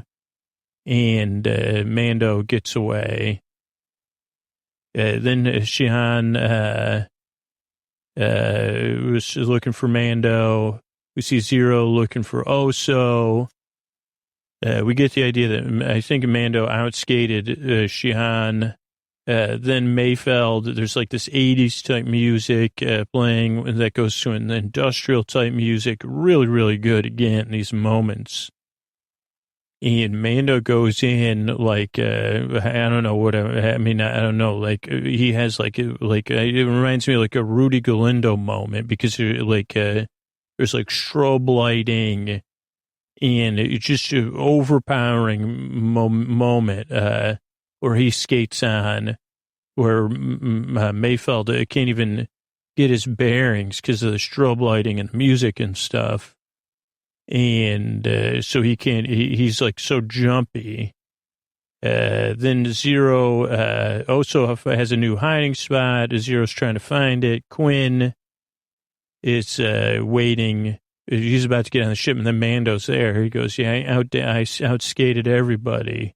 They got what they deserved.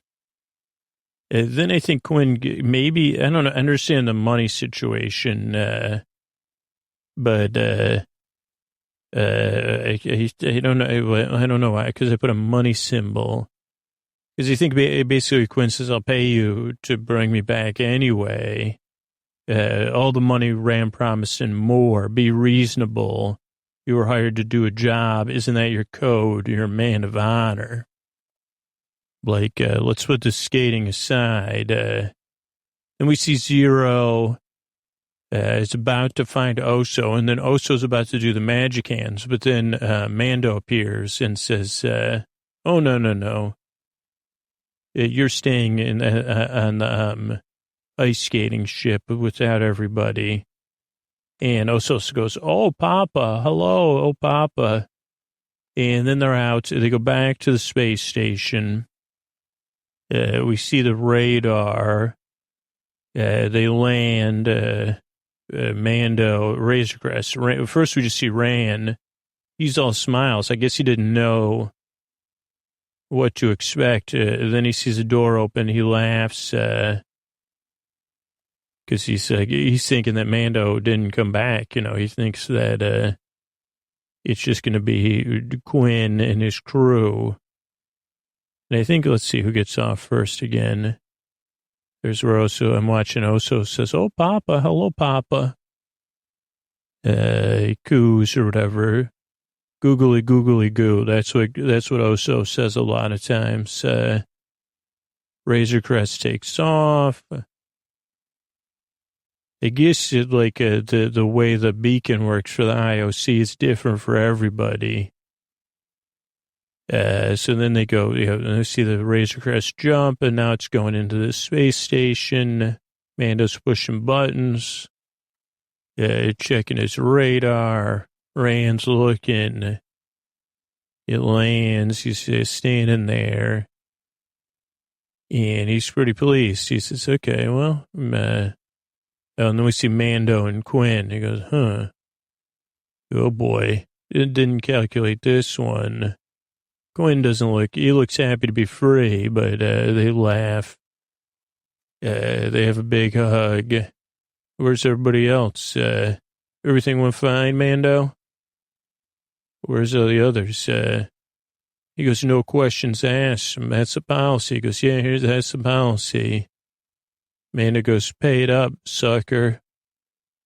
So Quinn reaches in, throws him some stacks. Mando says, just like the good old days. And he goes, I'm out, all right? They look after him, and then they frown as soon as he turns his back. They don't like Mando, really. Closes the door. Quinn's Quinn's got a muscle shirt on, and he has muscles to back it up. Mando's taken off. Rand waves at him, and he kind of reverses out of the ship. And they say, all right, let's take Mando and make him go bye-bye. We're going to IOC doping convention type thing.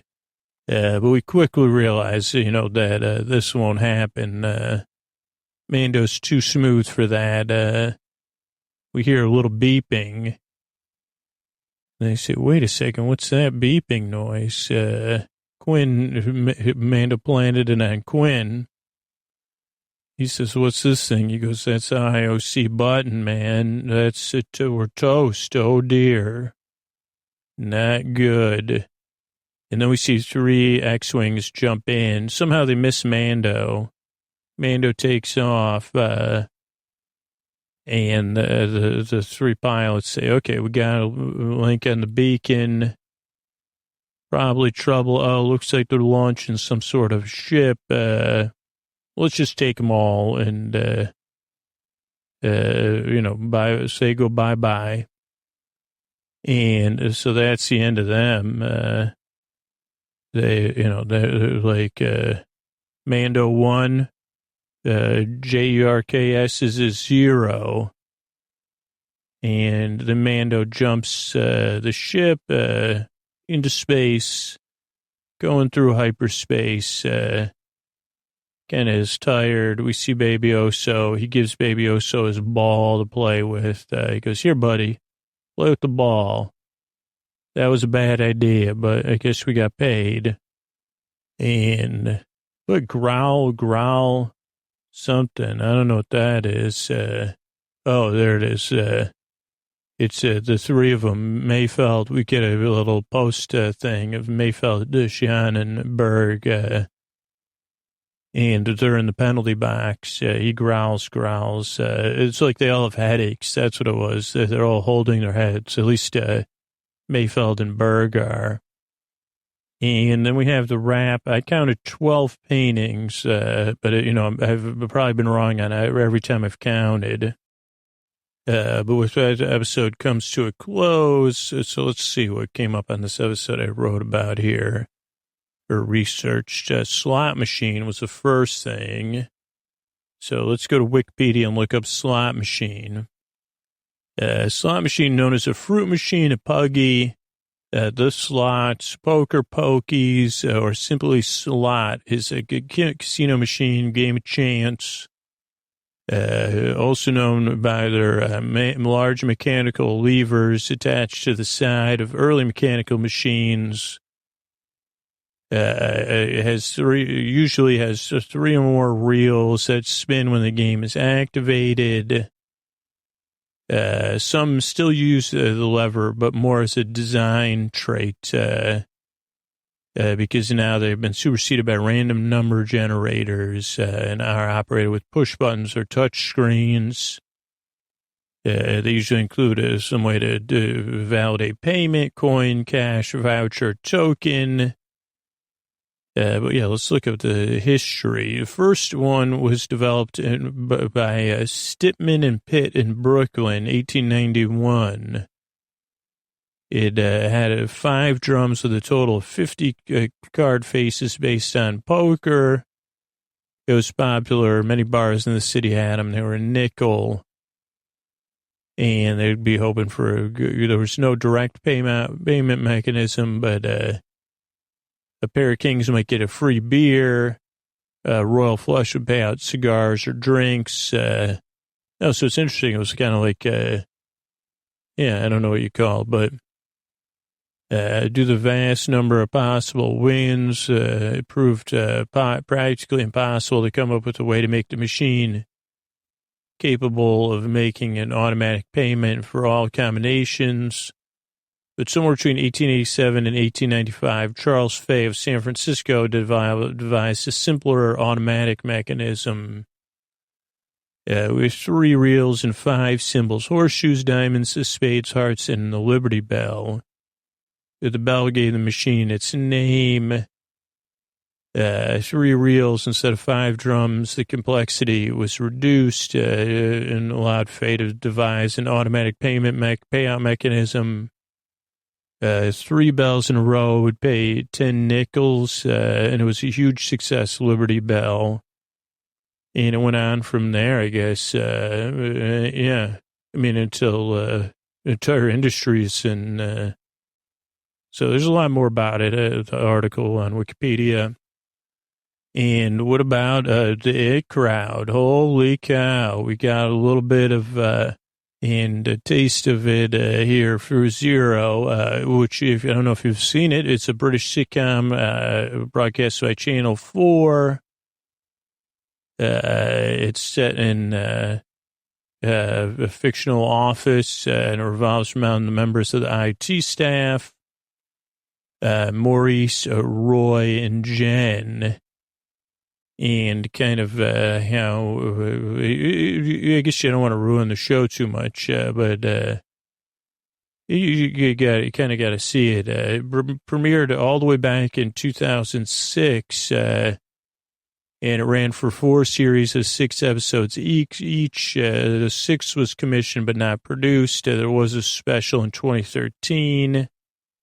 What else do you know? I mean, it's kind of a show you should see. I don't know where, I'm sure you could stream it somewhere. It was internationally syndicated on ABC in Australia, UK TV, GTV, Comedy Central in Germany, in Poland, HBO in Czech Republic, so, and the IFC, it's also on Netflix, Tubi TV, and Hulu, it says here. And while 5th season was created or commissioned in 2011, and they did start pre-production, they were going to do as a goodbye, but I don't know if I guess it just didn't work out. Couldn't make it work with the schedules of people's work schedules and stuff like that. But it's definitely a show you should check out. I mean, delightful performances and stuff. Also, You Wear It Well was said in this episode about the Beskar Armor, which is a Rod Stewart song written by Rod Stewart and Martin Quittenton. Kind of sounds very similar to Maggie May. It was it came on 72, Never a Dull Moment. International hit, number 1 on the UK singles chart. In the US, it hit 13. Stewart performed it on Top of the Pops with the full lineup of Faces. And also a 2013 performance. Not much more about it, but just, I don't know. When I Googled You Wear It Well, that was the first thing that came up. Another show that came up was, that I've talked about on the podcast before, is The Prisoner, which is a 1967 British science fiction TV series, which is very out there, very 60s, 70s TV, British TV. It has a little bit of spy, a little bit of science fiction, and it's very different. It was a single season of 17 episodes, 1966 to 1968. Let's see. It was first broadcast in Canada, then the UK, then in the US. What else we got here? It kind of had that 60s countercultural feel, surrealistic, fantasy. I guess it was a remake on AMC in 2009. And I'm trying to think of what we could talk about. Like it follows this unnamed person who suddenly finds himself in a mysterious village in the mountains, and he meets people, starts to walk around. Everyone has names and not numbers. But it's like obviously he gets number 6, the main character, and obviously there's a number 1 that does it like, and then there's number 2 who he's in contact with, trying to figure stuff out. And I don't know, it's a show you definitely should check out because it's very different. And I'm not sure. I'm sure it's available somewhere. I thought about doing it for the podcast, but it's just not as wide. I don't know if. Maybe one day, or maybe as a bonus or something. Home media. Oh, there was a book, there was comics, there was DVDs, and I'm sure it's like that 40 DVD box set, Blu-ray. So definitely another thing you could check out. What about Paranoid Android? That's a song from OK Computer from Radiohead, 1997. It was written, it's 6 minutes long, 4 sections. It's named after Marvin, the paranoid android from Hitchhiker's Guide. It made it to number 3 on the UK singles chart. It's regularly considered one of the great songs. The first version was 14 minutes long, very Pink Floyd-esque, I guess. It says here on Wikipedia. It kind of got Deep Purple-y. And they did put it out on one of their compilations, but then they shortened it down, replaced a big organ solo with a guitar solo. I guess it was recorded near Bath. It's kind of has parts from 3 different songs, a little bit of the Beatles, a little bit of Pixies, and a little bit of the Queen. Let's see, because Paranoid Android is described as alternative rock or art rock or progressive rock, G minor, 84 beats per minute, release and reception, music video, packaging. I'm just trying to read through anything. Cover versions, a lot of cover versions on here. And yeah, I mean, I don't know. You can link to it. You read more about it here. What about, don't forget about Clancy Brown, the great actor. One of the great actors. Plays a lot of non-good guys, even though he seems like a good guy. He's been in the movie, let's see, he's been in The Highlander, Shawshank, Carnival. He's in the most recent Thor movie, Earth 2. Yeah, he's been on almost everything. ER, The Riches, The Deep End, Leverage, Dukes of Hazzard, The Flash, Daredevil. Does a ton of voiceover. Holy cow. In Marvel and DC. Oh, he's in Buckaroo Banzai. Let's see what else he was in here. Blue Steel, Starship. Wow. Let's see what else we got here. Cowboys and Aliens. What else do we get? Hail Caesar. And then television. He's been on TV since 1983. I'm pretty sure, wasn't he in Lost? Yeah, 2006. He was like a classic character briefly on Lost. I remember them talking about it on the Lost podcast, how much they wanted to work with him. Little Mermaid, the Little Mermaid TV show, though. Hercules, the TV show. So, I don't know, just another nice thing, Clancy Brown. And, let's finish up with elbow grease. Elbow grease is an idiom, according to Wikipedia, for working hard. Figure of speech humorously indicating nothing but hard work is needed. Yeah, I don't know. I just thought it was interesting because that's how the Mandalorian gets out his actual using the elbow grease from a droid. So that's the end of the episode discussion. I'm just going to turn it over here really quick to Wendy Marstrap. Oh, thanks, Scooter. Hey, this is Wendy Marstrap here with your few minutes in visiting Star Wars galaxies. I wanted to tell you, if you can, don't worry, I'm here with Dewey, my dewback, and wanted to tell you, if you're ever in the area, visit Sorgan. That's Sorgan, Sorgan. It's a beautifully remote planet, forests. If you like I know that people listening, they may have interests like walking in the woods. You could do that on Sorgan. If you like swimming, oh boy, Sorgan is like a land of lakes and ponds and rivers everywhere. Very, very lush but temperate.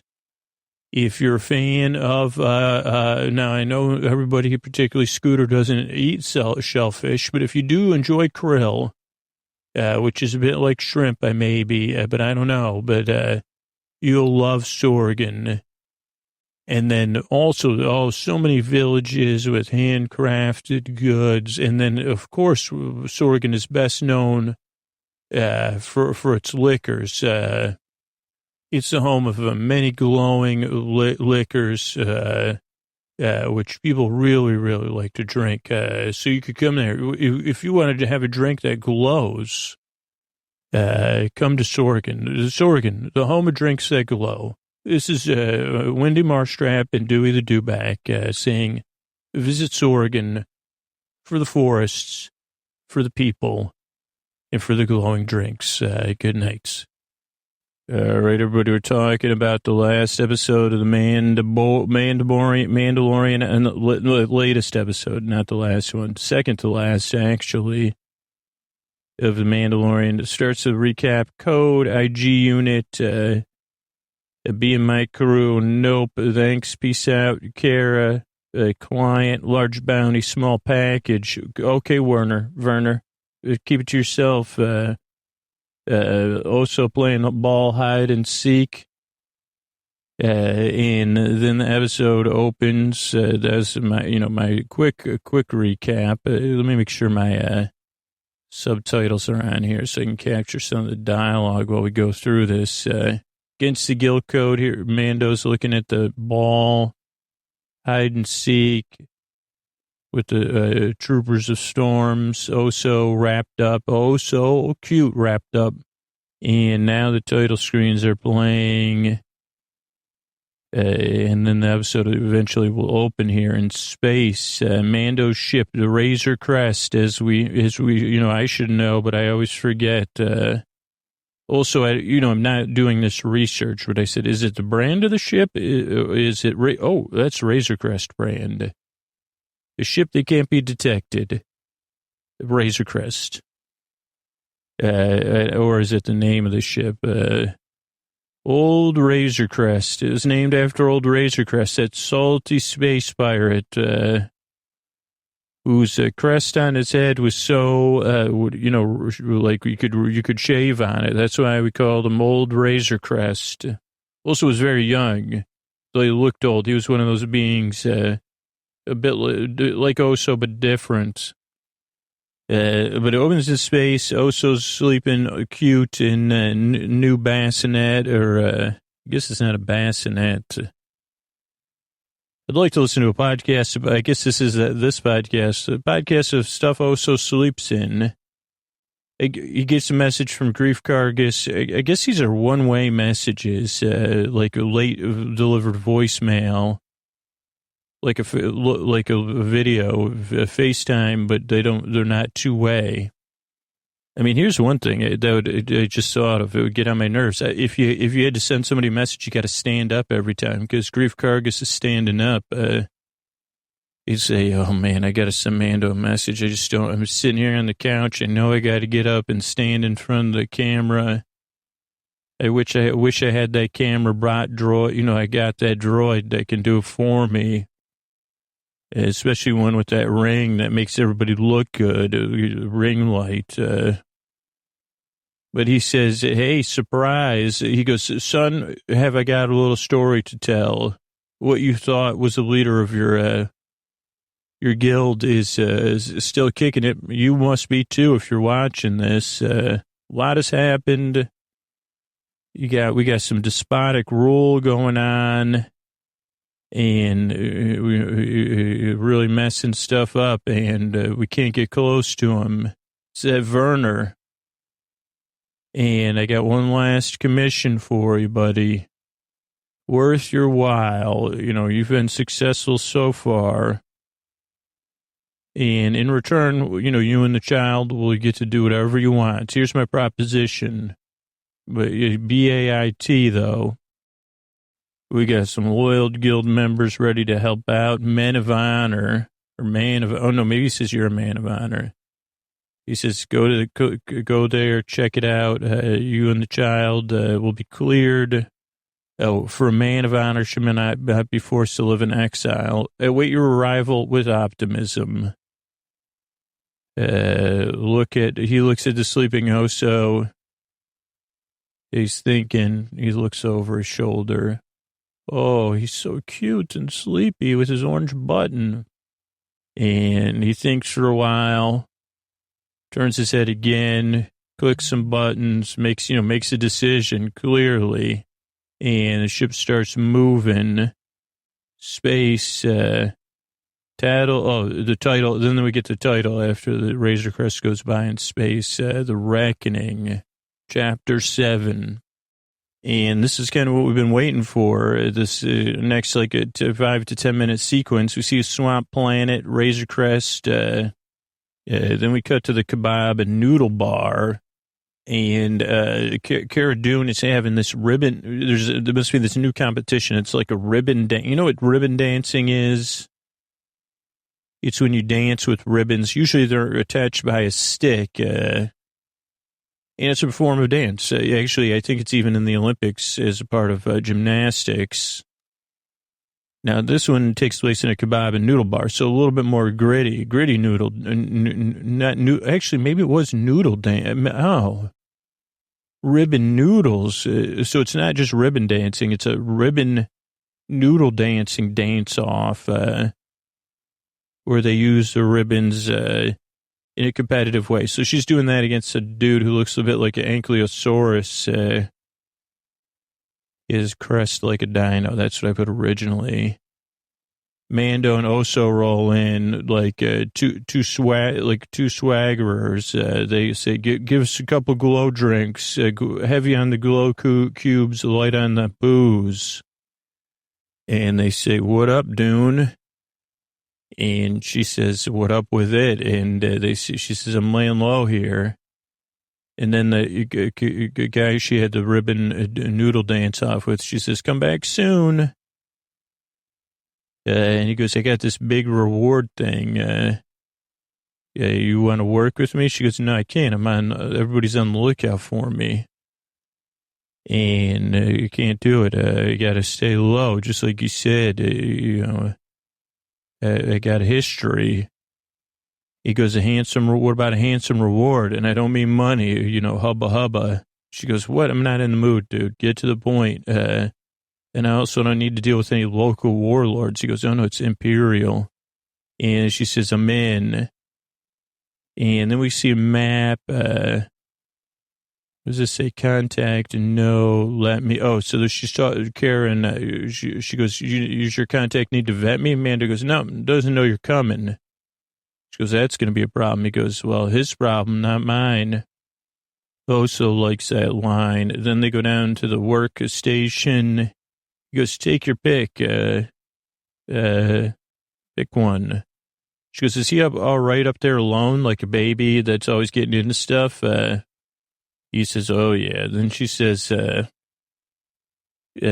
you trust your contact? And he goes, no. Then at 7:12, do yourself a gigantic favor and use these time codes, because at 7:12, you're in for a surprise. Right around 7:12. Now it's 7:05, actually.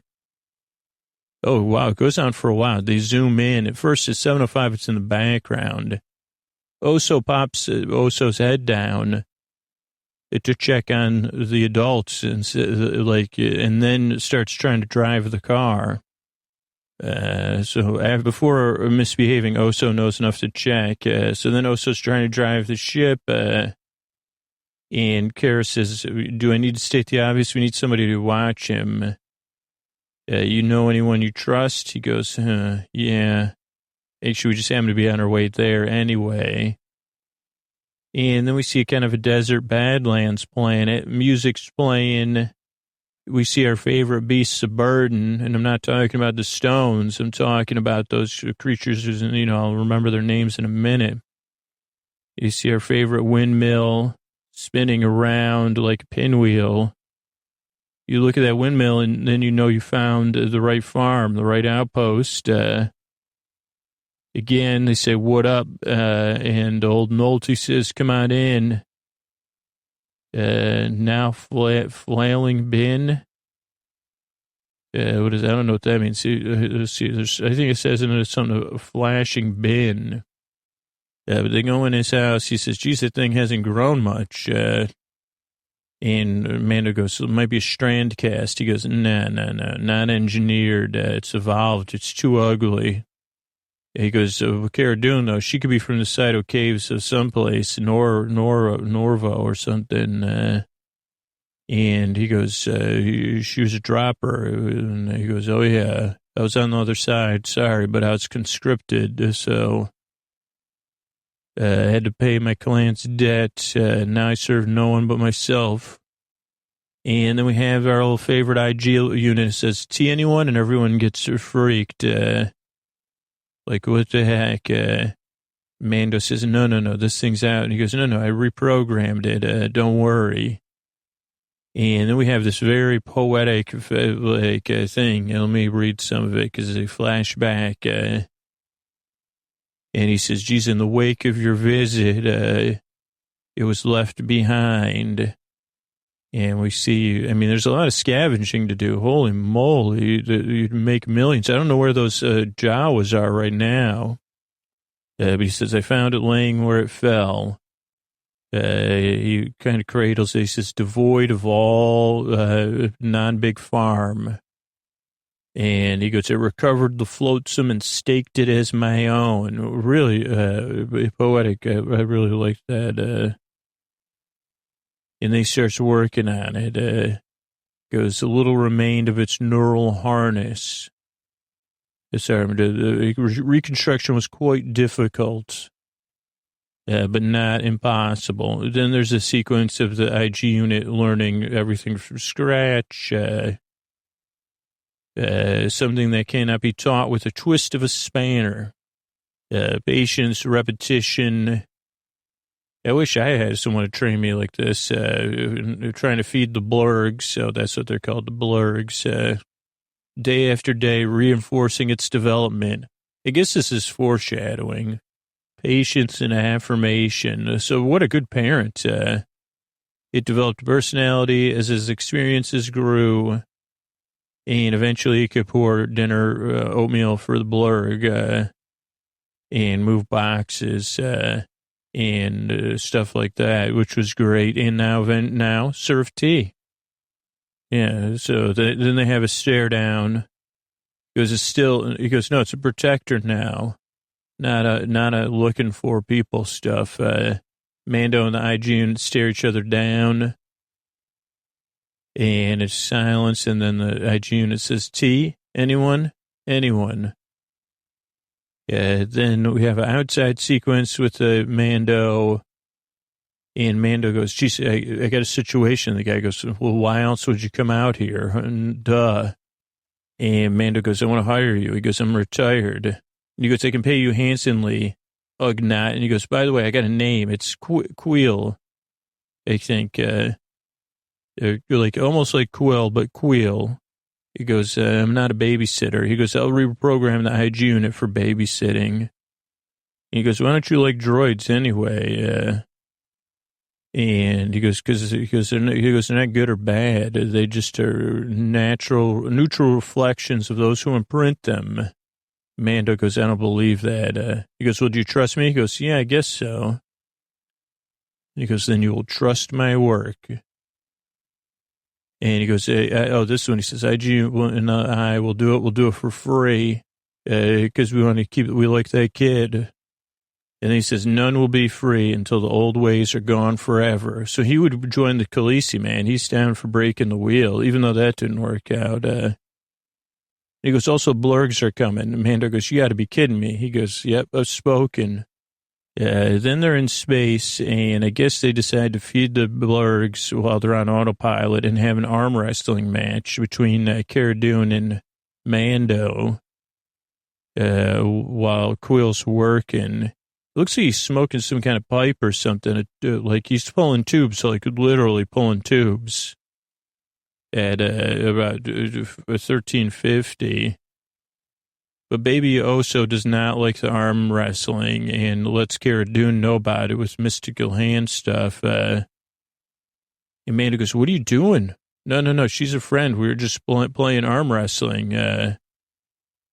He goes, Cara's my friend. And she goes, that's not okay. And then Quill goes, curious. And she goes, curious. He goes, there's stuff with the Mudhorn. Now it all makes sense. He goes, I've heard about this. He goes, she goes, what, in the Empire? He goes, no. He goes, well, when I was put in the Empire, oh no, he goes, yeah, I'm free because I worked my way to freedom. Maybe you'd know what that is. He goes, I worked 3 human lifetimes. Then IG rolls up silently. He doesn't seem to like Kara's tone. I don't know. I was trying to count how many eyes IG unit has. A lot. Amanda goes, how about a nice crib for this baby? Let's change the subject. Could you pad this floating shipping container I have? And he goes, I'll fabricate a better one with my hands, with the skill of one's hands. So he gets use on that. Let's see. Then Karen and Mando are flying. They say, we're going to Navarro. Have you ever been there? Nope. Not a great place. So the city's dug in deep, no cover. And Empire held it till the end of the war. Mando goes, yeah, this dude is no insignia, but he's like, he's some sort of, Imperial warlord. Oh, like former officer. Then the IG unit comes, second meal, do you want it here or below? And Mando goes, not hungry, dude. I guess he speaks for the royal week because Cara doesn't get to eat. Maybe she bailed, though. And he goes, this thing can't go off the ship. She goes, geez, it's rewired. And he goes, yeah, I don't know. I don't care how much wiring it replaced. It's its nature. And she goes, it's not going to take long. This is going to be easy. Easy and quick. I'm going to go eat with the IG unit, by the way. Bye. Mando sits there solo thinking. Then let's see, not hungry. Then we see it's the planet. We land. Grief's standing there with 3 guild members. I think one of the dudes with the big helmets. The blurgs get off with the 3 of them on it, which is impressive. That leaves Grief and his crew speechless. If you see, Amanda says, is this the first blurg you saw? I'm a blurg rider now. On a gray blurg I ride. And by the way, we are kind of wanted. And Grief says, I walk these dirts. He goes, anyway, sorry, man. Sorry about everything getting so complicated. And he goes, introductions are in order. I guess I thought you were coming by yourself. Because, but we all got security now. And Grief says maybe the guild trooper should stay back since she's got tattoos. anti-empire tattoos, and they look at their hackles up. And Amanda says, not a choice, dude. So, Grief says, oh, man, fine. Cover it up, though. And he goes, where's the baby? I want to say hi. Baby loves me. And Mando actually introduces Grief to Oso with a new floating pram. NFP, new floating pram. And he goes, holy cow, this kid is cute. Oh, so cute. Wow, now I see what the fuss is about. Precious little creature, he says. Arms open, quiet, fine. Little one, all the fuss. Glad we'll put this matter to rest. The sun drops fast on Navarro, by the way. So let's get through this lava and blurg walk over to our campsite. And they used the lava to keep their fire warm, which is very intelligent. And a lot of staring down. Babies, Oso's getting fed. And let's see what else. We see some of the other, we see this as the countryside of this planet has beings on it. I'm surprised they would have such a big dinner, like to have a giant, it's like they're celebrating, even though they're not. But they're all gathered around working. Feed Oso, like I said. They're kicked back. Actually, Grief's in parlay position at 2012. Goes, that little bugger. He goes, that must be for some highfalutin menagerie. And Amanda goes, what's the plan again? He goes, go in, show him the baby, and get out. That's it. ABC. Amanda goes, how many? He goes, X-Empire, 4. They're just paid workers. They'll take off. And what if they don't? Well, he goes, I'm their best bet for new employment, so hopefully they're smart. No more than 4, trust me. And then we have these birds come, and it turns out that blurg and birds don't get along, which we didn't know. And a couple of the guild members, they have a bird objection. So 2 blurgs go out. Mando almost went out. Oso ends up fine. Grief ends up, he got something in his eye, and he says, I don't know, man. And Oso rolls up. First, Kara tries to fix it. Then she's like, I don't got I don't got enough light or whatever. So then baby Oso rolls up and says, well, boozity boo. And I fixed it just for you. But at first there's a little comic relief because Grief says he's trying to eat me.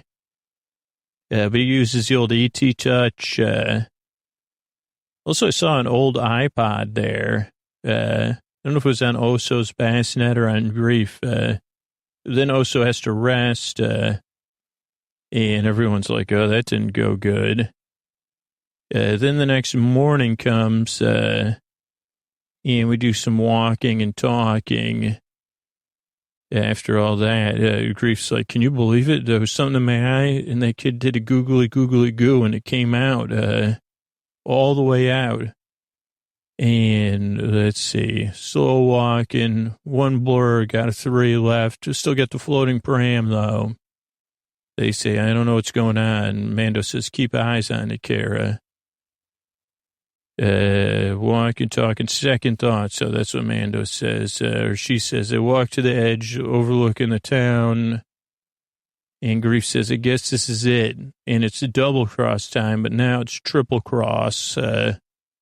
Because Grief triple cross is the double crossers. I don't know where the blurg is in Queel. And he goes, you got a new plan. We were going to double cross you. I realized that. But I triple crossed, so I'm back on your side. And so he goes, cover up your stripes. We'll still go into town. We still got to deal with this. They go, geez, no, we should get out of here. And then Queel says, no, let him speak. He goes, you bring the kid in. We still do this plan. You'll be free. Otherwise, you're going to be getting tracked down by the Empire the whole time. You got to deal with this now. So there's a face down. Oso's watching. And he goes, okay, yeah, just pretend you caught me. Karis works for you. And he goes, we'll do a little fake-a-rooney. So he says, hey, yeah, let's pretend we caught you and the child. But Mando says, he goes, no, we got to bring the kid. Mando goes, no way, I got a plan. He goes, Quill, you take the kid, seal yourself in the ship, engage ground security protocols. Nothing can get in. And here's the comlink, a still chapstick thing. And he says, let's do this thing. He says goodbye. And they get ready, a couple prep shots, everybody getting ready, holding the baby. And they head off. He pats the baby's back. We got an empty crib, but it's sealed up, which is hilarious. We watch them go bye-bye. And then we go into town. We see the arch that we've seen before. Then we see some speeder bike troopers. They're kind of bossy. They demand Grief's chain code. It took 2 scans to get it to work. He goes, how about that helmet? And the Grief goes, no, going on my wall. On your wall, Mando says. He says, okay. Then we also see Grief riding, or Queel riding back to the ship. Let's see, right now they're scanning his chain code. They had to scan it twice to get it to work. He goes, this scanner's not quite up to date. But he says, yeah, now he's handing his chain code back to him. They start rolling out again. They got to go through town with the floating pram. Yeah, getting lots of looks from everybody. And Kara says, what about, I thought you said there'd be 4 people here. And he goes, yeah, with inside. And I didn't mean outside. He goes, this is, And she goes, slip Mando his stuff. He goes, maybe later. And she's kind of glaring at him. Mando looks at the pram. And now we see the Blurred again, Quail and Oso riding back to the ship. And then they roll into the Werner's office. We see the 4 troopers, which Grief brags on. 4 troopers, see? And Werner stands, oh, great. Good to see you. New armor, eh? Grief's like, as promised, I got this dude here. And, Werner says, nice craftsmanship on this armor of yours. Beautiful Beskar, forged by ancestral artisans and elaborate use of alliteration twice. Excellent alliteration. He goes, how about a libation, man? Old Grief. And he goes, hit me, boss. So then they go and sit down. And then they say, okay, and then more troops come in. And then we get a speech from the old warlord, old Werner. He goes, man, don't you realize the Empire is so great? Improves every system by every metric. Wealth of wealthy people. Prosperity of prosperous. Trade with trading people. Opportunities for the people that have the opportunities. Clean houses for those with cleaning crews. Goes, isn't that better than this revolution thing? He goes, it's cleaner. He goes, look at all this dust, even on these stormtroopers. They're not shiny. And then this part was so hilarious, but it was so hilarious that you could lean into it. He goes, let me see the baby. Grief goes, he's asleep. And then I think it was just this one line made it work. He goes, I'd like to see the baby. Grief goes, he's asleep, dude. And he goes, oh, we'll be quiet. It was just cry. It's a really, and then he goes, oh boy. And then he says, open the pram, by the way. I'm not a sucker. And he just happens to get a call right then, which really works out. So he gets a call, goes, excuse me. Let me see what he says. I don't mean to be rude. I got to take this call, though. It's my boss. Then Mando gets ready for his move. There's actually a salt and pepper shaker on the bar, I think. A grinder. Grief goes, you got one chance. And Kara says, there's way more troopers than we expected. He goes, what can I tell you? Nobody's perfect, right? Let's see. Currently sleeping. Oh, then the boss, who we see, I don't want to spoil it for anybody. Moff Gideon says, where's the baby? He goes, currently sleeping, I think. Then we see this one thing that was strange, I guess, when you think about the value. But, I mean, maybe they had some precision, something going on. And they take out a Werner and his crew. Moff Gideon does the Empire. Like a total bust or something. But he leaves Cara, Grief, and Mando and the baby. And so they get ready. They say, what just happened? Was that a double cross? I mean, that's what I thought at first. Then we see these stormtroopers in black. I don't know exactly what you call those. Serious troopers. Then a transport pulls up with a ton more stormtroopers. They get off. They're clean. They have shiny. They're like, Kara's like, you got to be kidding me. So then all of them are gathered. So it's like so outnumbered, like 80-1. Maybe even 100, well, maybe like 60-1. And then Mando, classic mistake, he goes, Quill, you at the ship? You taking that slow-moving blurg there? Get out of here. Get on the ship and go. Of course, they have the phones tapped. So the speeder bike troopers hop on their bikes and take off. And then we have a ticking clock, a quick one, quickly ticking. So we have the showdown. We have them cornered and trying to figure out what's next. Then we have not an X-Wing, TIE fighter come in, and it does some fancy landing moves. Oh, boy, is it fancy, the landing moves. Then we have the race to the ship. The wings fold on it. That's what I mean, the fancy landing wings. Even kicks up so much dirt, Grief Carcass coughs. Then we have Blurg and Quill trying to get back to the ship. They're almost there, of course. Oh, of course. And then we have the roof of the TIE fighter opening slowly. Oh, that's when you say, holy, El Pollo Loco. And he's got kind of like a Vader outfit going. I don't know if that's what all Moffs wear. And a cloak and a glare that we haven't seen since, season 5. He goes, you have something I want? And they go, who is this guy? And you might think you know what you're doing, but you don't. You don't even know who you're messing with. And Amanda goes, are you back at the ship? They're on to us. Then we see another sequence of the chase going on. And he goes, I already got you. He goes, the baby is going to be mine. Then we have another chase segment. He says, is he going to make it? Very tension. Mando calling, the door going down. And he says, this means more to me than you'll ever know. This baby so. Mando gives one more quick thing back, and then we realize it didn't. Well, at first you think maybe there's one other thing, but if you really watch like 5 or 6 times, you realize the speeder bikers ended up catching up and saying, hey, don't you want to ride on a speeder bike, Oso? We have, and then Oso says, I guess I'll try it. And Quill and the Blurg, they decide to take a break.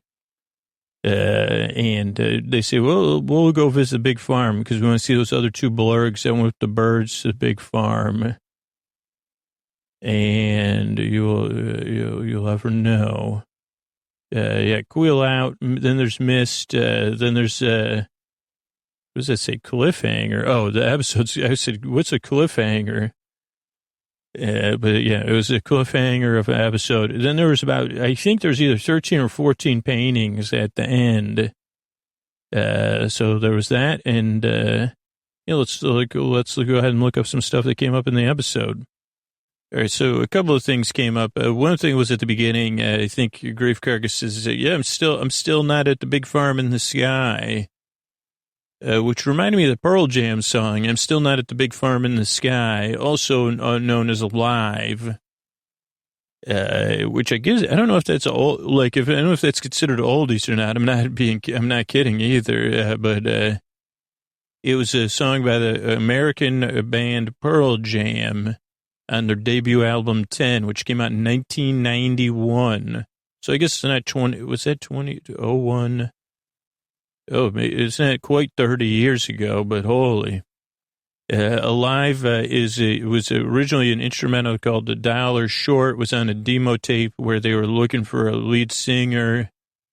Eddie Vedder got a copy of the tape, wrote lyrics that kind of described a fictionalized account of his childhood and his relationship with his father. It charted at number 16 in the UK, number 9 in Australia. It was the only Pearl Jam song to receive a certification from the British phonographic industry, going silver, 200,000 copies. Top 20 in Belgium, Ireland, Netherlands, and New Zealand.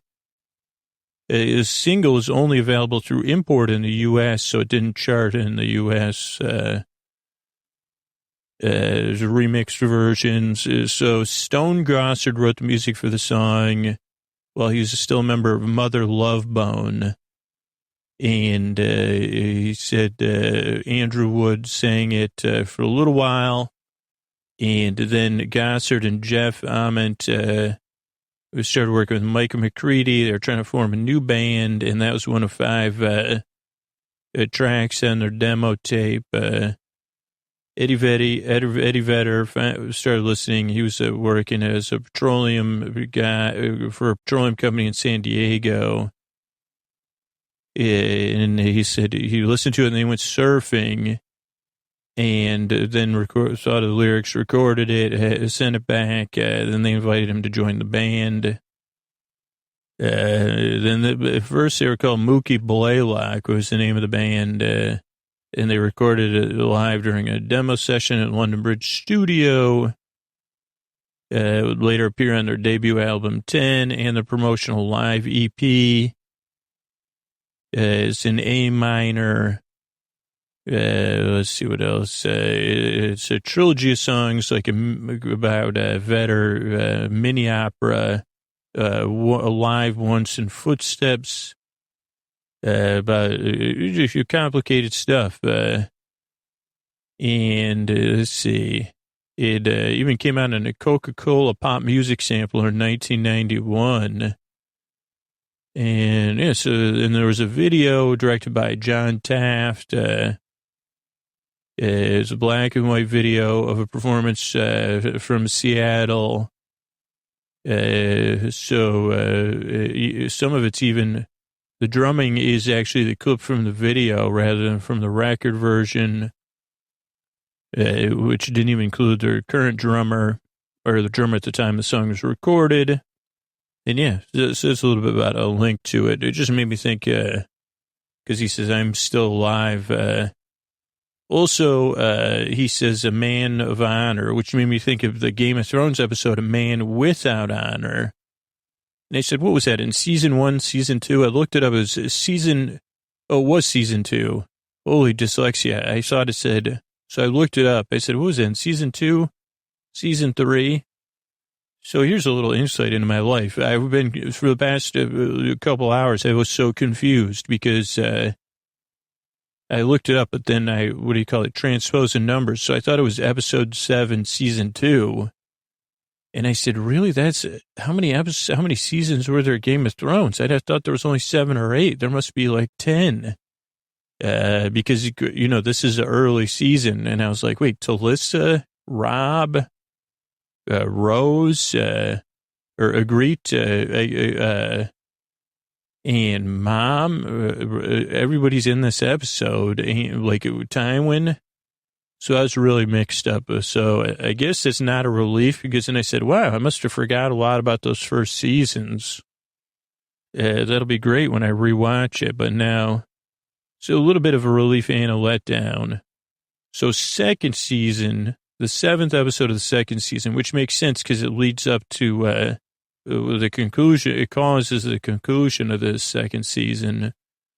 But the name of the episode comes from Caitlin Stark saying, "You're a man without honor," to Jamie. Is written by Benioff and Weiss, directed by David Nutter. Came out before the podcast existed. Sleep With Me, at least, May 13, 2012. So it was at the conclusion of this season that I thought about starting to record the podcast based on this series, this season, but I didn't do it. Wait, what month was it? So it was like the late spring. So it takes place in a couple of different places. King's Landing. Sansa's living, like, married to Joffrey. So that's not great. Oh, no, wait. She's not married to Joffrey yet, but she's engaged to Joffrey, I guess. Stannis' fleet is headed towards King's Landing. Jon's beyond the wall. He's hanging with a great, then they get caught by the wildlings at Harrenhal. Arya's undercover with Tywin. Sir Gregor's still Sir Gregor. In the west, Jamie's been caught by Robb. Jamie gets out, gets recaught. I guess at some point Caitlin lets him go. I think maybe not in this episode though. Dany's in Karth. Let's see, Ser Jorah. This is when they have to deal with the the wizards. And there's a lot of, there's like a whole thing. Dany overcomes the wizards basically, and then they get out of there. In Winterfell, Osha, Bran, Rickon, and Hodor, they take off. And they ditch Theon, who's really embarrassed. And Theon even fakes that they didn't lose them. It was watched by 3.69 American households when it first came out, and then about almost 1 million in the UK on Sky Atlantic. It was second highest rated broadcast in the UK that week. Oh, that channel, Sky Atlantic. Is a 92% on Rotten Tomato. So this is a good episode. I like that title, Man Without Honor. Now, this episode is called Reckoning, which reminded me of this definitely is an oldies, I guess, at this point, an REM album called Reckoning. That came out in 1984. I probably didn't get into it, like listening to it, maybe not even until the aughts. Really has some really good songs on it. It was the second album by REM.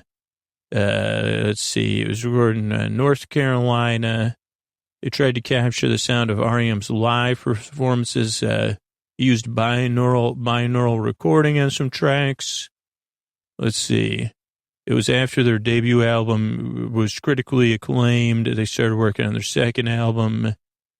They were writing a lot. They were going through a streak. Peter Buck said they were writing like 2 good songs a week. But the recording sessions were difficult for the lead singer who was worn out by the previous tour. So they were having trouble getting usable vocal tracks. But yeah, a couple of songs. Let's look at the songs because those are review scores. End of Reckoning. I guess they made a movie about it. I was just trying to see if I could see packaging. So I'll link to this article from Wikipedia. But side one has, there's South Central Rain. But then I love these 2 songs. I love Pretty Persuasion and Don't Go Back to Rockville. I really like both those songs a lot. Just in case you're wondering.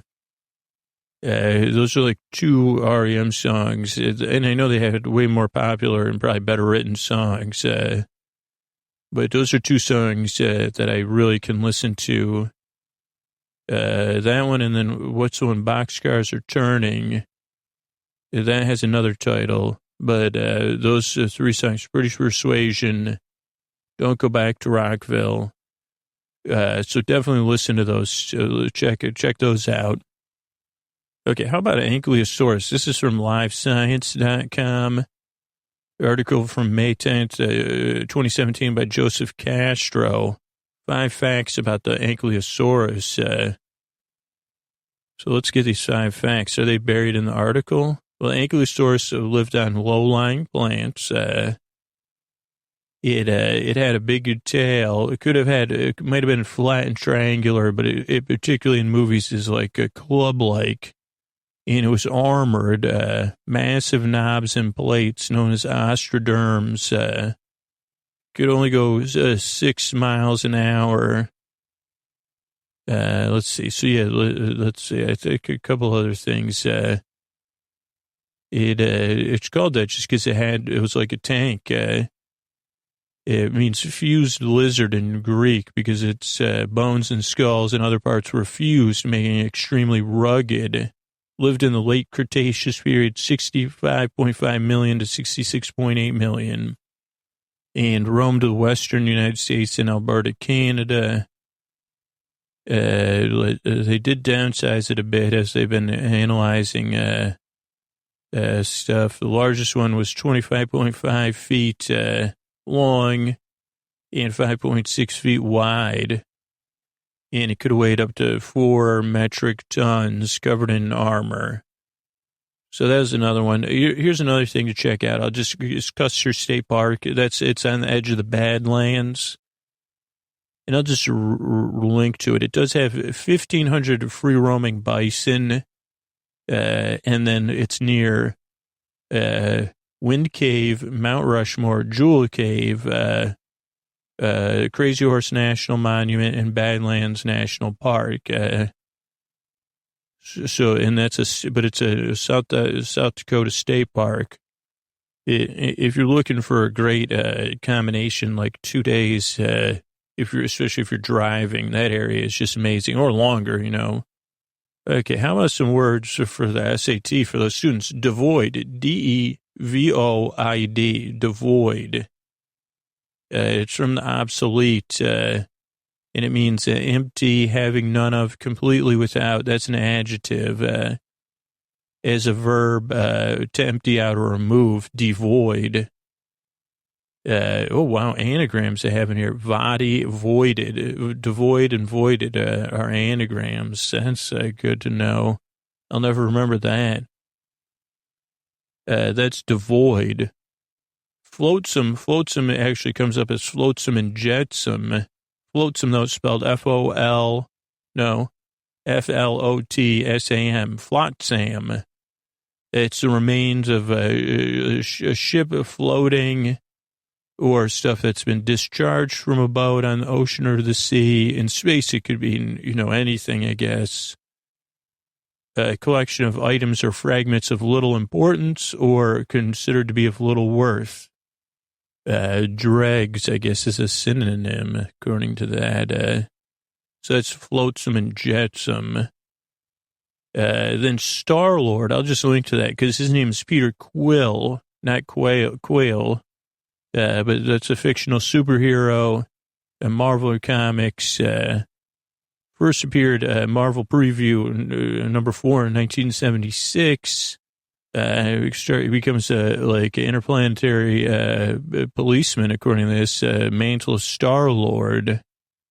And, is famous now because of Guardians of the Galaxy and portrayed by Chris Pratt. So definitely worth checking out. But yeah, been around since the 70s. Maybe that's why he likes the music in the movies. Let's see, his abilities. He's a human Spartoid hybrid. Enhanced strength, durability, longevity. He also has an advanced suit. He's a master tactician and commander, except in the movies. Good at hand-to-hand combat, martial artist, use of technology, flight via jet boots, and a helmet that does a lot of stuff. So that's Peter Quill, not Quail. Quail. What do you think? And then finally, hackles. That's another word you might be able to use. Hackles, hackles. According to Wikipedia, the erectile plumage in the hair in the neck area of some birds and mammals, the hackles. So the hair on the back of your neck, that's a hackle. And they stand up when you're having, a response. Raised hackles. You've raised my hackles. Okay, and then I'm going to turn it over really quick to Wendy Marstrap. Hey, everybody, this is Wendy Marstrap. I'm here with my Dewey Dewback. My Dewback Dewey, sorry about that. And I wanted to talk to you tonight just about ice planets.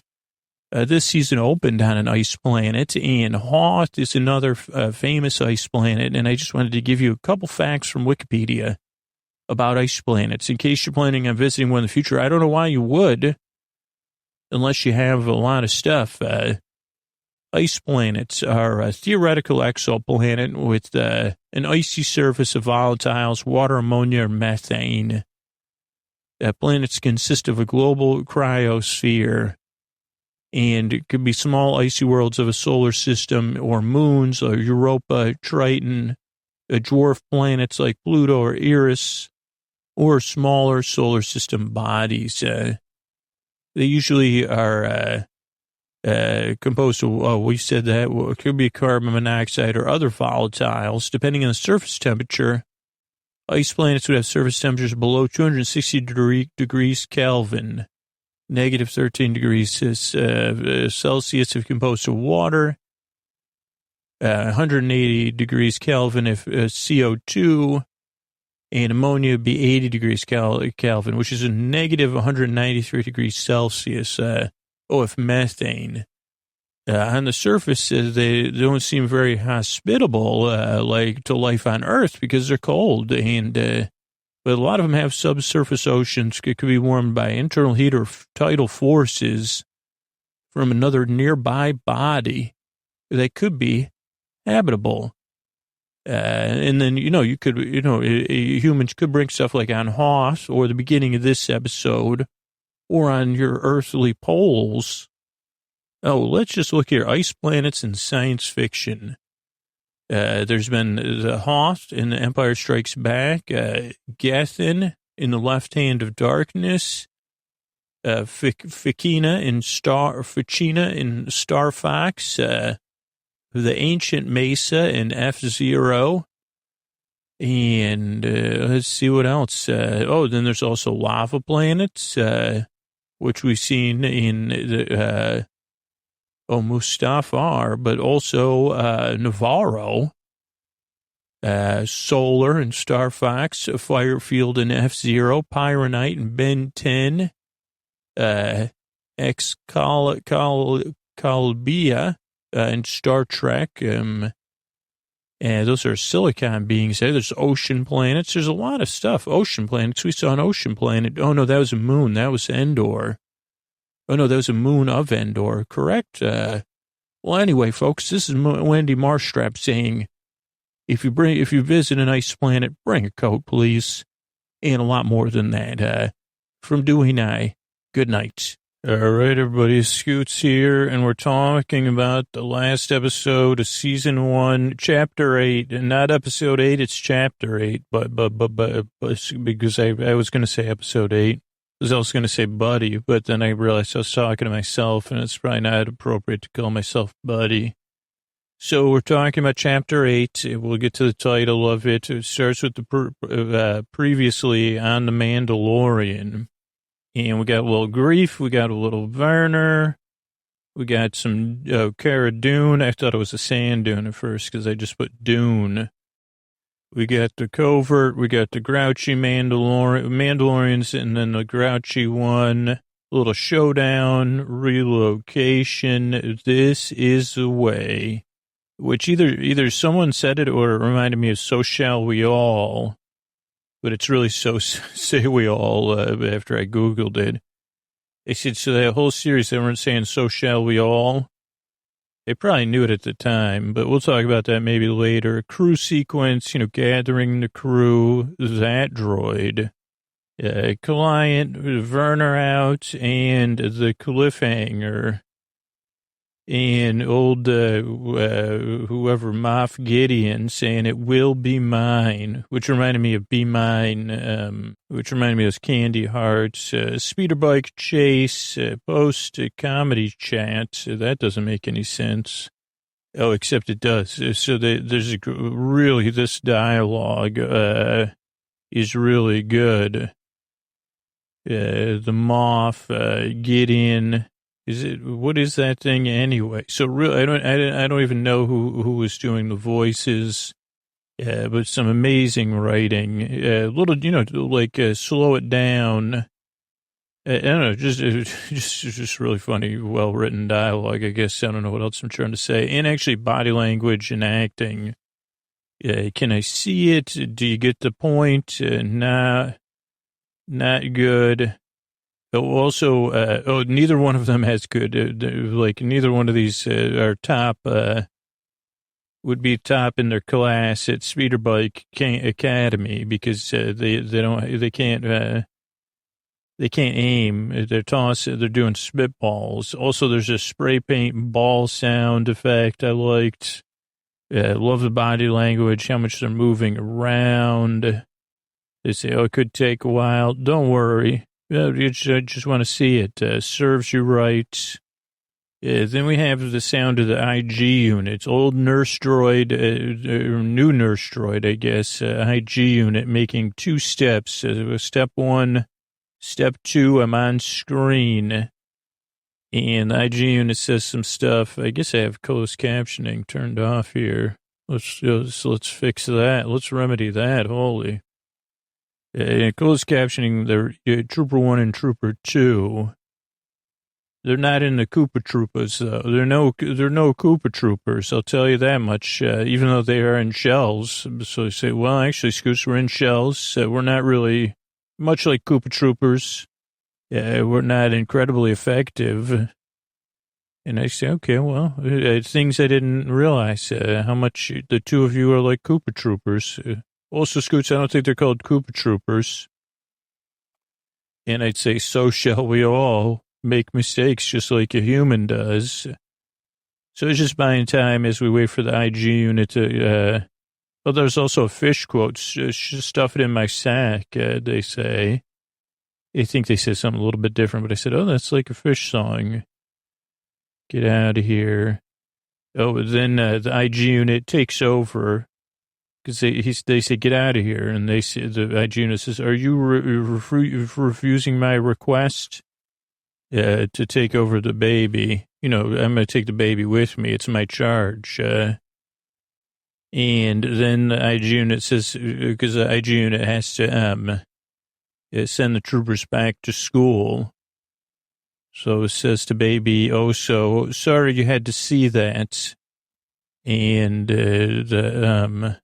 one speeder bike remains. So then the IG unit gets on a speeder bike, and the Oso and the IG unit are out. That was unpleasant. Sorry you had to see that. And then we have the title card, Chapter 8 of the Redemption. Then, there's a showdown. A slow rising camera behind Gideon. There's lots of shots, a series of shots, as I like to say, of faces and zooms on Gideon. So we get everybody's face so we know, okay, wait, we still got Mando, Cara Dune, Grief Kargas, or Reef Kargas, whatever Scoots is going to call him. I don't know a lot about how the sun works on this planet, but the sun, it feels like it must be winter because of the way the sunlight is. Talk about the sewers. Yeah, sewers are good.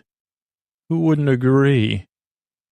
What are they waiting for? I think that was my note. And then I guess we realize what it is in a minute.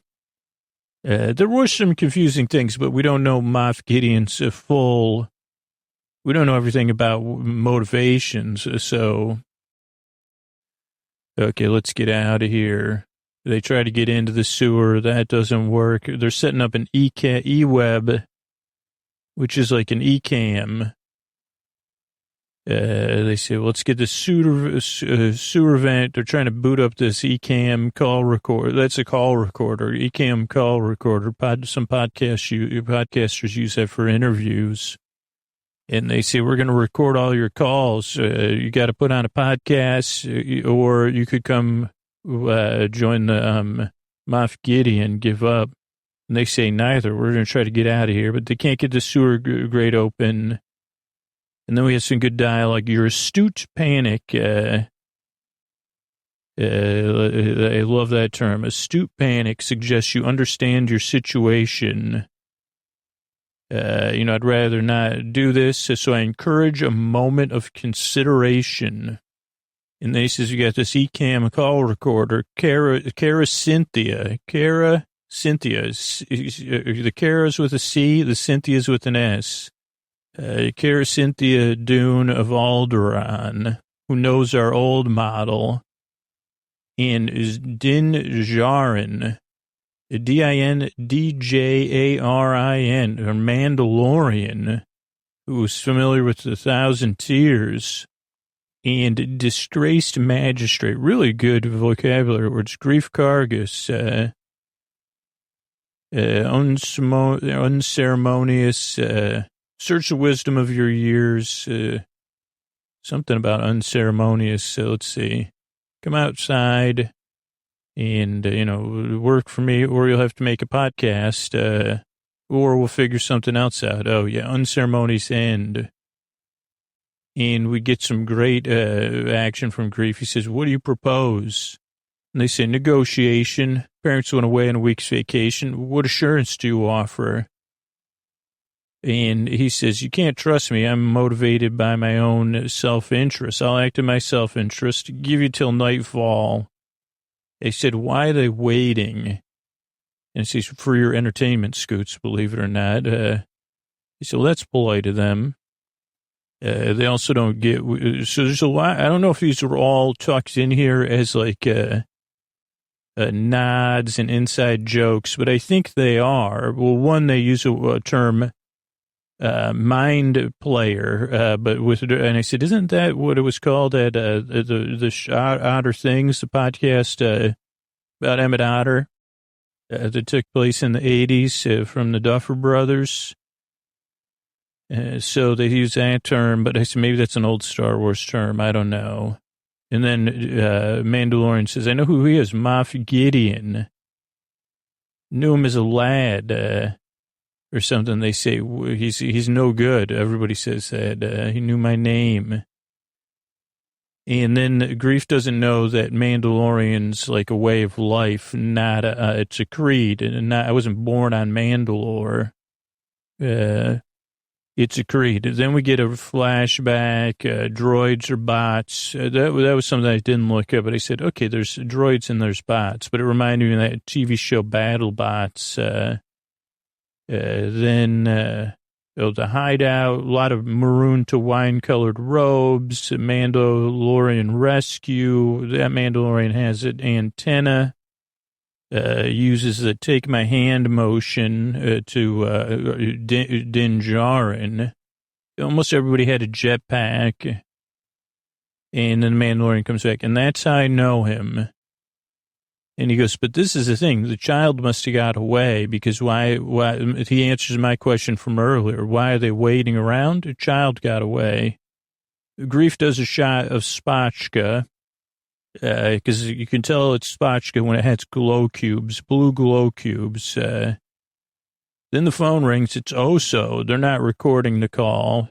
Then IG-88 says Quill's out. Mando's not happy about that. And he says, I got to follow my base function. And Mando goes, what? He goes, to nurse and protect, which reminded me of RoboCop, whose primary function was to serve and protect. Then we get some action going. Also, Grief has more Spotchka. There's building music as IG heads into town, really doing some work. Jumps off his bike. At some point, it's on. The IG unit says it's on to the break of dawn, or to dusk in this case. And he says, let's dance. We're not making any podcasts here with the eCam call recorder. And they say, are you sure it's not the eCam? And I said, I don't know. eWeb, according to officially. Kara hides out. Mando's outside with the IG unit. He gets the eWeb, the eCam. Moff Gideon takes out the eWeb call recorder. Also Mandalorian he takes out. And Mandalorian gets a timeout. They go back in. They go, Jesus is our only way out. Kara's cradling Mando. Try to remove the grate. Grief says, I love IG units because the IG unit has what is that thing called? What is that called? Like where you cut metal, thingamajig with heat. So he gets on that. Let's see, move the grate. I love IG units. But Mando's bell was rung. He says, go bye-bye without me. And Kara says, let's take your helmet off, get you some air. He goes, no. And then as they're trying to figure it out, this is when everything goes wild. A special trooper comes in, former stormtrooper with stripes, and it's a skunk trooper, which we've never seen in all my days of Star Wars. I never associated. Would have never thought, but the brilliance of whoever ran the Empire. Or Moff Gideon, it's a skunk trooper, and just like you think, I said, holy Pepe Le Pew, that is not a cat, it's a skunk trooper, a trooper with a skunk-based distributor. And they say, well, this is it, and Mando says, just get out of here, this is the way, leave me behind, I'll deal with the stinky trooper. And what happens is the skunk trooper tries to do some skunking, like lay down the old skunk spray. And Baby Oso says, you think we've never seen that Baby Oso wears a diaper. Also 50 years old. I'm not sure. Baby Oso looks like, we don't know. And Baby Oso says, in this case, I don't know if it was Baby Oso's diaper, but Baby Oso says, I have a stinky diaper. And it throws the diaper at the skunk trooper into the skunk spray, which rebounds with the diaper on the skunk trooper. And much like when Koa got skunked, it made it like, that's when dogs run away. They don't like it. Who else doesn't like it? Their owners. Then Oso has to lie down to rest, of course, because that's like overwhelming. And then the IG unit gets the grate open, the sewer grate. And Mando says, go without me, leave me behind. They say, no. He says, take the baby. I'll stay, take Oso, do it, do what? Oh, that's not yet. So he finally convinces Cara Dune and Grief Kargas to go without him. The IG unit says, don't worry about it. I'll take care of Mandalorian. But the Mandalorian actually doesn't like skunk smell. So he's kind of like beside himself. And this is like a couple heartfelt moments. I mean, again, there's a level of writing is just dialogue writing here. I mean, everything came together, in my opinion. So he says, he says, do it. And IG unit says, do what? He says, just full skunk me, man. Leave me in behind and I'll be a stinkeroony. And the IG unit says, no, I'm a nurse droid. I'm not a hunter or a, stinker. I'm not a leave time smoker, whatever that, I'm not a lover on the run. I'm a nurse droid. And he says, I got to take off your helmet, though, because you can't have, I got to put this mix on you. It's like whatever I did when Koa got sprayed. Maybe, I can't remember, I looked it up on the internet, but maybe some sort of soap and hydrogen peroxide mixed together. But don't take my word for it. This is an IG unit. And he says, this will get the skunk smell right off you. It's back to spray. Kind of like AAA ointment in this thing. But he says, I got to take your helmet off. And Mandalorian says, you can't do it. not the way. And he says, IG unit says, I'm not a living thing. And then he says, hello, handsome. He takes off that helmet. Whoa. And then he does the thing for the AAA spray for the skunk smell. Then he talks about a central processing unit. He's like, I made a joke. They go down the halls below in the sewer. And the IG unit, like everybody's like, is Mando coming? And he comes, he's got his headlamp on. Then they're lost. They say, where are we going? And Mando goes, I don't know. I usually come in through the bazaar. I have no idea where we are. And Grief says, let's follow the river. And Mando says, we need the Mandalorians. They'll escort us out of here. And I'll just try to find their tracks. He does the old thermal imaging thing. Oh, they're close. But then we find that they left all their armor behind. And he says, oh, dear. Mando goes down to his knees. Oh, no. And they say, let's go. He goes, I can't leave. Then he gets mad. These are very typical reactions. He's mad at Grief. Did you do this? No. He goes, no. Mando goes, are you sure about this? Made Mandalorians take off their helmets. And then the armorer, she appears. She says, it's not his fault. And she goes, actually, no offense. But she goes, we revealed ourselves. And then, the Imperials had to deal with it. And the Mandalorian says, oh, no. And she goes, I have to salvage what remains. That's a really nice term, salvage what remains. Then, oh, come with us. Oh, no, they say, come with us. She says, no, I have to salvage what remains. They go into the armor temple. She's melting down armor. Then we have another great small moment. She says, show me the one, that caused all this hassle poo. Yeah, actually, I got to read this dialogue 'cause it's so good to you. Mercenaries, covert, this is what resulted, and just getting caught up here. Show me the one who deemed, this, whose safety, had this fallout. And then she sees, oh, so cute. She says, oh, boy. And she goes, this is the one that you saved? And he goes, yeah, the one that saved me as well.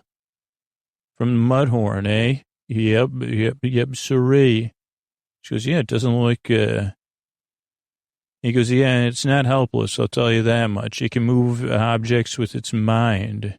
And Armor says, I know of such things. Mandalore the Great dealt with these wizards named Jedi, or sorcerers named Jedi. And he goes, it's an enemy? She goes, no, this one isn't an enemy. It's a foundling. It's in your care. And she says, basically, you got to reunite it with its own kind. This Mandalorian goes, no. She goes, this is the way, buddy. So that's your job. And he goes, really interesting. But she's working on something the whole time. So it's not, he goes, so what if it's a bunch of wizards that don't like me? She goes, it's the way. Don't, deal with it as that a gymnast would say, deal with it, dude. And they say, what about a plan to get out of here? She goes, underground descending tunnel, underground river, downstream to the lava flats. And she goes, you must go.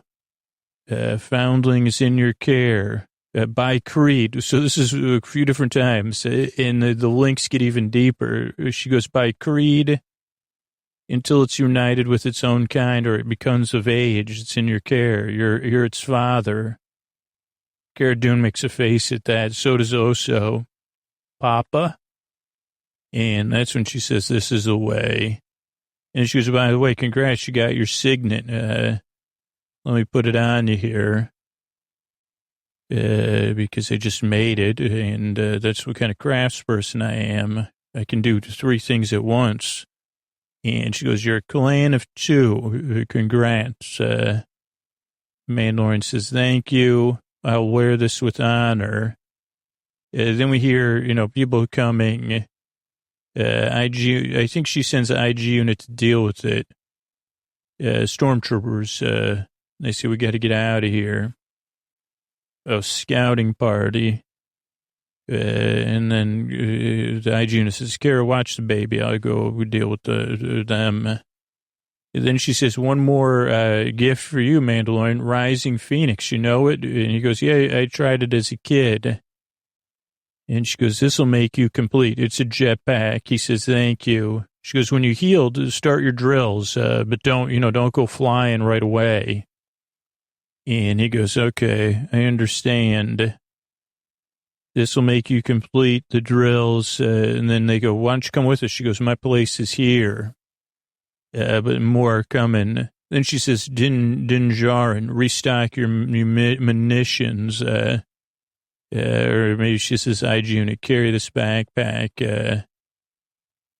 And then hit the road. And they say, thank you. Then there's great music. Holy moly. And then the armor, we get a great scene with the armor dealing with some stormtroopers. Really great moves. Then we have a lava river and a skiff with a ferry droid who's not functioning currently, but some cool lava. So the thing is kind of stuck, and Cara Dune has to do it. But I put 33 minutes here, so let's see what this is. There must be something else of significance. Maybe another Creed joke, probably. Oh, because there's just more than one link to Creed from the Apollo Creed and then the movies Creed. Okay, they're trying to get the boat moving. Push it, come on. Mandalorian kicks it. Cara Dune uses her brain first to get it loose, and then she says, common sense, guys. What the heck? She goes, it's lava. You just got to remelt it or knock it loose. So good job. Oh, watch your feet. It's molten lava, by the way. Oh, she goes, no kidding. I think that's what it was, that joke. Droid wakes up. It's a R2 unit. Molten lava, no kidding. Get to work, droid, moving us. First they have trouble, I think, anyone here speak droid, a little more comedy. And then, Grief Kargas raises his voice. Instead of saying, oh, I speak droid, he just talks louder. And he says, take us down river. Then they go down. We also see these lava otters that they're otters with red eyes, like a river otter, but a lava otter. And then they say, oh boy, we're free. And I say, come on, Grief, give me a break, man. Don't you know anything about structure of stories? You're not free yet. We got two more challenges to in the next 8 minutes. The Mandalorian goes, no, there's a bunch of them waiting for us down there, a platoon. Then they say, stop the boat. They just said it would float down there. And they say, droid, Cara loses her temper. She says, droid, stop the boat. I'm talking to you. And Grief says, you got to raise your voice and talk really loud. Still moving. Unacceptable. Looks like we'll have to deal with them. Too many. The IG unit says, this is an unacceptable outcome. I'll deal with it and you can get away. Mandalorian says, not possible. And IG says, not my objective. Security protocols from my manufacturer, remember? It can't be compromised. And Mandalorian kind of says, no. And then IG says, yeah, this is the only choice. I can no longer carry this for you. So your jetpack, nor watch over the child. Mandalorian says, isn't that your job? Your base command supersedes your protocols.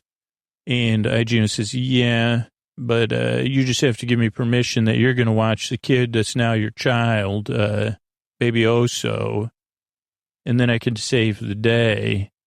The child, he says, we need you. And the IG says, victory through combat is impossible. Wisdom of droids. Just tell me you're going to watch over the child, and I can do it. The child will be tell me the child will be safe in your care. And again, at a pinnacle moment, just enough comedy. He says, There's nothing to be sad about. I've never been alive. I mean, really touching. This is the not comedy part. That was the touching part. That's at 35:55. And the Mandalorian says, I'm not sad. He goes, and then IGN says, yes, you are. I'm a nurse droid. Just to write him out. I don't know how they, then he walks through lava, heads out, tells some stormtroopers, hey, by the way, my manufacturer's protocol makes you all go bye-bye. And they're all out. Then the skiff comes out of the thing, and Grief's Kargas says, once again, too soon Grief. That was his nickname. That's why they call him Grief Kargas, because they said every time he thinks things are going good, then they're not, because he says, we're good, hooray. And then a TIE fighter comes with Gideon. Then we see Gideon misses on his first pass. Then at 37:50, again, he says, hey, let's make the baby do the magic hand. This is my dog. I mean, cracked up too. But he says, make the baby do the magic hand thing. Hey, baby, do the magic hand thing. Then Kara has a look, and then the baby does something funny. And they say, geez, I'm out of ideas. And the Mandalorian says, I'm not. He says, I got a jetpack. So then he tags along with the Mandalorian. He says he holds on to the ship. He uses his restocked munitions to say bye-bye, Gideon and your TIE fighter. Then the Mandalorian lands with his jetpack. He's pretty good. He's like a natural jetpacker. Must have had good drills as a kid. And then we get some more good dialogue that I wanted to mention. Impressive, Mando. Very impressive. That's what Grief says. Your guild rates are up. Sun's going down now. Kara says, I think we clean this place up. I'm going to stay around, though. Oso's not so sure. And they say, why are we going to stay here? And Grief says, Navarro's a great planet. No more scum and villainy. Very respectable. Just some typical Star Wars humor in a good way. Because some of my favorite people are bounty hunters. Maybe Kara will join my ranks. She goes, I got to get my chain code cleaned up. And he goes, if you work with me, no doubt about it, I'll clean that up. Clerical concerns are the least of your worries. Mando, you're welcome back with open arms. Oso's watching this. He said, go, have a good time. And then you'll have your pick of quarries. And Mando goes, he picks up his baby, Oso, the child. He says, yeah, I got more pressing matters at hand. And Kara, everybody wants to touch Oso's ears, which she does. Take care of the little one. Then Grief touches Mando's ear. I mean, not Mando's ears. And they say, all right, take care, man. Mando walks off, not into the sunset. Then he flies off with Oso, who looks after Grief and Kara, who look after him. More pressing matters. Music on you. Mando jets out. Oso eyes. Then we say goodbye to Queel. Goodbye. Sun's getting even lower. Then we're back on the ship. Mando puts Oso in his bassinet. By the way, there's another, if you're looking for a second floating pram, it's in Werner Herzog's office. Another one, even better made. Then he notices Oso sucking on his Mandalorian necklace. It's in his mouth and around his neck. He says, hang on to that, kid. The music is just so good. We will talk about that.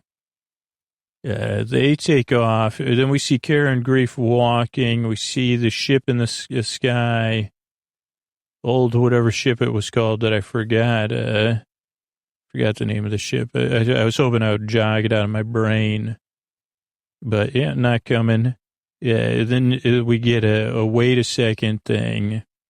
Because as the camera pans to the left, we see the TIE fighter. There's Jawas on it, but it's still somewhat intact. That's Moff Gideon's.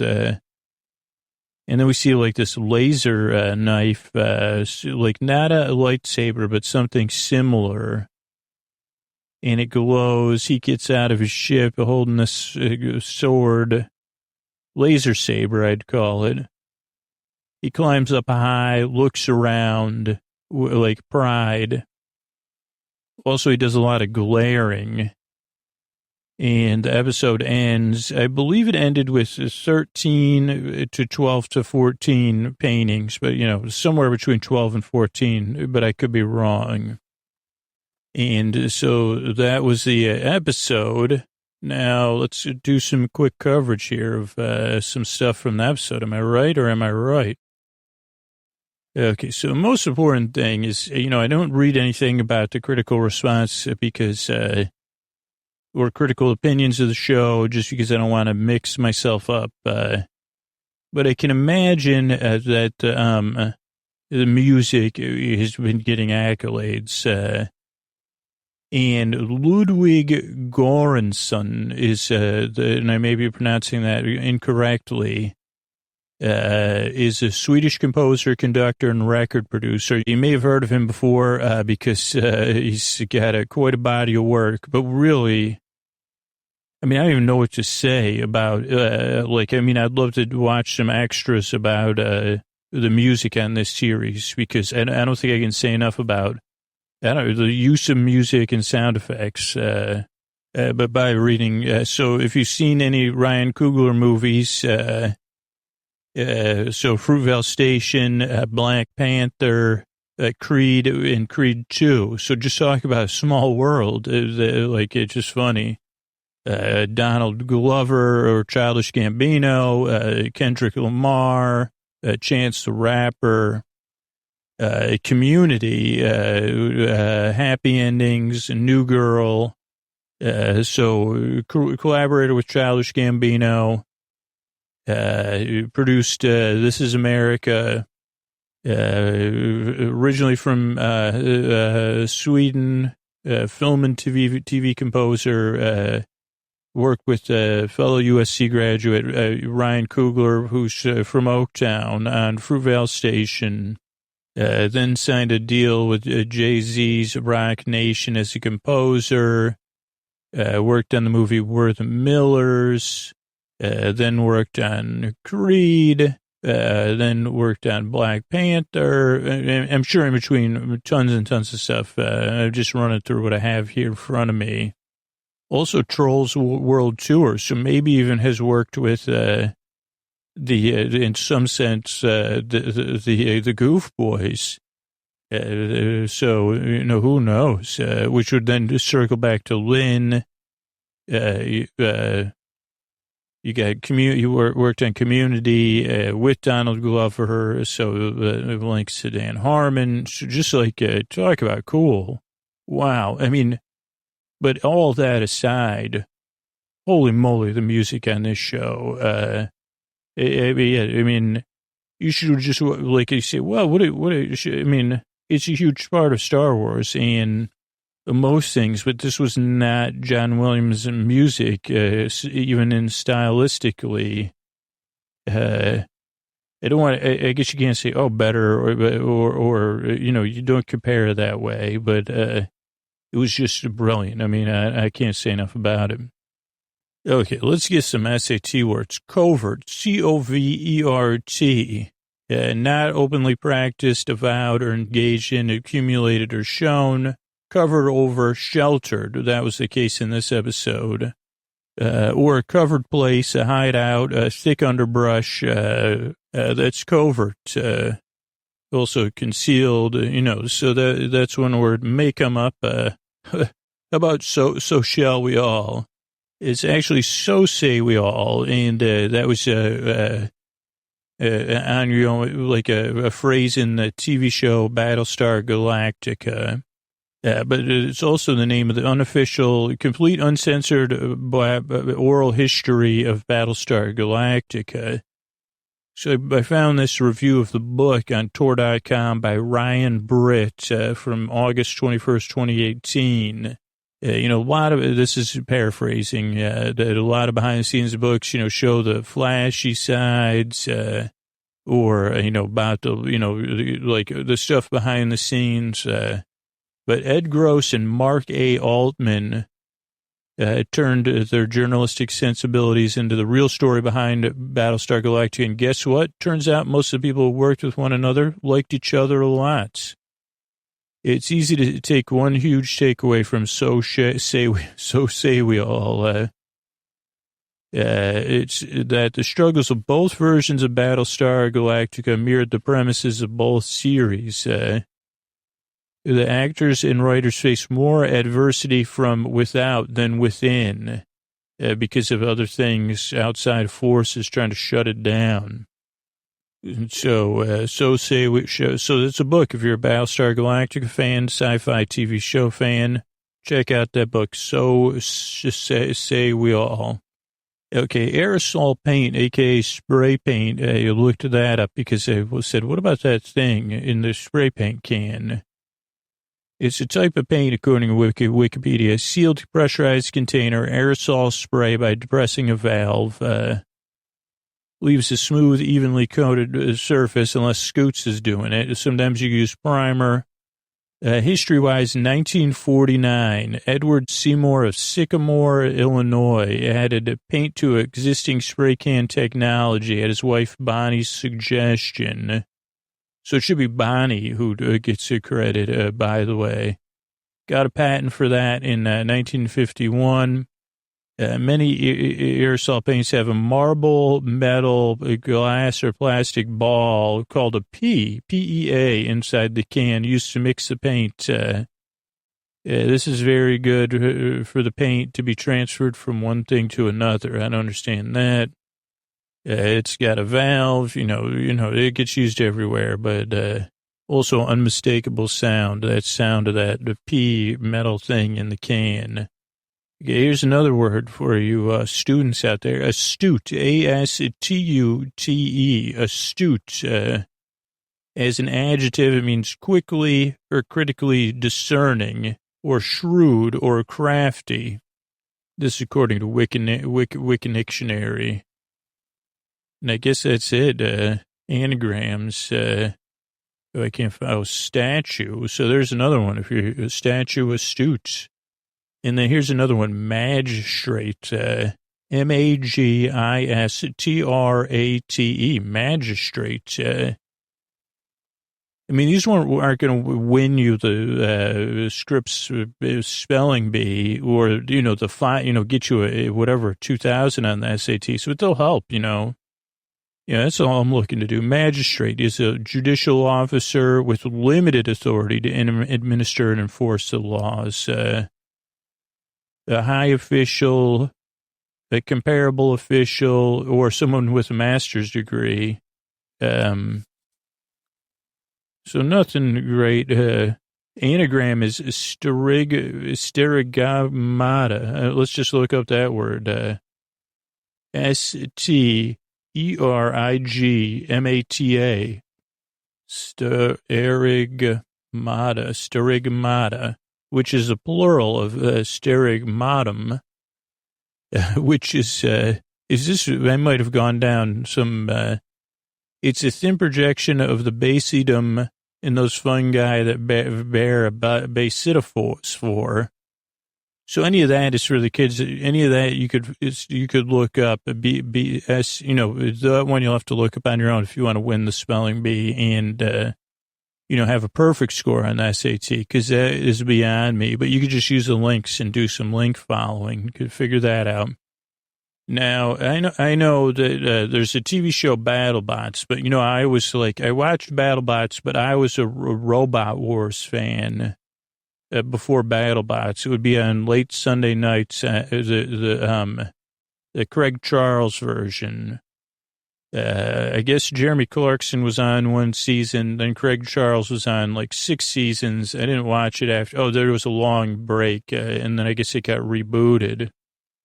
It was a robot competition, British television from 1998 to 2004. So that's when I was watching it at the end of the 90s, the beginning of late night TV. Amateur and professional roboteers operating their own remote-controlled robots in an arena, but there's also like obstacle courses and stuff. It was on BBC Two, then BBC Choice, then Channel 5. Then there was a revival. Jeremy Clarkson was in the first series, and then Craig Charles, Red Dwarf Craig Charles, from Master Mayhem. He was so good. I just like, that's what made the show for me. And then I had trouble transitioning to BattleBots. Not that I didn't like it or everybody involved with that. It was just that Craig was so good. Then they, did a U.S. version, a Netherlands version. So that was like Robot Wars, BattleBots. Now, that did have Sklar Brothers at some point. Oh, Bill Nye was on it. Tim Green, Molly McGrath, Samantha Ponder, Carmen Electra. Oh, there's the Scolars. 2000. That's when I watched. It was when the Scolars were on it. So that was similar, but that one was more just battles and like robots having like dance competitions. It was offshoot of Robot Wars. Let's see. Oh, I guess there's some partners, it was in, Sam, Robot Bird. Oh, I think I almost tried to go to it. There was one time 40,000 people watched a live stream in Long Beach. But yeah, it was pretty good. I mean, I just remember watching that one series with the Scolars, but it looks like there was a lot of other ones. So I probably saw some of the other ones as well. But yeah, so that was another thing I'll link to. Let's see. We got one last thing I'll link to. At some point, someone Hold On came up, which is a Wilson Phillips song from 1990. And the debut album, Wilson Phillips. And it got Song of the Year. Oh, no, Lost to From a Distance by Julie Gold and performed by Bette Midler. So, I mean, what are you going to do? Yeah, it was a number one. It became their first number one single in 1990. Hold On peaked it in the UK. So just a song, everybody started. I don't want to go too deep into it. And then finally, before we say goodnight, here's Wendy Marstrap. Hey, everybody, it's me, Wendy Marstrap, your favorite traveler from Star Wars, and letting you know places you could go other than when you go on Star Tours or those theme parks. If you really want to go to Star Wars, here's a fun place for you to visit. And I'm here with my Dewback Dewey, telling you to check out Alderaan, which is a planet in Star Wars. It's blue-green, and it's a terrestrial planet. Caracynthia Dune is from there. Mostly humanoid inhabitants, also the home planet of Princess Leia, by the way. Now, you do need a time machine if you want to go, but I mean, either way, it was a long time ago. So don't worry about, if you're a real Star Wars fan, you might say, what? But you could still visit it because, the only way to visit is through fan fiction, fantasy machine. Its population peaked to around 2 billion. And, a lot of stuff going into it. But I just want you to know that it's beautiful. It has beautiful lakes, a bit like people say, like, George Clooney goes to Lake Como. Well, there's Lake Thun in Alderaan, which is beautiful. And you should think about visiting there. There's also mountains and snow. So if you like, snow stuff, you could go there. So that's just a few ways that you could visit Alderaan. Check it out. Go visit it. Enjoy it. Alderaan. This is Dewey Dewback. Oh, no, this is Wendy Marstrap and Dewey the Dewback for, just saying, visit some stuff in Star Wars. Good night.